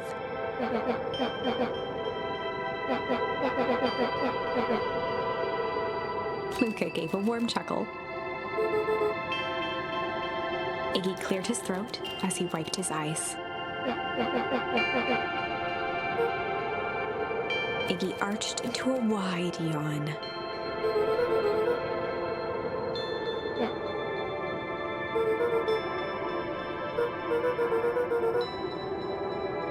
Luca's eyelids began to slowly drift shut.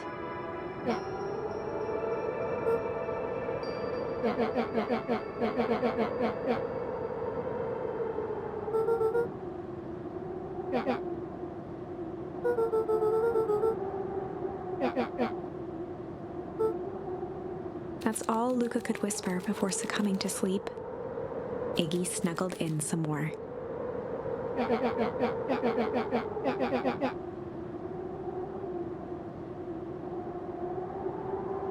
The house smelled of warm bread.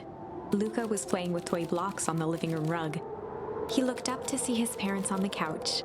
His mother held his father's head in her lap. She idly stroked his hair while humming a song. A voice behind Luca spoke. "This is how you remember them, huh?" Luca turned to see his own face. The doppelganger from his dreams, still clad in a yellow hazmat suit, still carrying a look of disdain behind empty eyes. Aww, look at this perfectly cozy scene. You know it wasn't really like this. The figure picked up a toy block and inspected it. It's amazing the facades that one can build given the right materials. Not that I blame us. These are a child's memories, all warm and fuzzy. You don't remember, do you?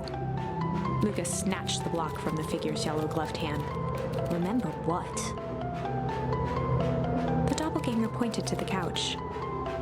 The last day we saw him alive. The day he chose to abandon us. Luca turned to look at his father, still lounging on the couch. That's not true. He didn't abandon us. The doppelganger waved his hand dismissively. Everything is true here. It's just a matter of what we choose to see. Well, let me show you. The world flickered and pulsed. Luca was sitting next to his bed, listening to his heartbeat with one of his dad's stethoscopes. The doppelganger limped into the room. Now, we both know that's not how this went. He grabbed Luca's hand and guided the stethoscope to the floor. Luca heard muffled shouting, brought close by the stethoscope. It was his parents, fighting. Do you remember what we did next? Luca gave a slow nod and crept down the hall to peek through the banister. He could see the outline of his mother at the bottom of the stairs. Damn it, Walt. We can't afford to get involved in this. She was scared. His father stepped forward. What am I supposed to do? Just watch? There's a sickness in this town, and we both know who's behind it. I swore an oath to help people.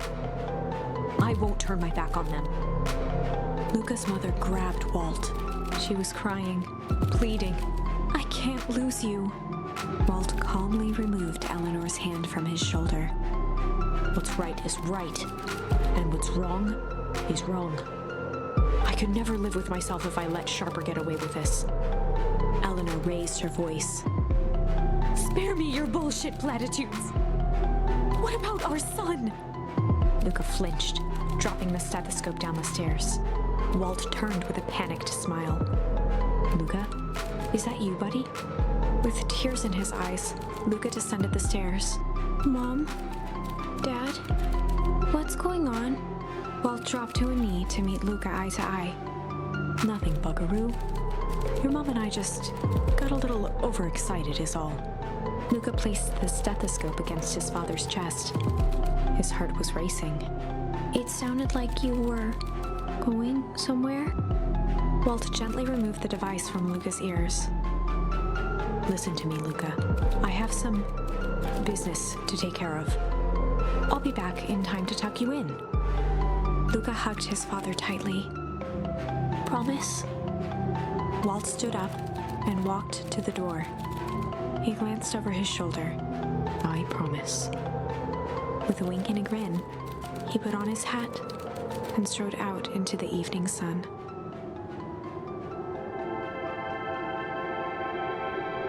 A figure approached soundlessly from the foggy snowfall. It stood above them, lingering in contemplation. Slowly raising one hand above Iggy, it snapped out 2 brisk raps on his head. From a deep slumber, Iggy sprang up defensively.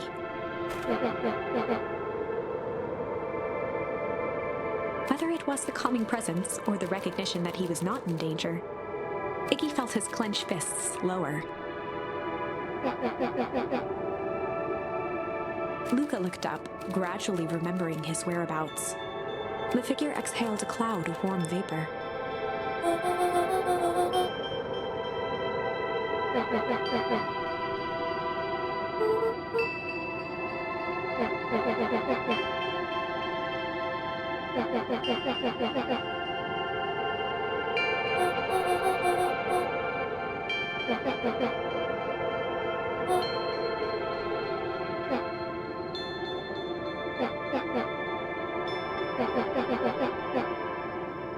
When it came to complete strangers, Iggy had trouble cobbling together an insult.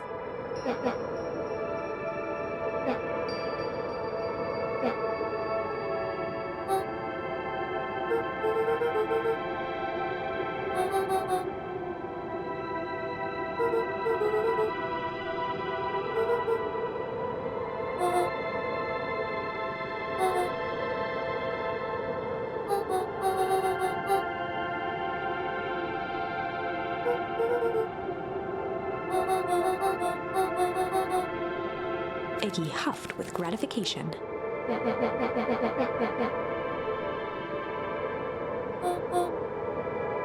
Nat began to turn away indifferently.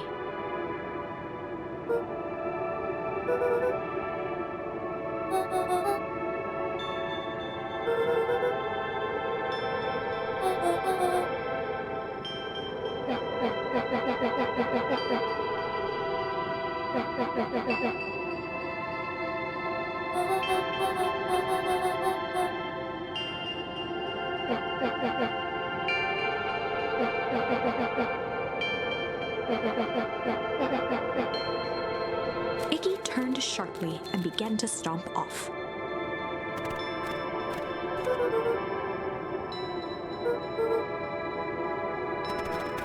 Realizing he'd worn their patience thin, Nat relented.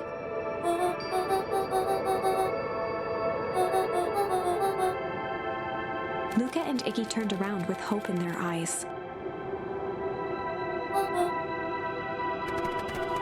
Nat took a deep breath in. Nat exhaled slowly, then snapped his fingers. For a brief moment, Luca and Iggy let themselves believe that some great magic was about to unfold, until they opened their eyes and found themselves in the exact same place, cold and disheartened.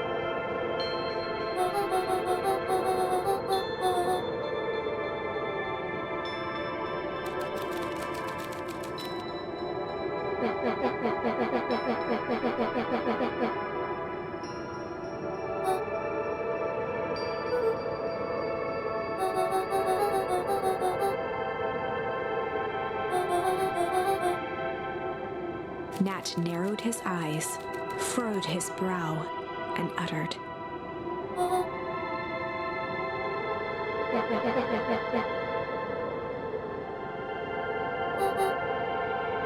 Luca began to laugh uncomfortably.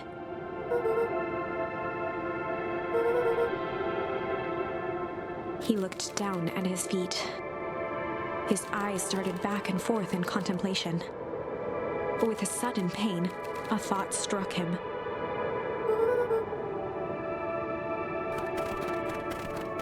He sprinted off into the pale distance. As Iggy turned to follow, Nat called out,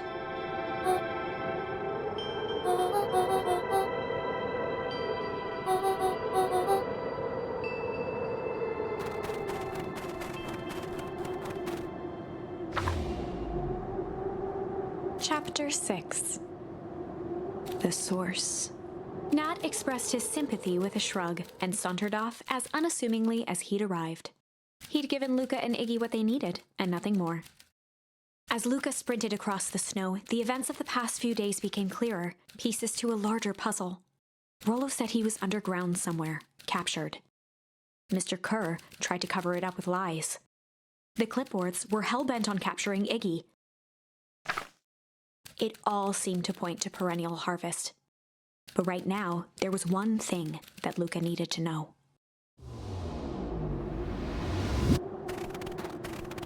Luca stopped dead in his tracks. The tree was gone, uprooted and moved, leaving a raw gash in the earth. He dropped to his knees and dug wildly at the cold snow. His numb hands hit something hard, a headstone. A dry whisper escaped Luca's lips.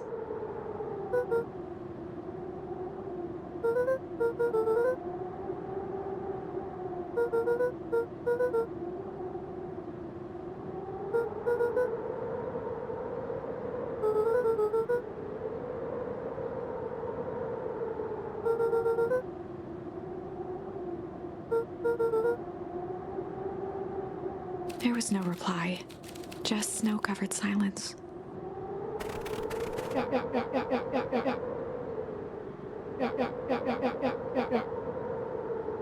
Iggy finally noticed the tears welling in Luca's eyes and the snow-covered grave.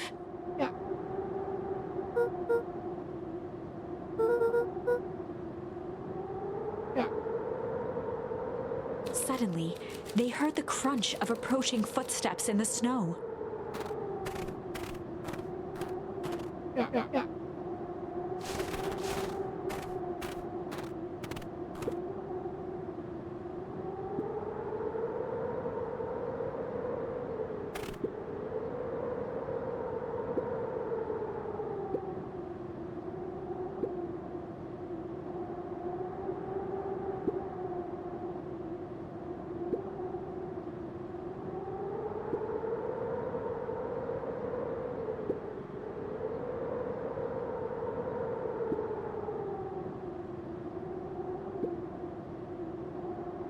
He bent down to scoop up a snowball and lobbed it playfully.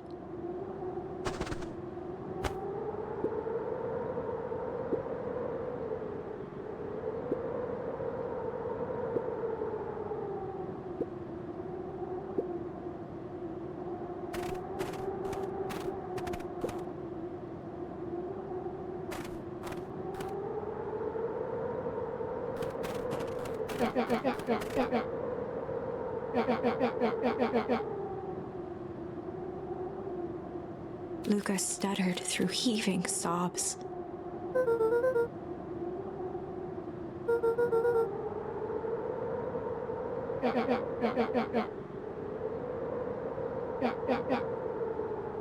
Iggy gave Luca a solid smack on the back of his head.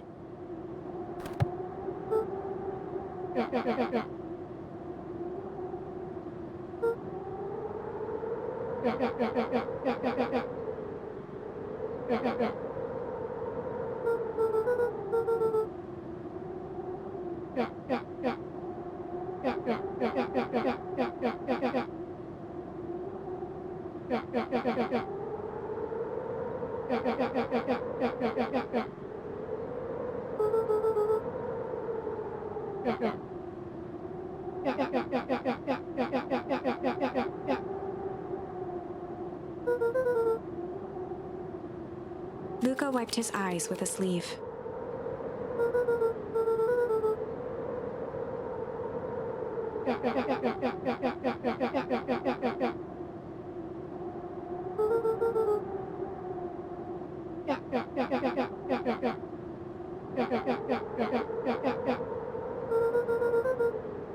Iggy flashed a mischievous smile and cracked his knuckles.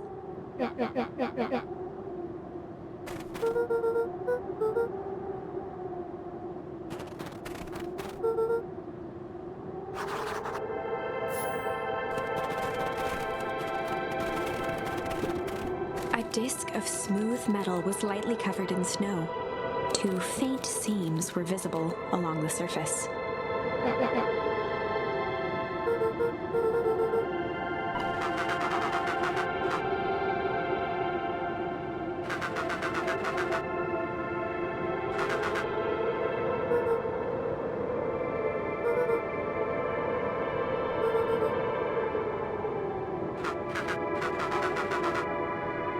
Iggy and Luca shared a skeptical look.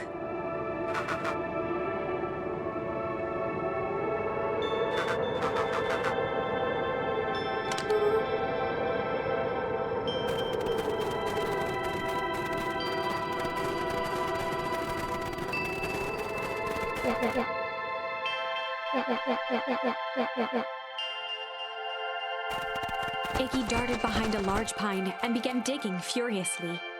He emerged holding a shoebox with a crude skull painted on its lid.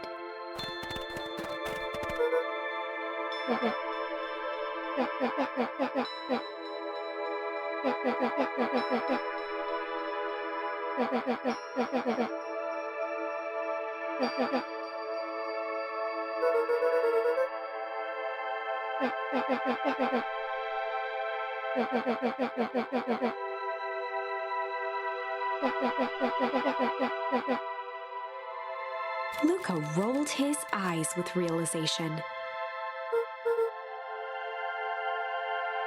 Iggy stifled a chuckle.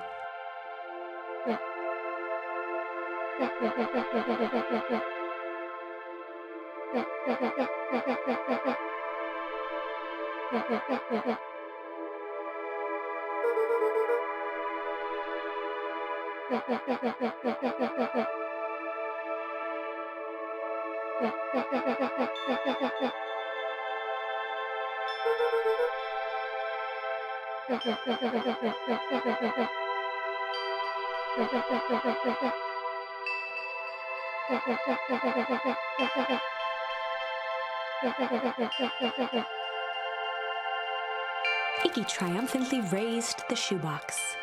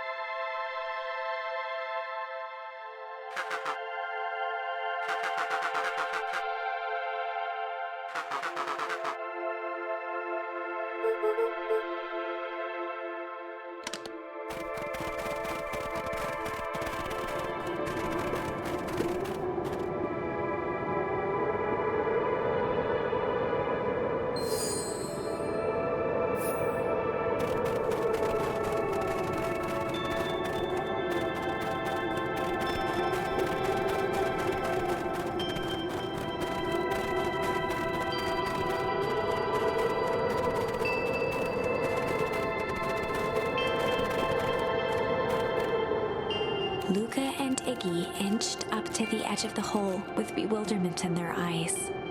Arctic air breathed out of the cavern in heaving gusts.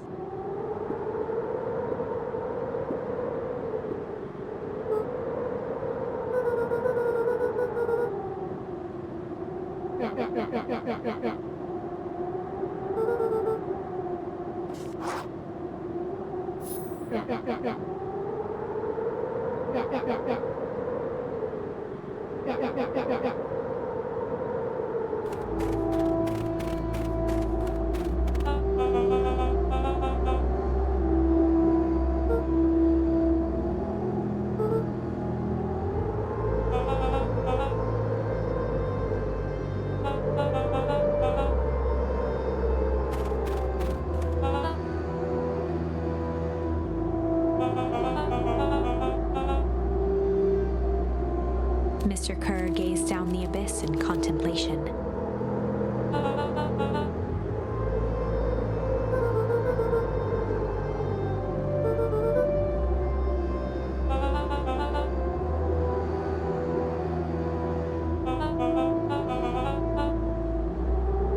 Kerr scratched the back of his head.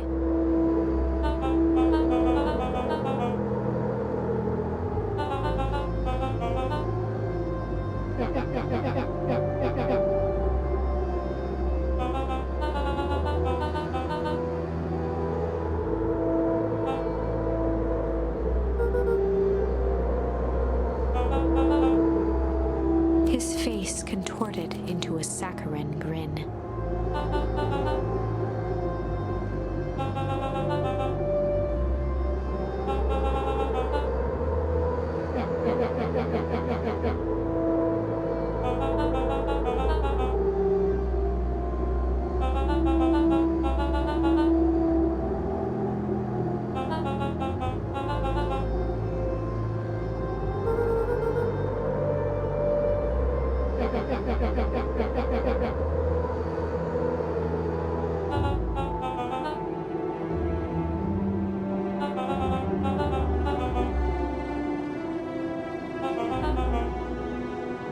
Kerr snapped his fingers.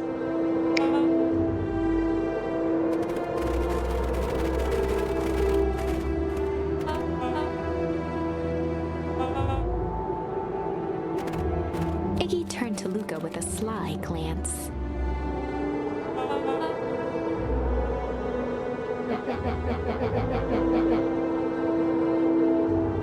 Iggy waved the box into the air, threatening to drop it down the hole.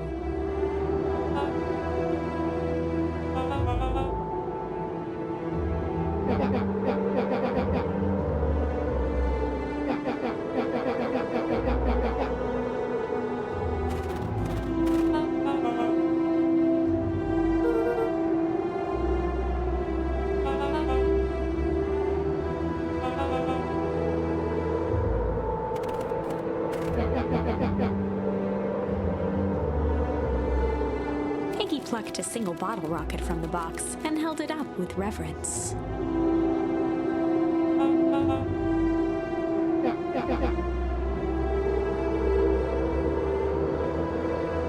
After a long pause, Mr. Kerr flung up his hand with frustration.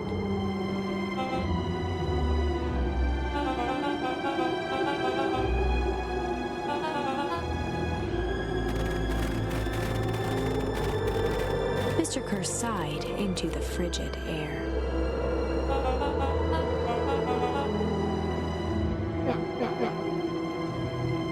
With a nonchalant flick, Iggy tossed the firework into the hole.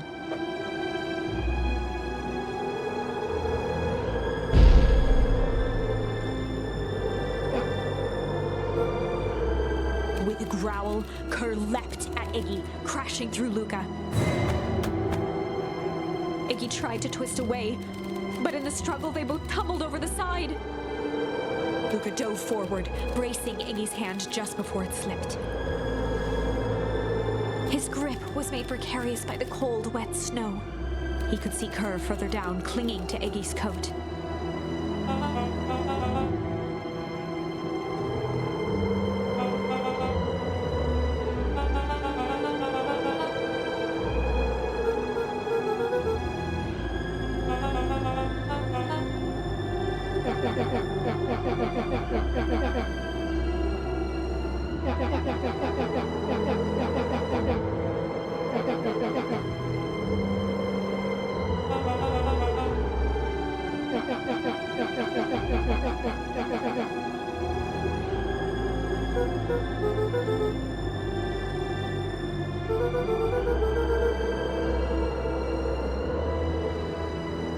Mr. Kerr gasped with insult.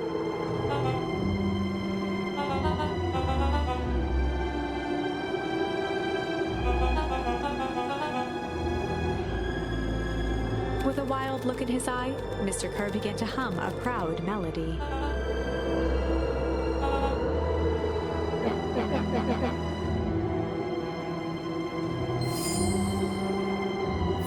Luca's hand began to cramp. His voice began to crack.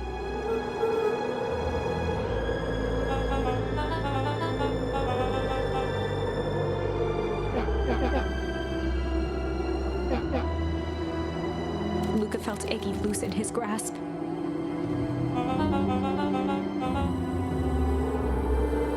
Every muscle in Luca's body burned.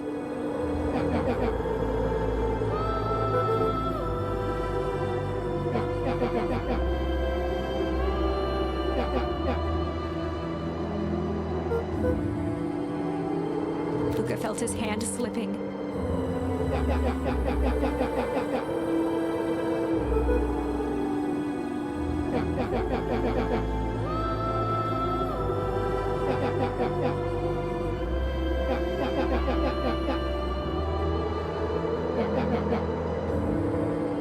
A calm settled over Iggy's face. Iggy's voice was colder than the bitter air billowing from the chasm.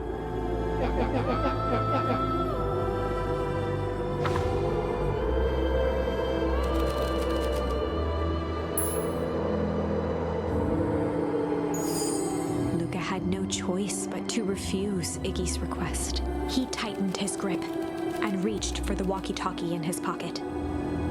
A wild delight crept onto Mr. Kerr's face. That's a good lad. Now, radio for help. Iggy begged Luca with his eyes one last time, but Luca pressed the button and called out. We need help. Mr. Kerr is in danger. It wasn't long before they were once again surrounded by clipboards. Mr. Kerr sighed with relieved frustration. There you are. You really are a worthless lot, aren't you? Mirror, now. A clipboard dutifully produced an ornate ivory hand mirror, and Mr. Kerr began preening his tousled hair. Ah, that's better. Mr. Van Horn, I applaud your sharp thinking under duress. I'll put in a good word for you with the founder. Take them away. A swarm of hands overpowered Luca. The last thing he saw before a cloth bag was pulled over his head was the defeated look on Iggy's face. The end. I think this was one of those times where doing the right thing was the wrong thing.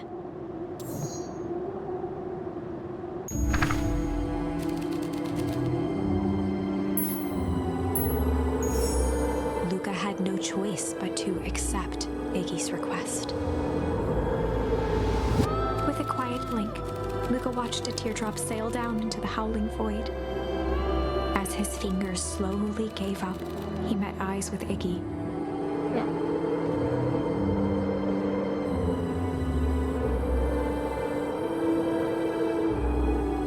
The two silhouettes were swallowed by darkness.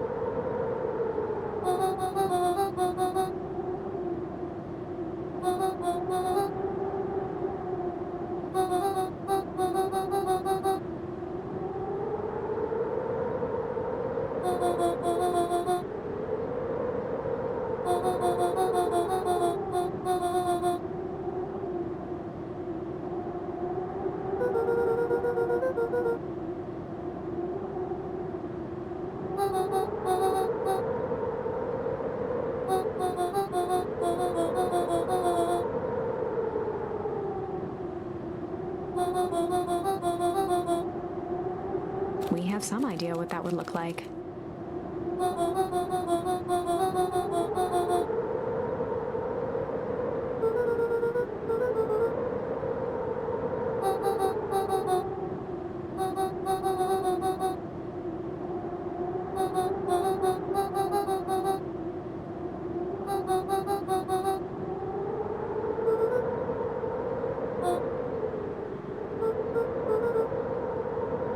A fierce twinkle flashed in Nat's eyes.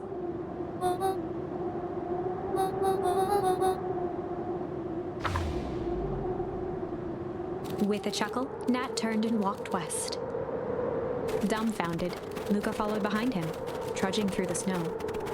Every step taking him further away from everyone and everything he knew, and closer to destiny. To be continued in Beacon Pines, Pines Harder. Revenge served cold. Second time's a charm? Wait, that's it? This ends with a crummy cliffhanger just when it was getting good? I was even starting to like Iggy. No way. I refuse to be associated with some never-ending parade of sequels.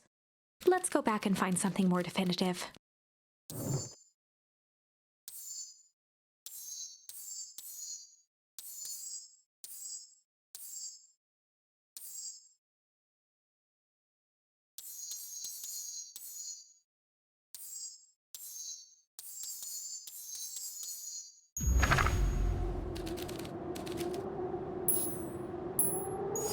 And in the stillness, he began to hum.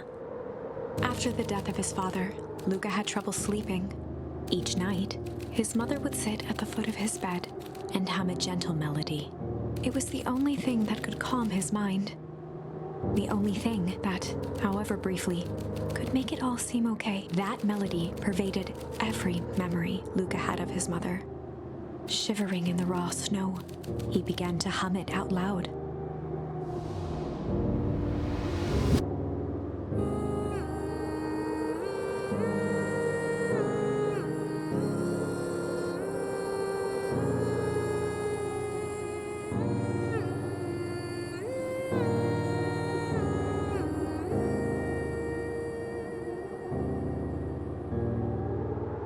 Gran lowered the torch, listening closely. As recognition slowly set in, her heart sank. Those countless nights of consolation, the incomparable loss they shared together. She let the torch fall to the snow and sizzle out. A few steps toward Luca was all she could bear before dropping to the snow herself.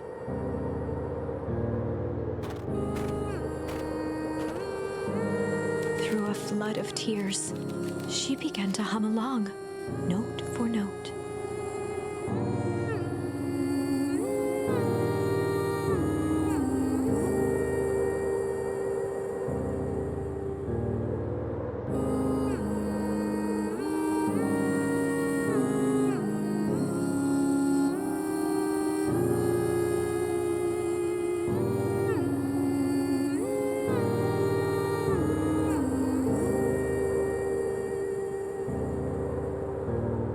Luca lifted his head in astonishment.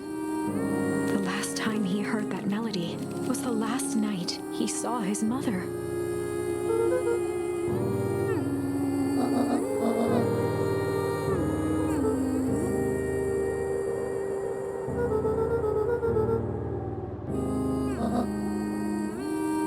Luca blinked through blurry, watery eyes, trying to see more clearly. He could just make out the impression of a familiar face. He peered across the snowscape at the woman on her knees. Something about her was undeniably his mother. Only smaller, older, changed.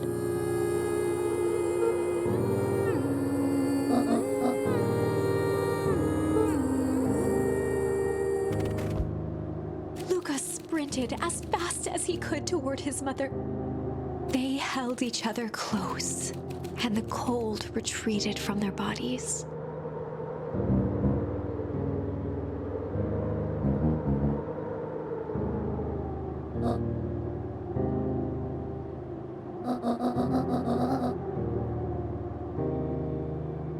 Eleanor looked down at Luca, tightening her embrace in an appeal for forgiveness.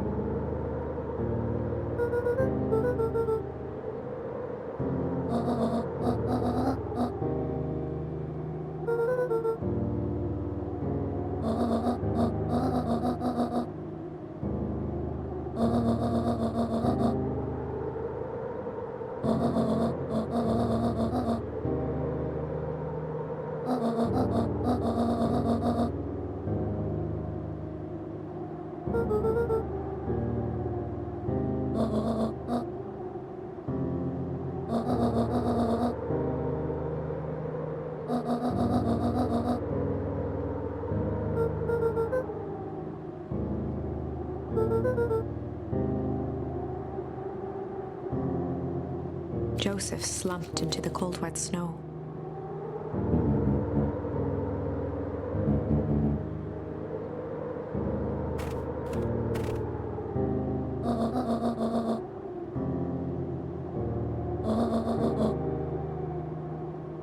For the first time in a long time, her voice felt like her own again.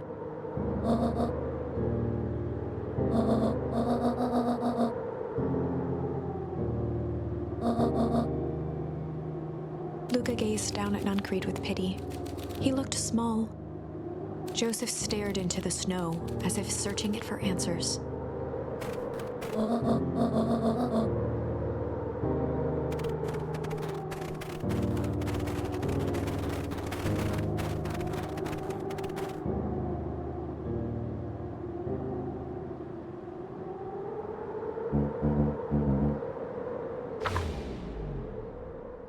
Chapter 9. The Devil You Know. 7 months ago. Eleanor Van Horn crept down the maze of sterile hallways under perennial harvest. She stopped in front of the large steel door marked Deep Engineering. No turning back now. She raised a trembling hand. The stolen keycard worked as promised, and the door buzzed open with mechanical efficiency. She was immediately hit with the smell of disinfectant. It was some sort of laboratory.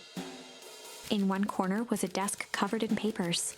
Across the room stood a tall metal pod with hoses protruding from its base. She rushed to the desk and began shifting through the piles of papers. They were experiment reports on something called Tempus liquamen. There were dozens of them, every one stamped failed. Eleanor heard the sharp echo of footsteps approaching. She was out of time. Her eyes scanned the room, eventually landing on the strange pod. Muttering a curse under her breath, she dashed over and dove inside.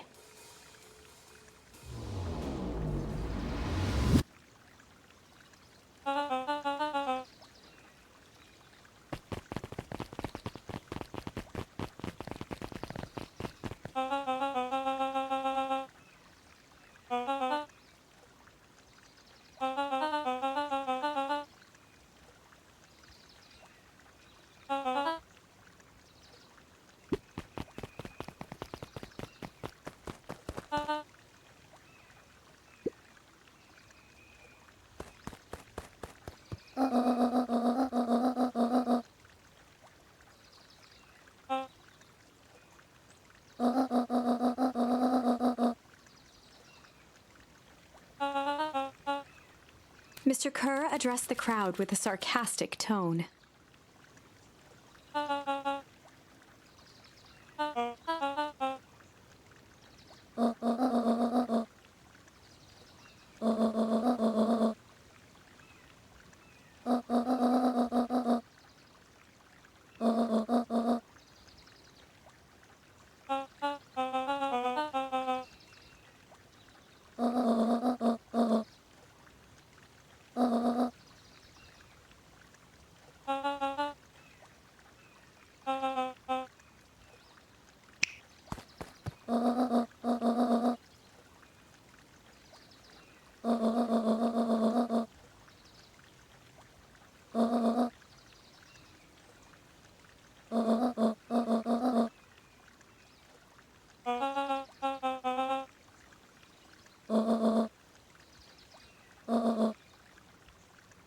Whispers filtered through the crowd.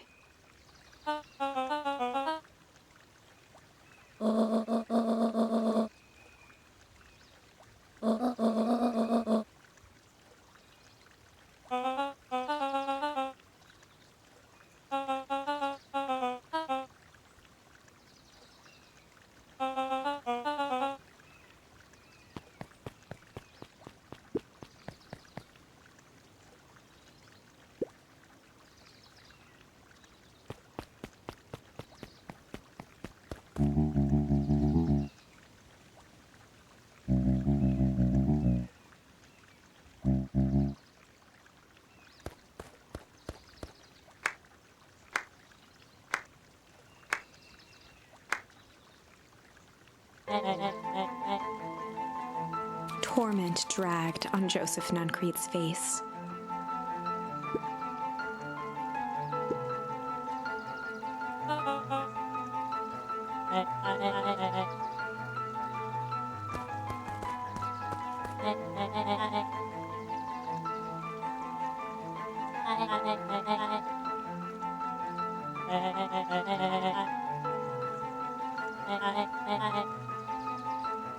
He paused for a moment, plucking a piece of fuzz from his sweater and discarding it to the ground.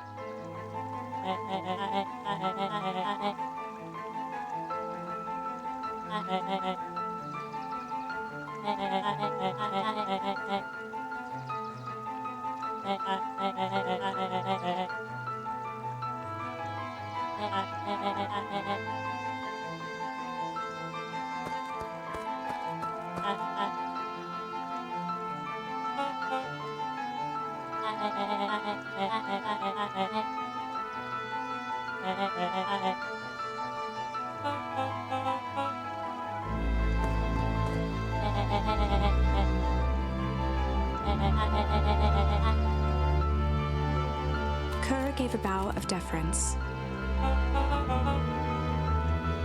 Gasps rippled through the crowd.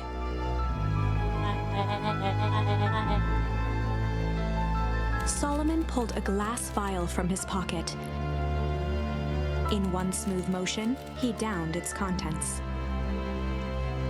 A triumphant smile grew across Solomon's lips.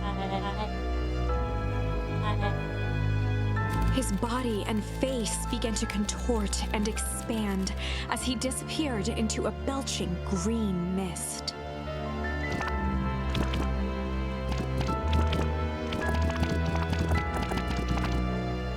A hushed horror gripped the crowd. This is a story about change.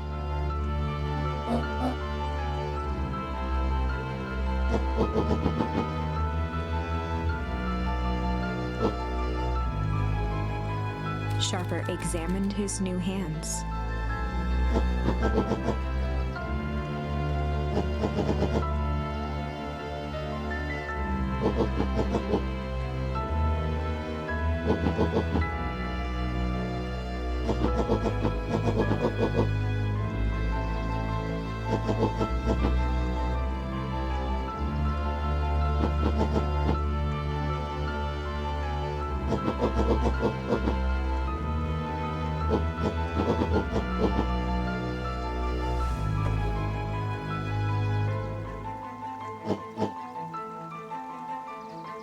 Sharper choked out a crude squawk of a laugh.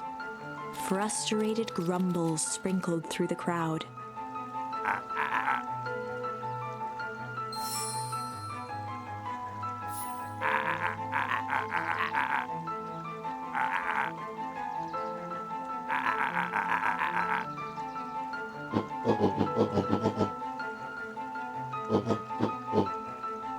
William Kerr gave a subtle nod to the clipboards.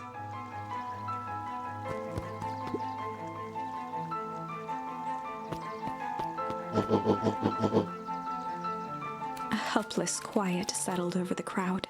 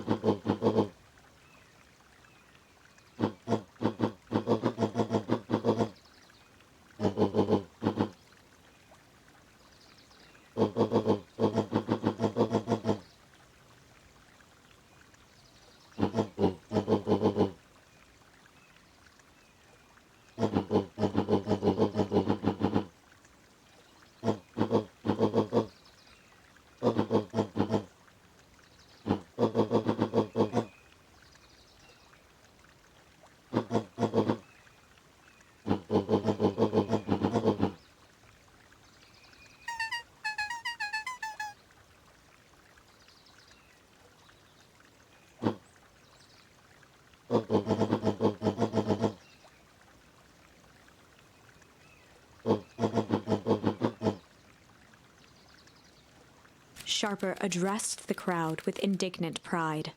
He'd planned this moment for so long that now, at the deed's fruition, it almost felt frivolous.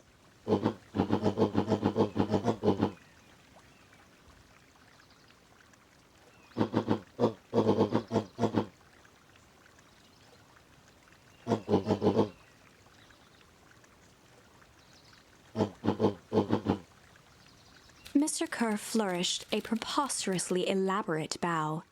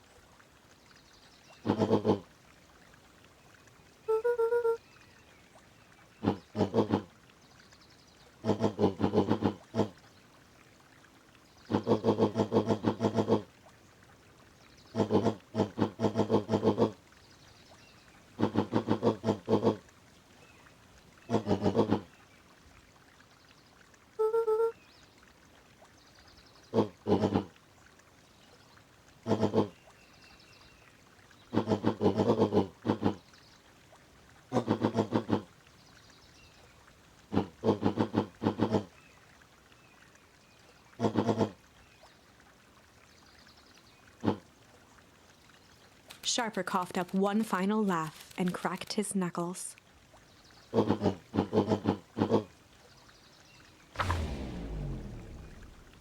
And so, Sharper set about remaking the town in his own image. The fertilizer factory soon reopened for business. Sales rose steadily as more and more farmers across the countryside began to swear by its miraculous properties. Beacon Pines became famous.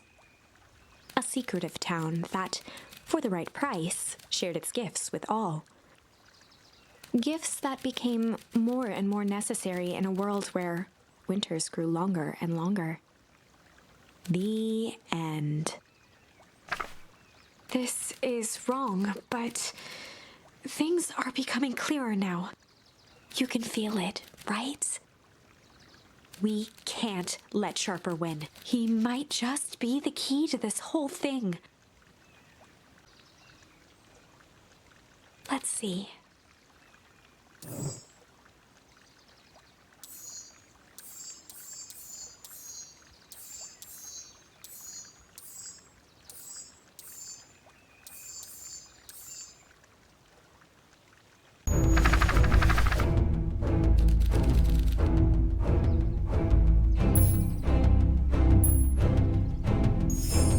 There was a malice lurking behind those eyes, like a trap ready to spring.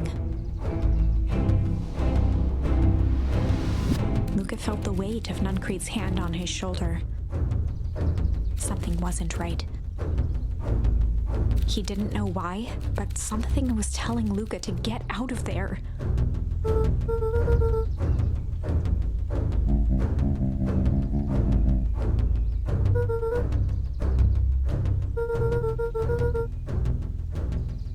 Luca twisted free of Nuncreed's grasp.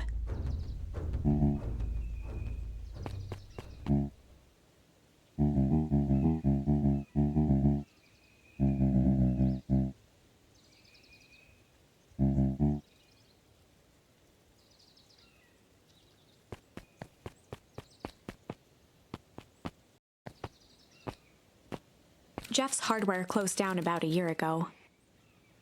The effects of the foul harvest stretched wide. When there are no crops in the field, tractors don't need fixing.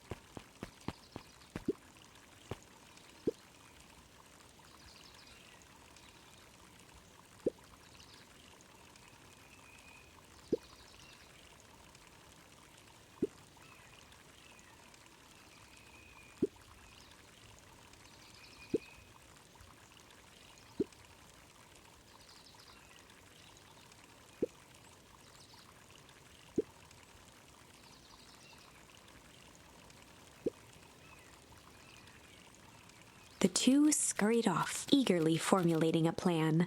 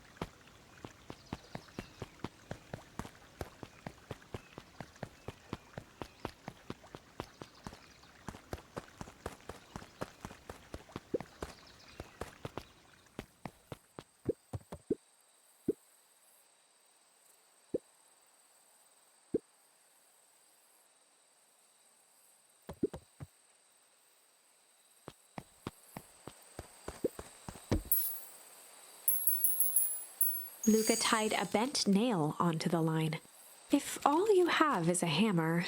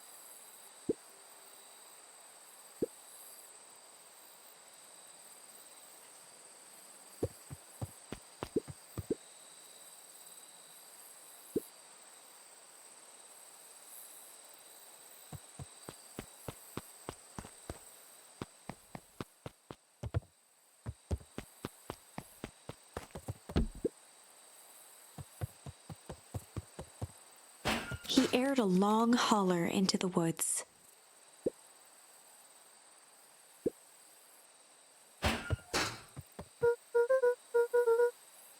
Luca felt his eyes getting heavy and plopped into the beanbag. He conceded to its lumpy embrace.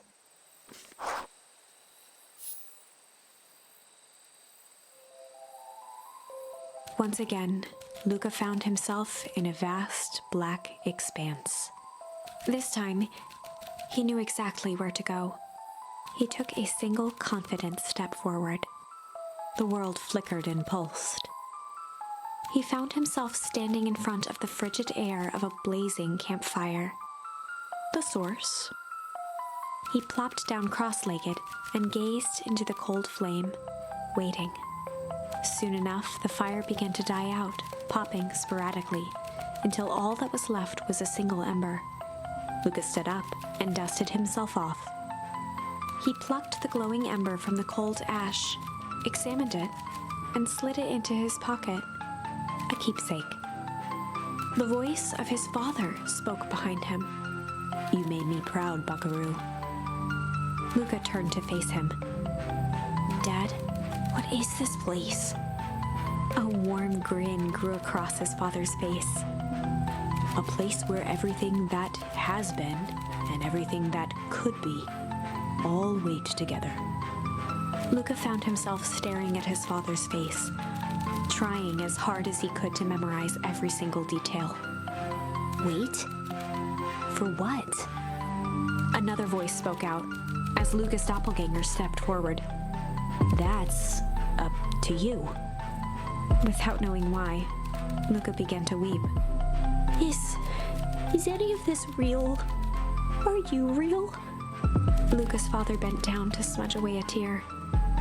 "Of course.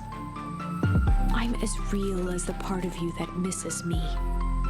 Luca turned to look at the older version of himself. "And you?" The doppelganger choked back tears. "I'm as real as the part of you that's angry he's gone." Does that make sense? Through his tears, Luca laughed. "I think so." His father pulled him in for an embrace. "Time to go, Buckaroo." Luca was startled from his dream by a banging on the floor. A commanding voice rumbled from below. Just as Luca sprang to lock the entry hatch, the door knocked open. Chapter 5. Dangers Big and Small. Luca stumbled back. He heard the rope ladder creak under significant weight. Keeping his eyes fixed on the hatch, he inched backward to the balcony. As his hand grasped the door handle, Luca froze. A large figure clumsily wriggled up through the hole.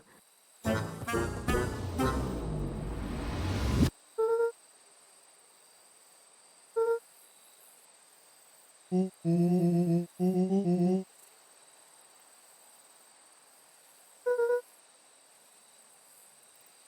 large figure cocked its head inquisitively.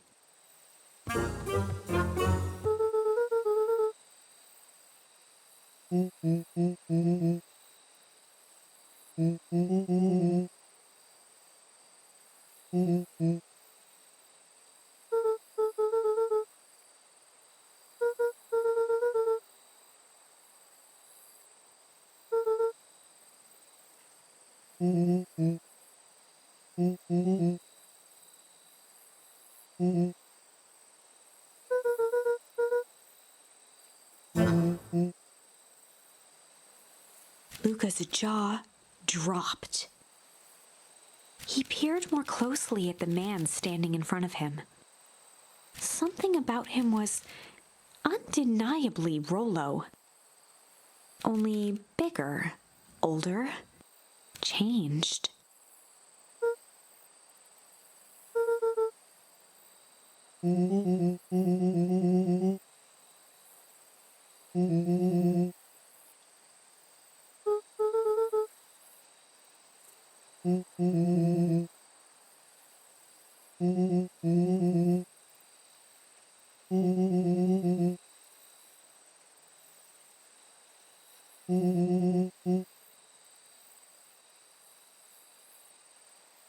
Rollo proudly presented his hands to Luca.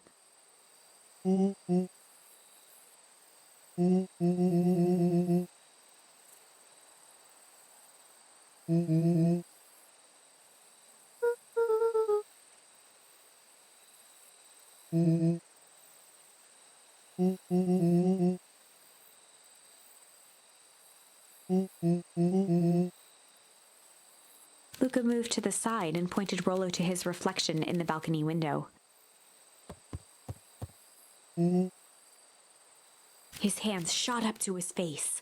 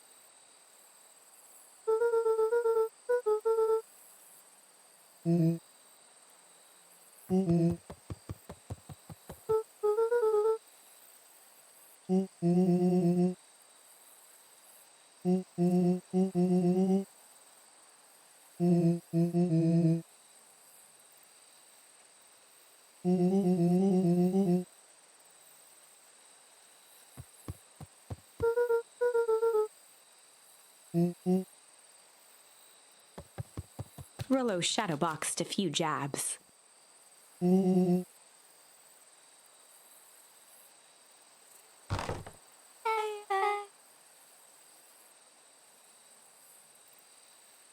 With a yelp, Rollo dove behind Luca.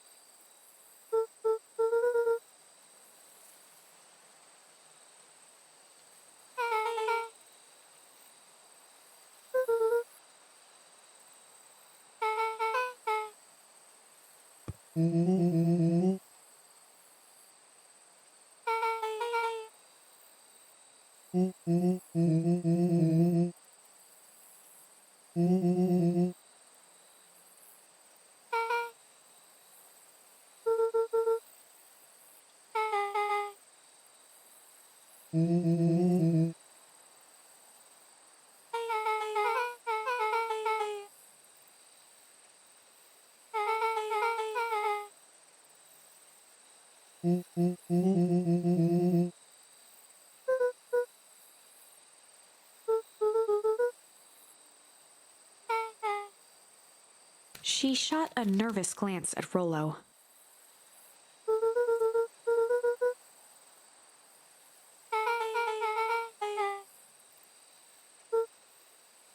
Beck's eyes narrowed.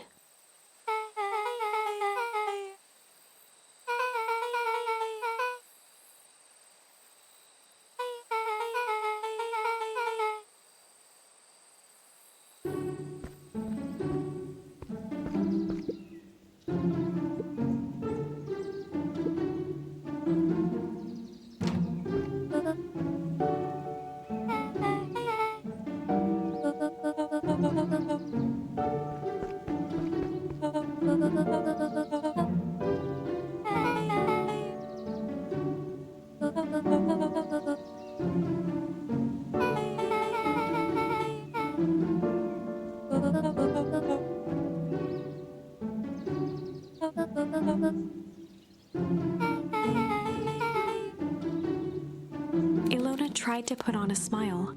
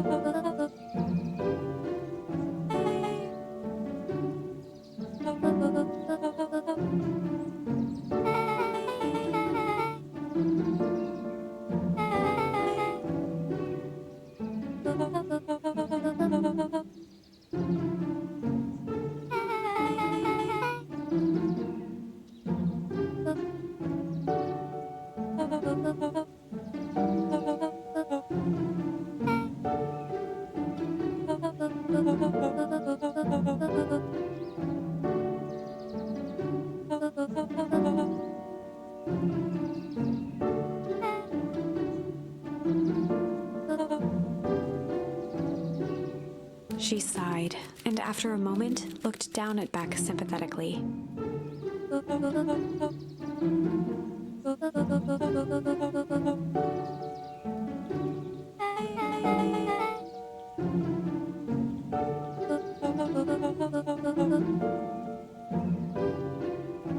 She flashed a sly grin and tousled Beck's hair.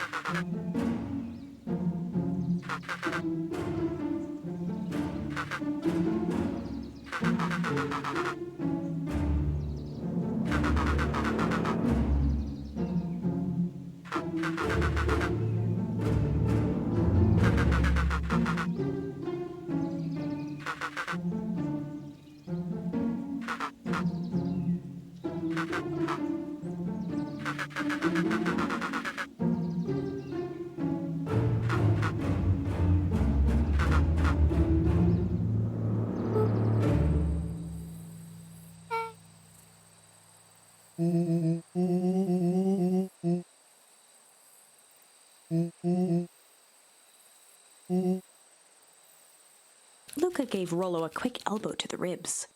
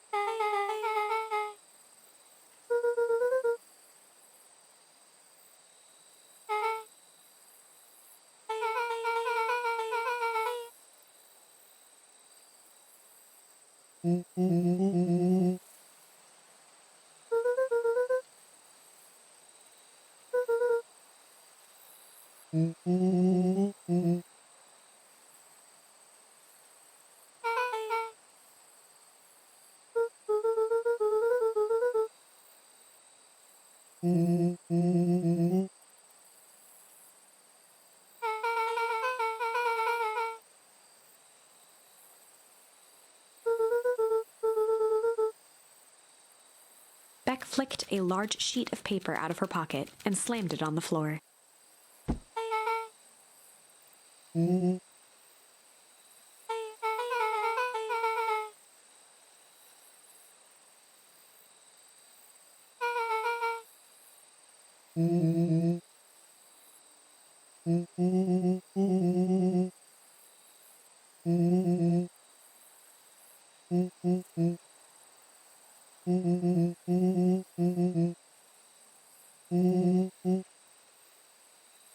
Rollo started to wiggle with excitement.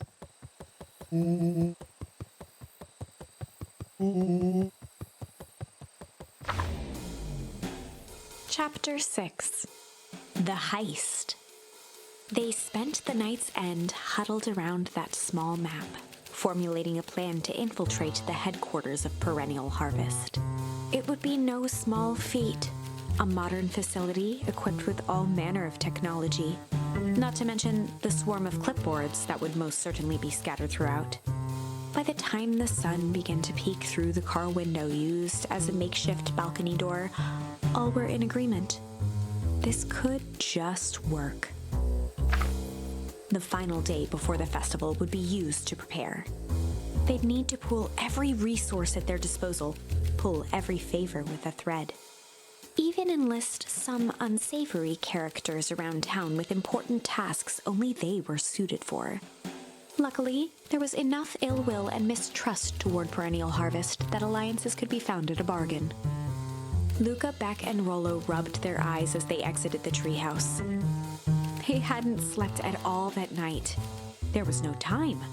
The festival was to begin in one day, and they each had their assignments.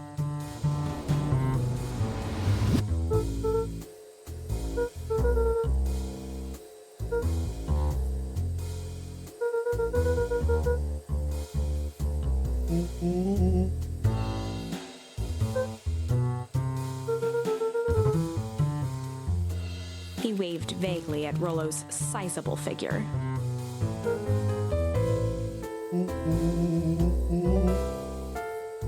Beck snorted an involuntary giggle.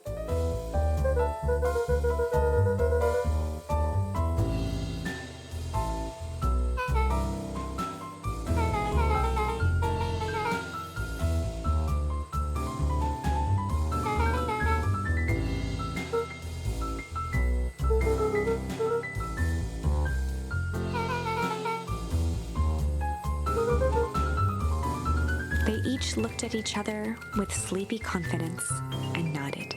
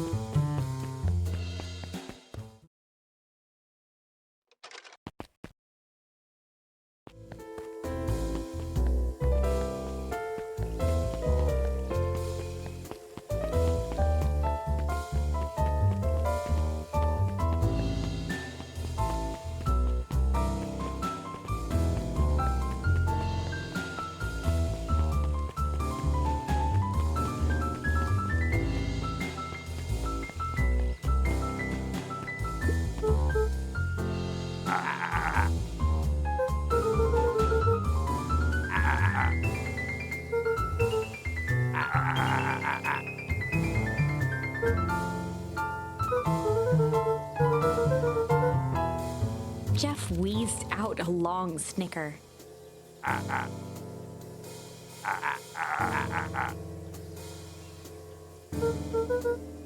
The joy in Jeff's face drained instantly.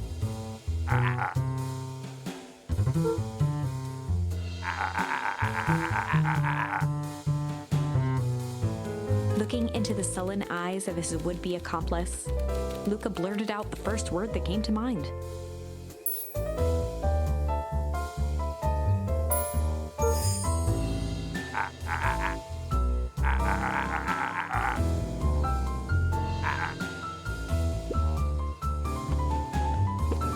Luca wasn't ready to give up so easily. He shouted out again.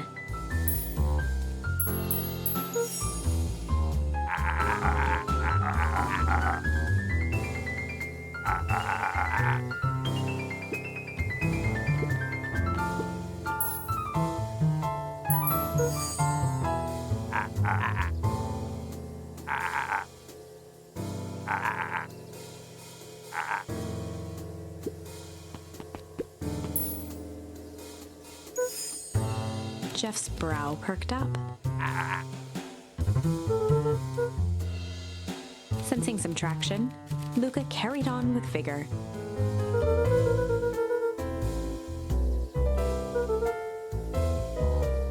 Jeff's scowl faded with a sigh.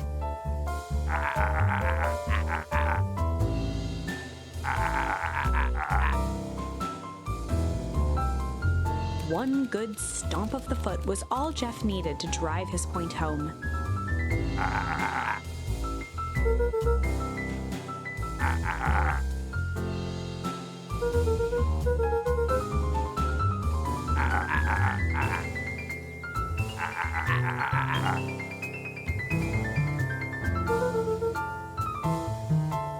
Luca offered out his open hand to seal the deal.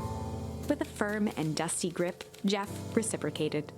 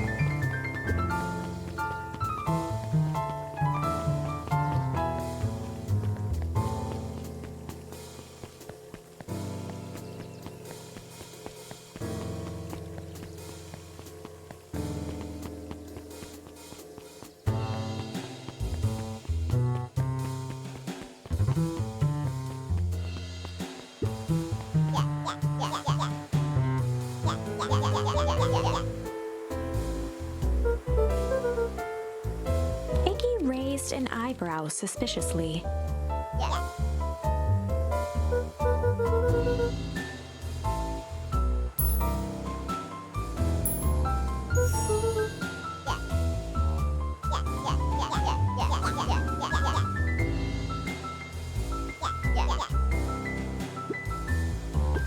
Luca knew they'd need Iggy and Tish to pull this off.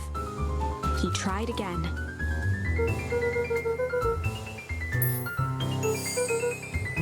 Iggy gave a reluctant shrug.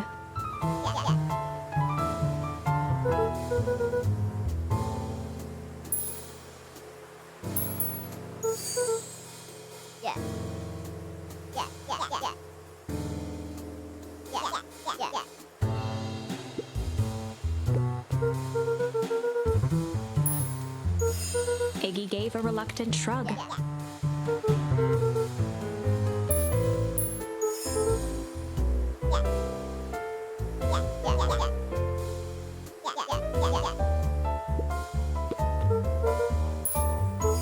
Iggy gave a... Iggy considered the point.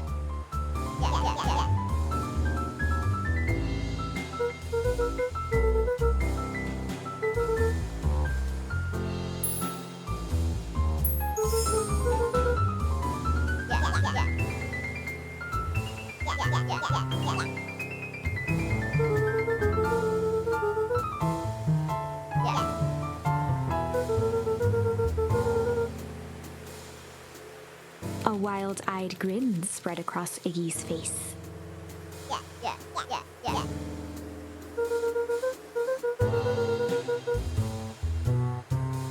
Iggy glanced over to Tish, who nodded in agreement.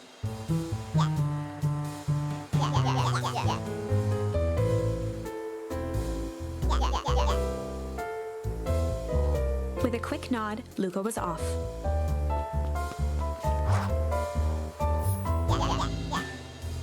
Iggy gazed up at Tish with a smile.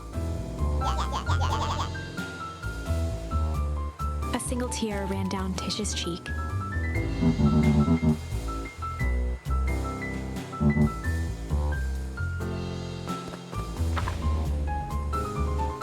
Chapter 7. Into the Hive. A good heist requires preparation. And thorough preparation takes time, something they had precious little of. So far, everything was in order. Jeff, Iggy, and Tish all agreed to do their part. Beck radioed Luca that night with a simple and covert message. "We're locked and loaded on my end." And Rollo, after a lengthy confession, managed to persuade Roxy and Fitz to help. He stowed away in mission control for the night to avoid attracting attention. Rollo, being uniquely suited for the role, would be the first to breach perennial harvest. The outfit provided by Jeff wasn't perfect, but a convincing disguise is 10% wardrobe. 90% confidence. Rollo took a few vigorous breaths and shook out his arms.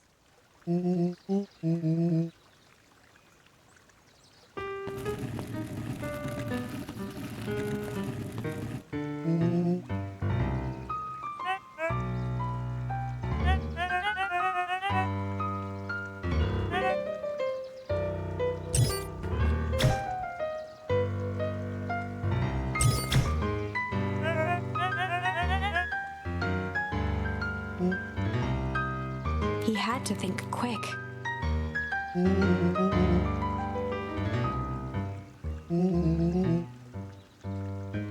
Rollo sighed, adjusting his tool belt.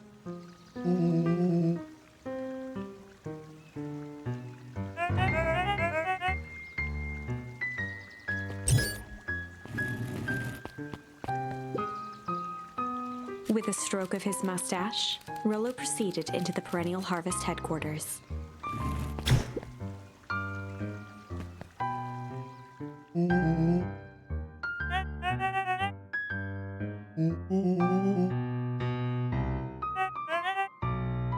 He stammered and flipped through the pages of his clipboard.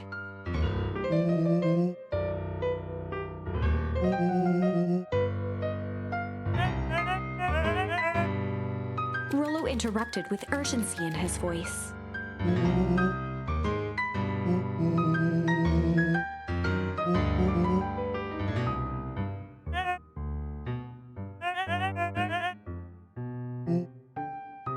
Rollo panicked.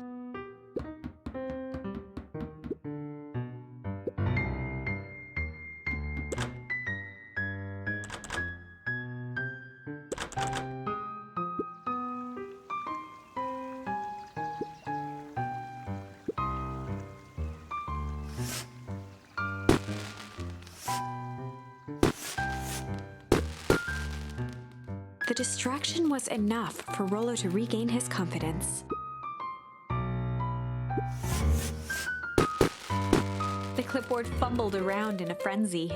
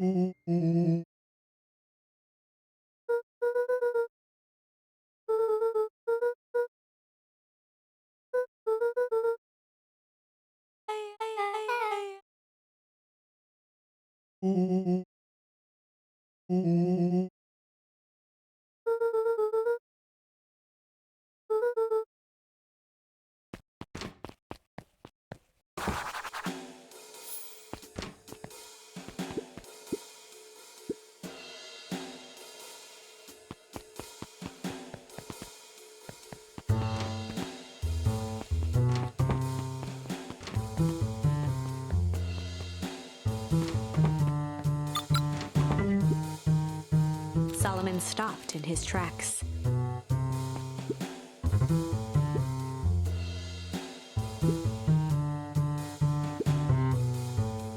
A veneer of confusion flashed across Solomon's face.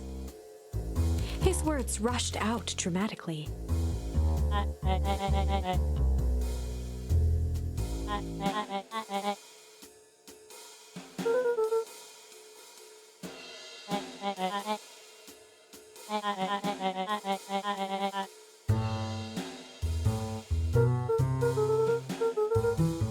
Solomon's facade briefly faltered.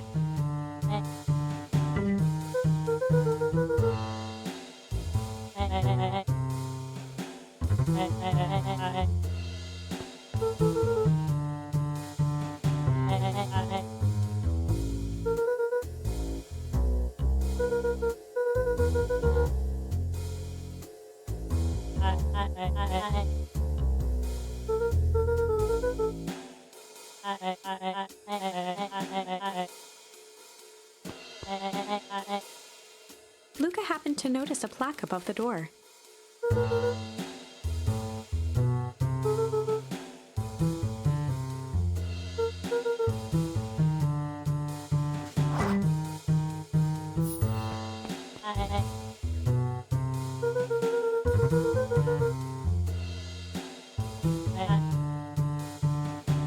Luca tried the handle.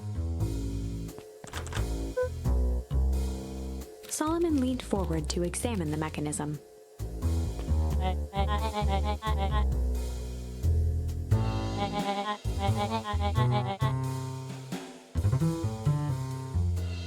Luca smiled and looked at his watch.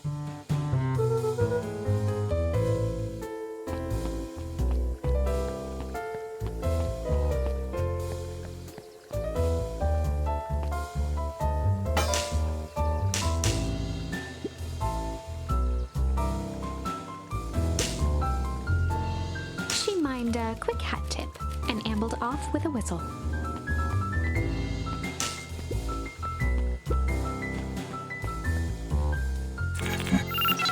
The light on the keypad changed from red to green.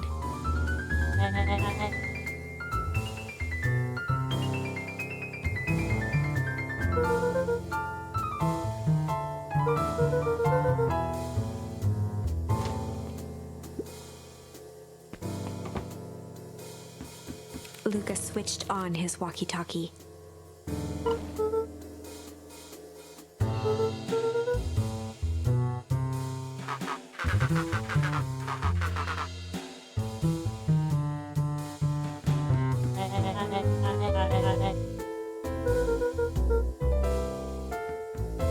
On the computer screen, a green cursor blinked in a password field.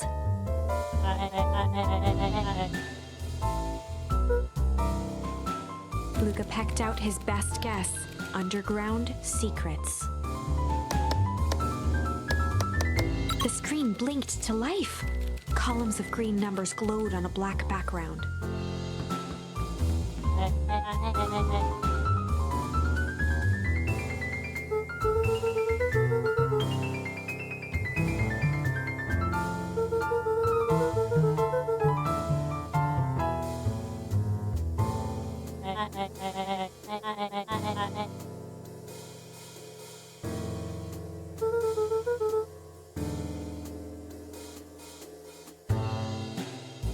Solomon's jaw clenched into a half smile.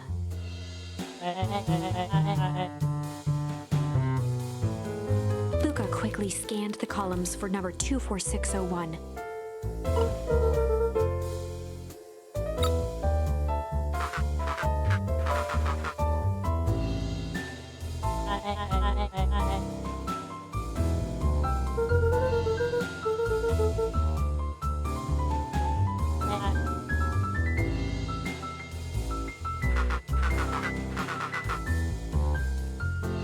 Once again, Luca scrutinized the numbers on the screen. In that moment of distraction, Solomon reached forward and pressed a large red button.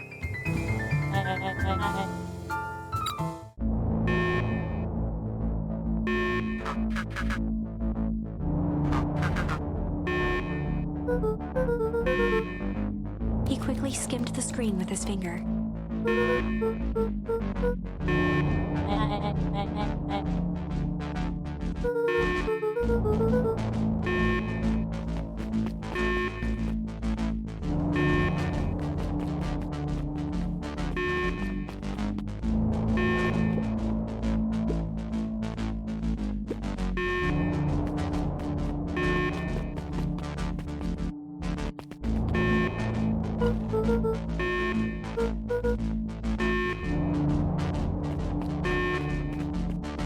Mr. Kerr approached with a sneer and spoke into his walkie-talkie. With self-satisfaction, he called into the hallway.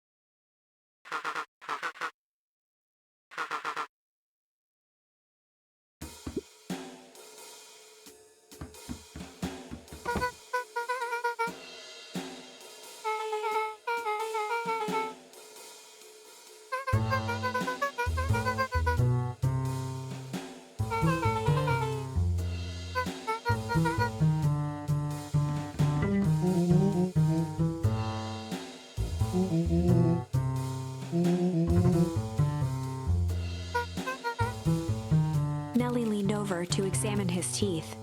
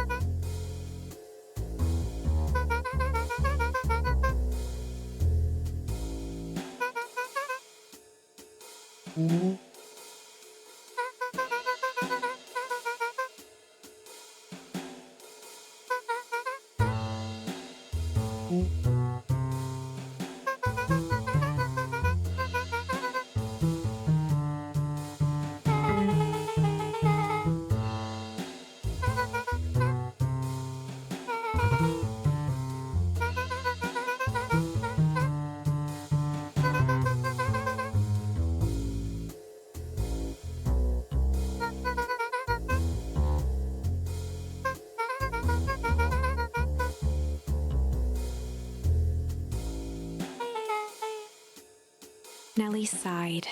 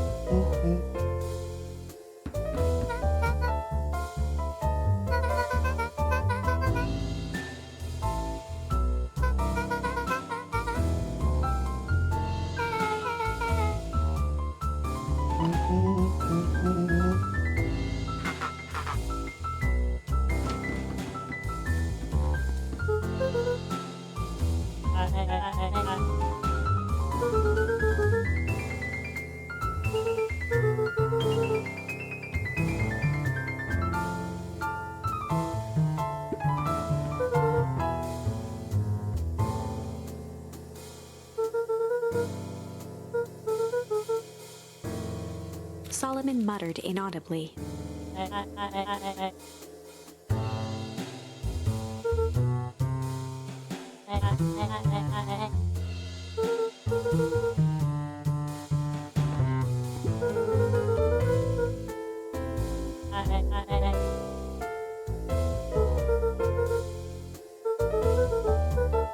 With a subtle, quivering lip, a smile crawled across Solomon's face.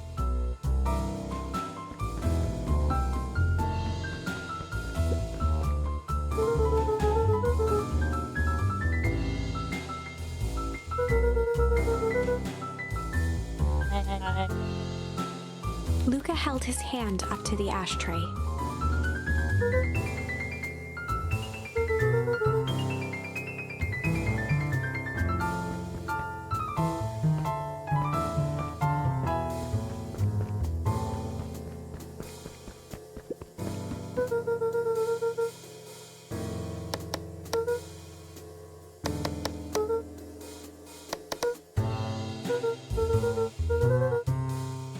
Solomon once again muttered under his breath.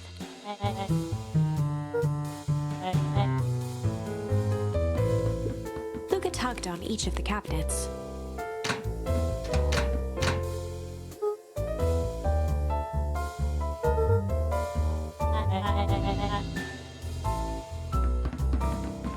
They heard the trampling of frantic footsteps from the hallway.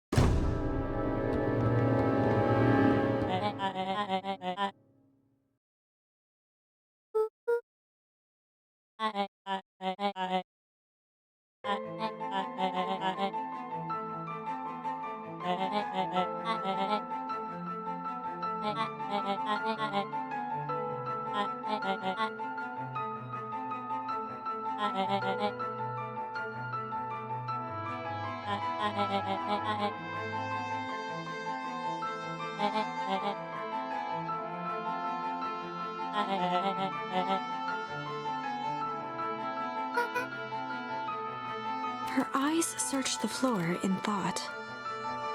Solomon watched eagerly, waiting for the flicker of epiphany. With a sickened look, she peered into his soul.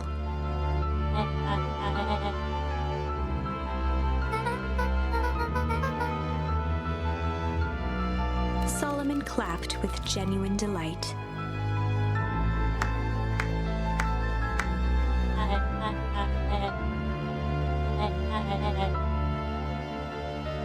Solomon glanced down, examining his youthful form.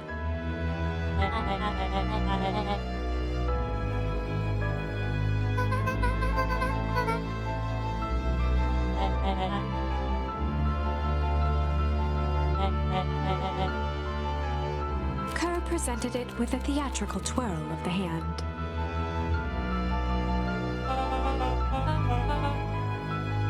Before he could finish, Rollo snatched the vial from Kerr's palm.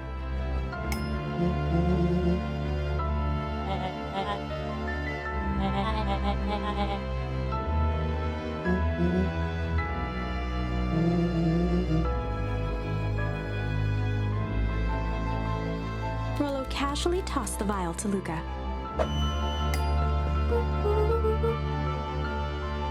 Luca jiggled the vial mockingly.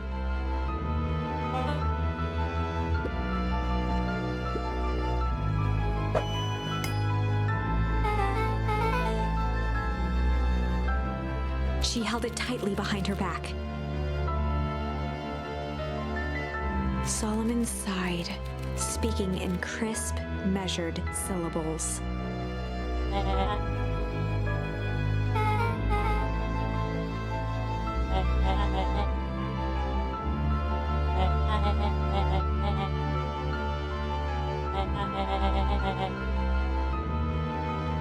He pursed his lips with feigned sincerity. A deep uncertainty washed over Beck.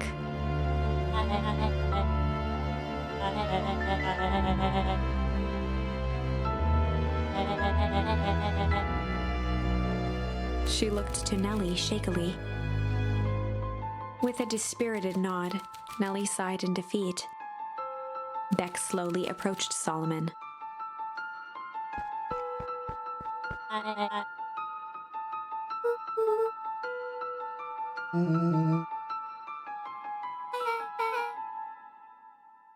With apprehension, Beck conceded.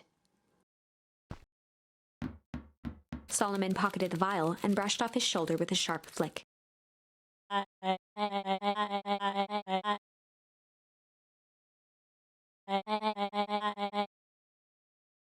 The blood drained from Kerr's face.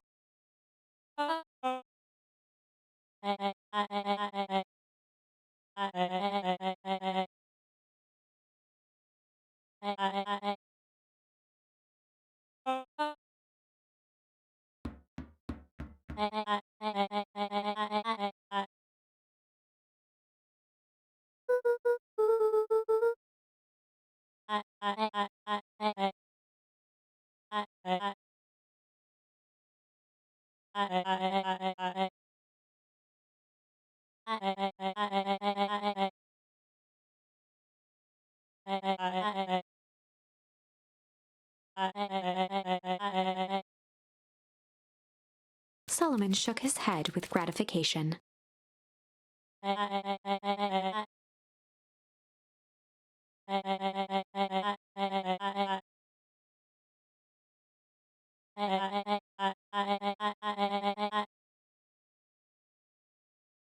A muffled applause resonated faintly through the walls.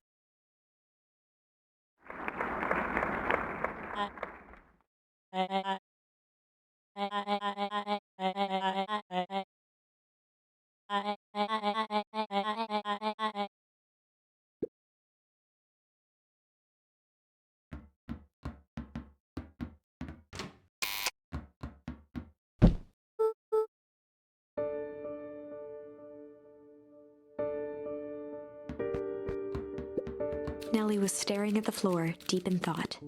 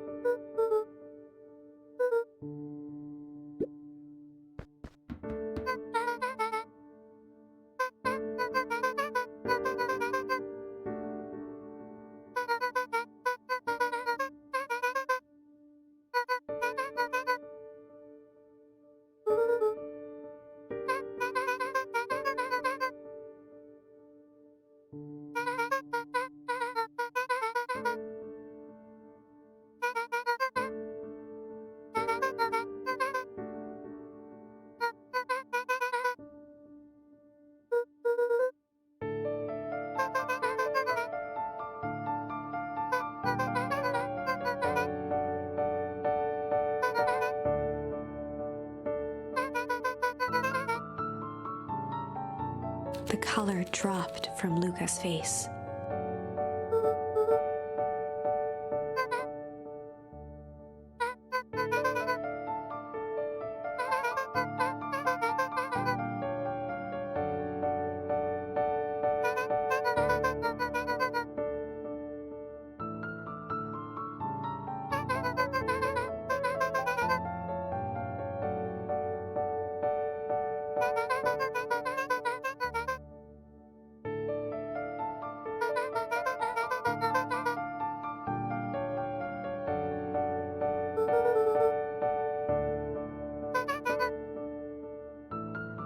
Luca was overwhelmed with emotion.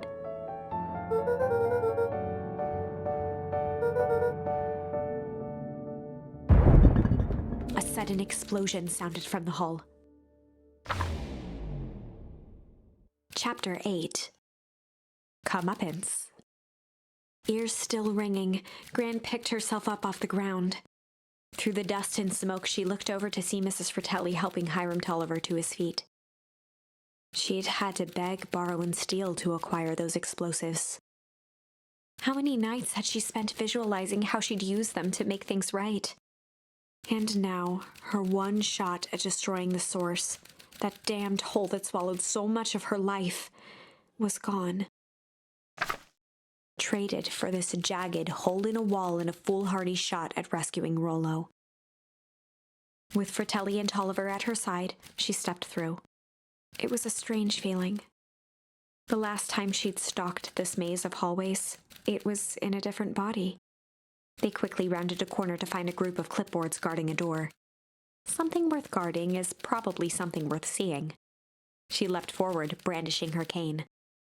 If her last chance at vengeance for things lost was truly gone, she would just have to fight to keep what she still had.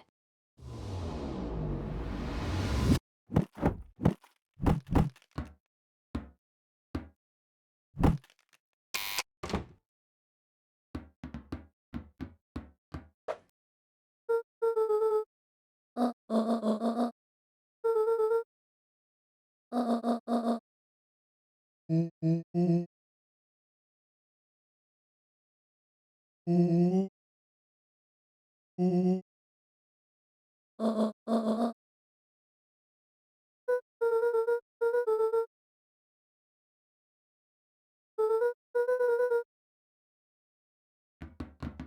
made their way out from deep within Perennial Harvest, just as Solomon finished up his speech.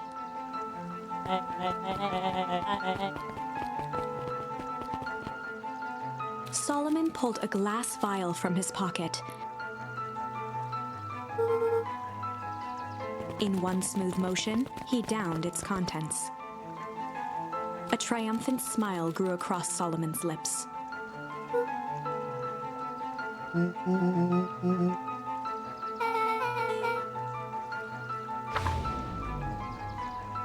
With a mischievous look, Beck elbowed Luca. "Remember when I had the vial behind my back?"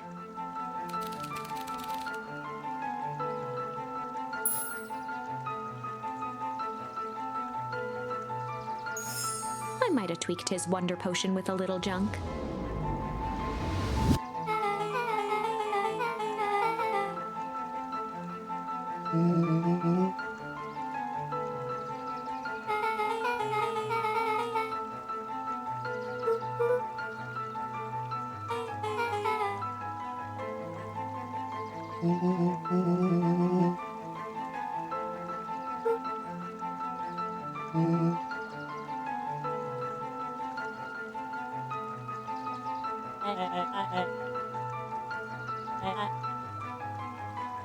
His body and face began to contort and expand as he disappeared into a belching green mist.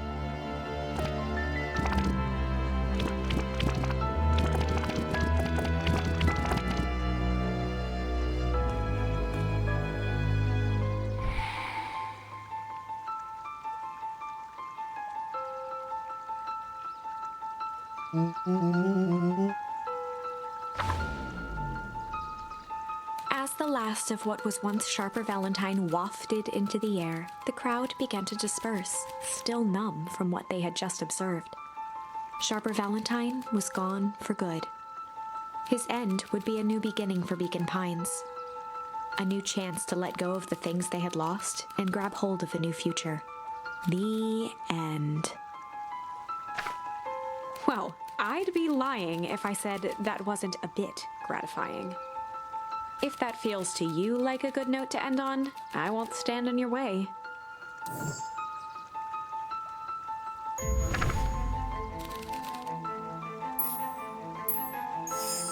I might have tweaked his wonder potion with a little change.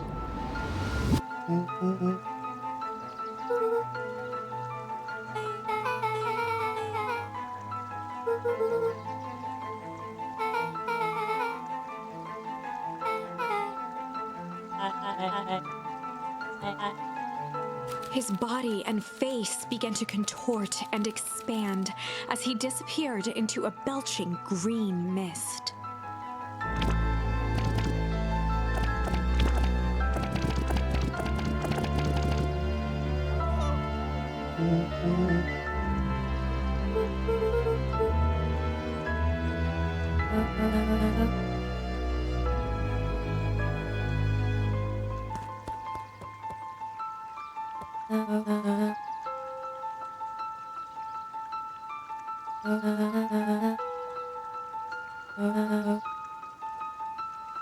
Eris awkwardly cradled the squirming child.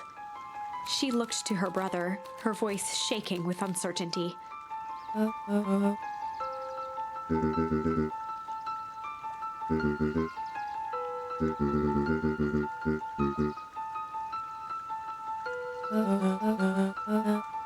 She looked back down at the infant with equal parts kindness and terror in her eyes. With a shake of her head, Eris addressed the crowd with a stern scowl.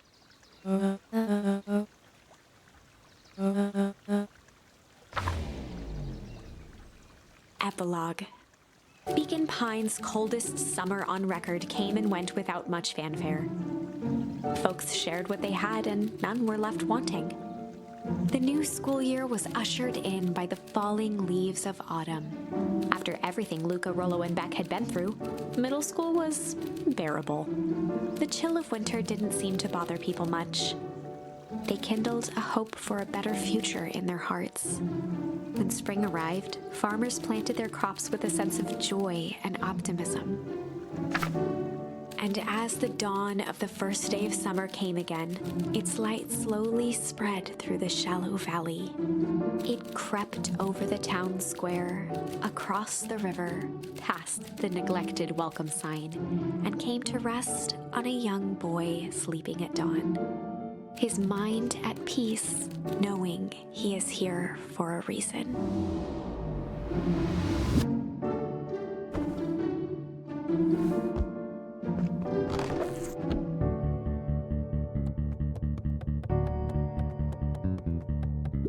Over time, Eleanor began moving Walt's old things out of the closet and into storage. Eleanor had moved back into her bedroom. And now that she wasn't sneaking out late, she even slept there most nights.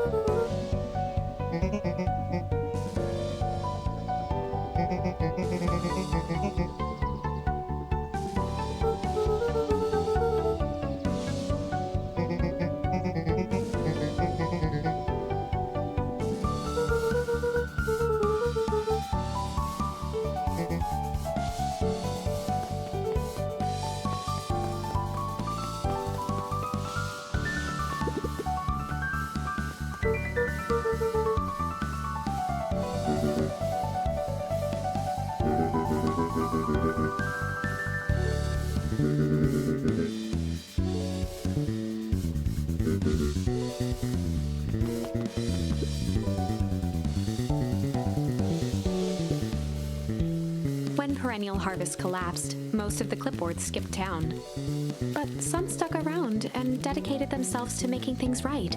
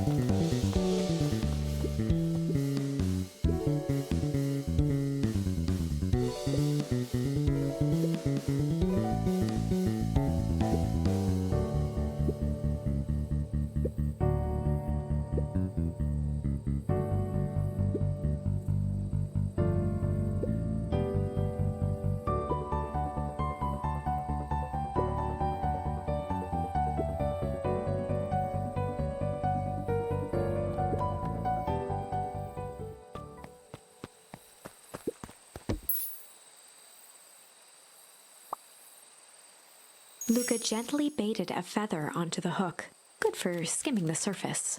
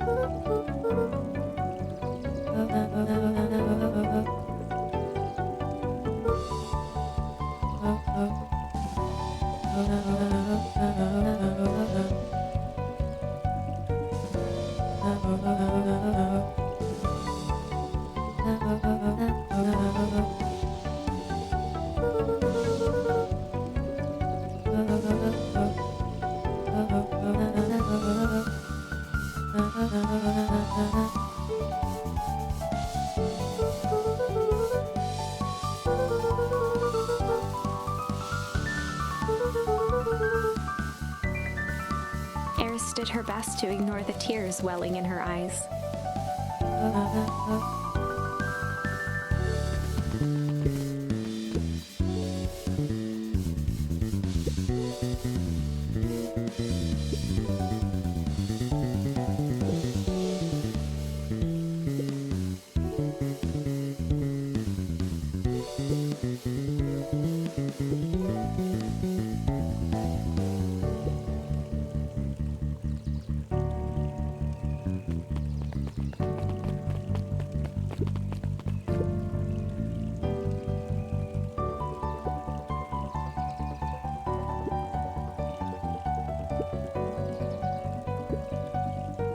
Closing her eyes, Miss Hatch took a deep, relaxing breath.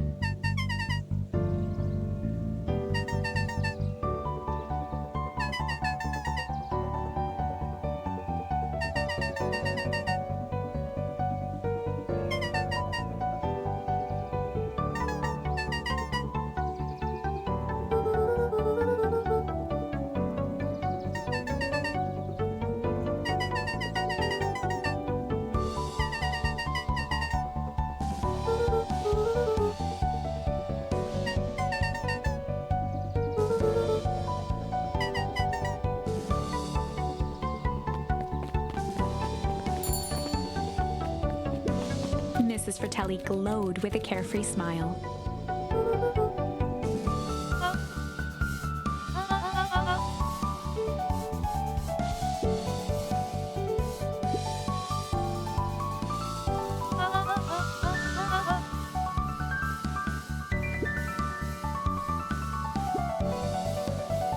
Mrs. Fratelli sighed with a zen-like calm.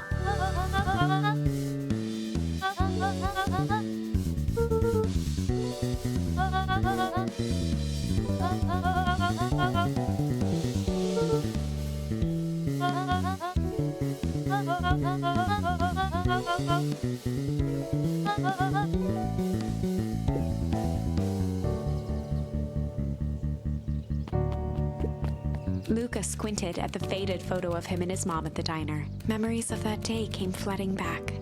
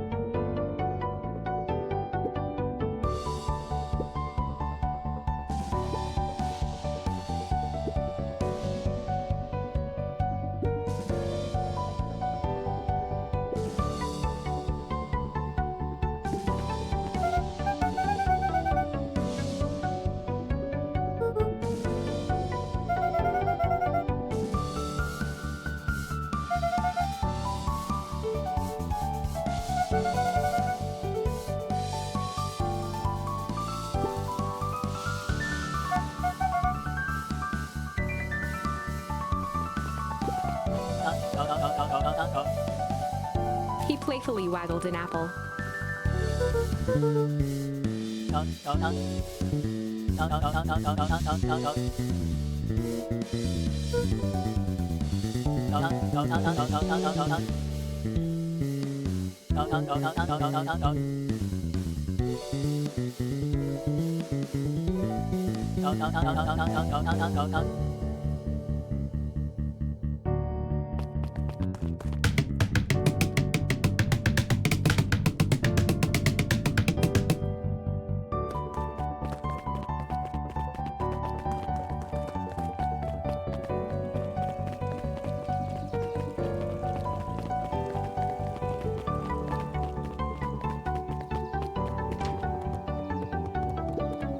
Over the school year, Kato and Bert had become close friends.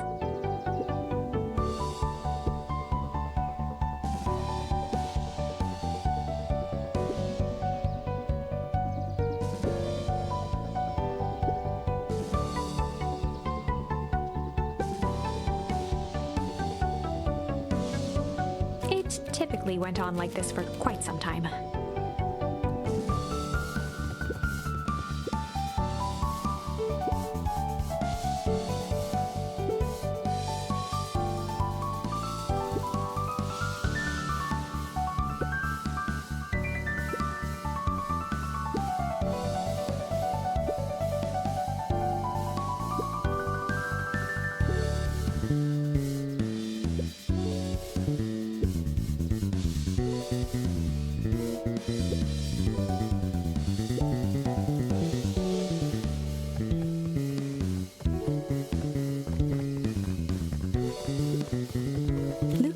Over Piper's shoulder, laid stealthily inside a large volume of mathematics, was the first issue of Hank Atomic.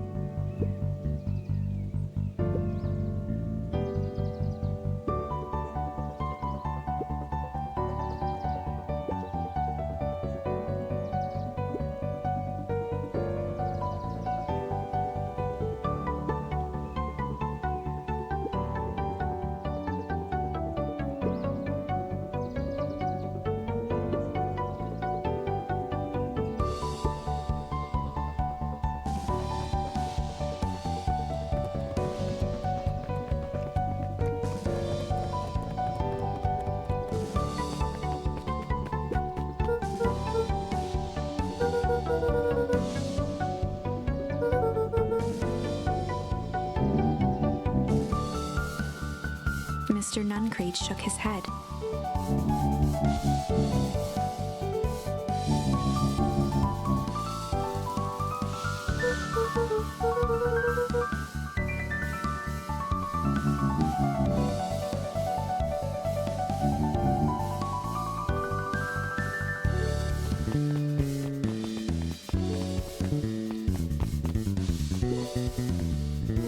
With perennial harvest gone, the transportation tubes were left unused.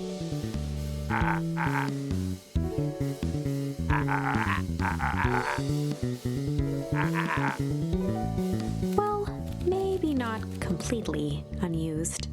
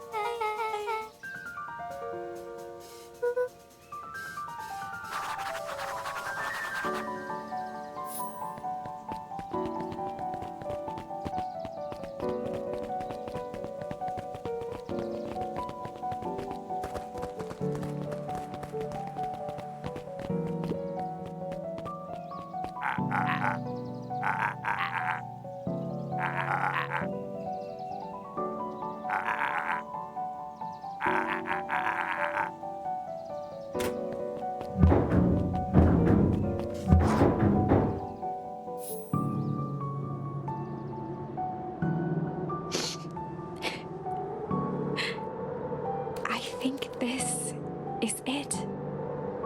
The end I've been waiting for. Honestly, I began to lose hope of ever finding it. But then you came along. I don't know exactly how to thank you. It's hard to explain how much this means to me. It's funny, now that our time together is finally ending, I'm at a loss for words. Let's just watch the end together.